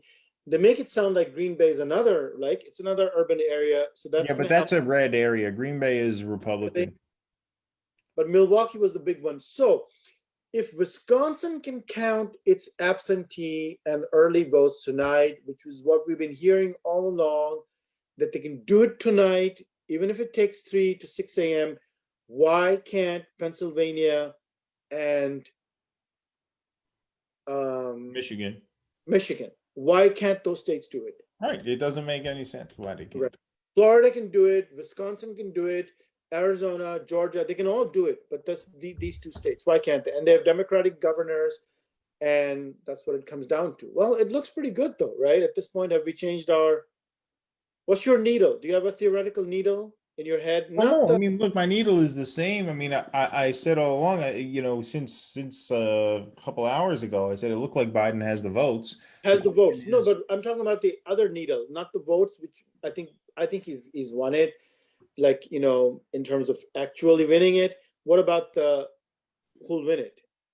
We have two different narratives in this country now. The guy who actually wins the Wins, vote, the guy right, who's declared the and the winner, guy who's allowed to take office. who's allowed to take. So the question is now, like Zaire, this is Zaire now. It helps to think of America as Zaire. You can make decisions better. Exactly. Who's going to be allowed to?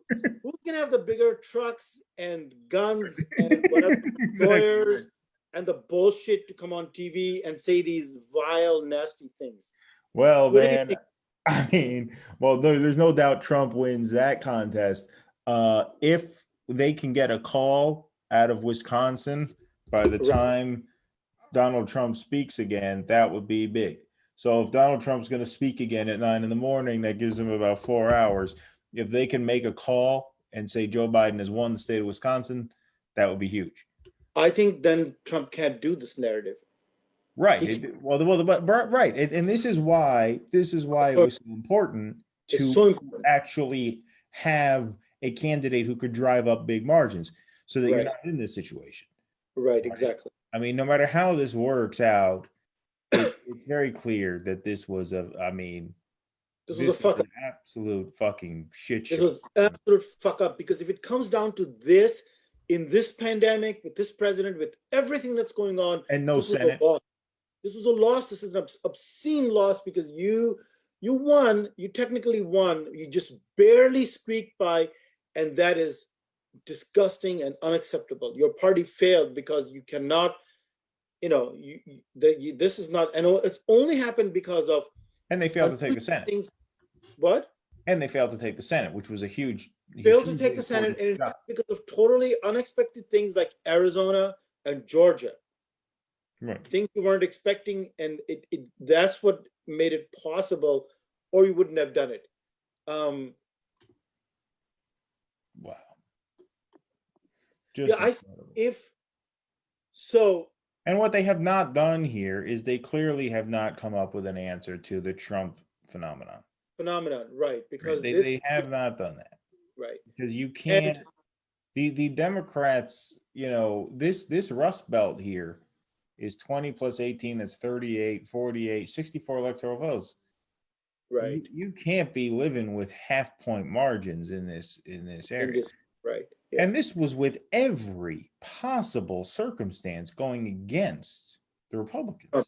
Yeah, every single thing. Every single thing. You think you're going to win these midterms in 2022? Right. You think you're going to win in 2024 with Kamala Harris against some right-wing populist? Right. No, this is historic circumstances. So I think it's hard if Wisconsin calls this morning before Trump gets up, and because Arizona, Biden is ahead 5 points. Nevada, he's ahead 2 points. Georgia, the needle shows him, so that's all pretty good. And if Wisconsin calls it one of the 3 states, gets really difficult for Trump to then. However, if Wisconsin doesn't, that changes things a lot. So I don't know if they, Yeah, and so you got 10% more left in Milwaukee to count. So that could give Biden another 30,000 votes. And then Green Bay, I'm trying to see if there are any other red counties. The red counties look mostly in. So so it looks like Biden has the votes. I mean, it's looked like that for a couple hours. I think it looks like that, yeah, because once you get into the cities, they're being counted. This is pretty interesting. A lot of stuff didn't happen, or states just broke one way or the other. And I find it interesting. Minnesota, Biden by 7 points. So it stayed true to form. I thought it was going to be close. Trump was thinking of an upset. Florida, 3 points is pretty big for Florida. Trump 3 points, and that's 96%. Okay, Ohio, 8 points. That's pretty big. Texas, which so many people were thinking could be close is not close. It's Trump +6. So this is kind of really interesting that, and it looks like Biden is going to win comfortably in Arizona, maybe Nevada, maybe Georgia. This is a very strange, it's a strange thing going on. It seems like almost even more of a division between Trump's people, that constituency, as you see it in Ohio, right? And then this new class that they are counting on, the Democrats in Georgia, Arizona, Virginia is gone. It's just very strange. Yeah. Well, because I think you're seeing the coalition sort of in flux. Yeah. Because there is definitely a swapping out. I mean, look, the big story of the night, the huge story of the night, which would be an earth-shattering story, if we didn't have the pandemic, because this would have absolutely swung the election to Trump, is 12% Black support. Right. That's unheard of. Right. For a Republican. Yeah. And that would have done them in. That all by itself would have done the Democrats in any year resembling a normal year. So it's only because they're getting more, I think Trump is maybe not doing as well with non-college people as we thought he would. That's what's saving him. That's the people who have been directly affected, we can surmise, by the virus, have lost their jobs, and they went for Biden and not Trump. If you've been directly affected, probably because there's something going on there. You would have thought that would be more for Trump. So that saved him as against losing Black and Latino voters. Now, Bush got 40% at one point. I think that was 2004 or maybe 2000, and that's considered historic high watermark of Latino vote for Republican. So for Trump, with his anti-immigration policy, for him to win 32% Latino, I think that's really, really, really big too.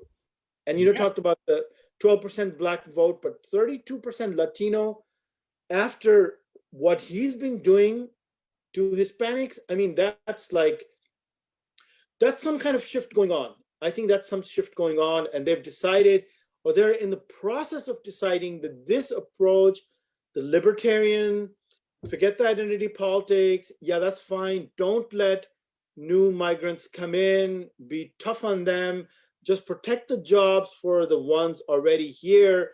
That is a huge change for Latinos, and I have a feeling that's going to get stronger in coming years. And I think I saw the number, it's about the same, 31% for Asians. That's really bad for somebody who's so anti-immigrant, and for 30% Asians to go to him. They're thinking, it seems, along the same lines. They're thinking more like the white working class that supports him. They're taking the side of that. They're not aligning with the elite class, the Democrats' new class. They're not aligning with them. They're looking at themselves more like the oppressed and victimized. Like they're looking at their choices in a more constrained manner. They're thinking we have fewer choices in life in this country than we thought possible. And Trump has had this effect of making them go with a little bit, this little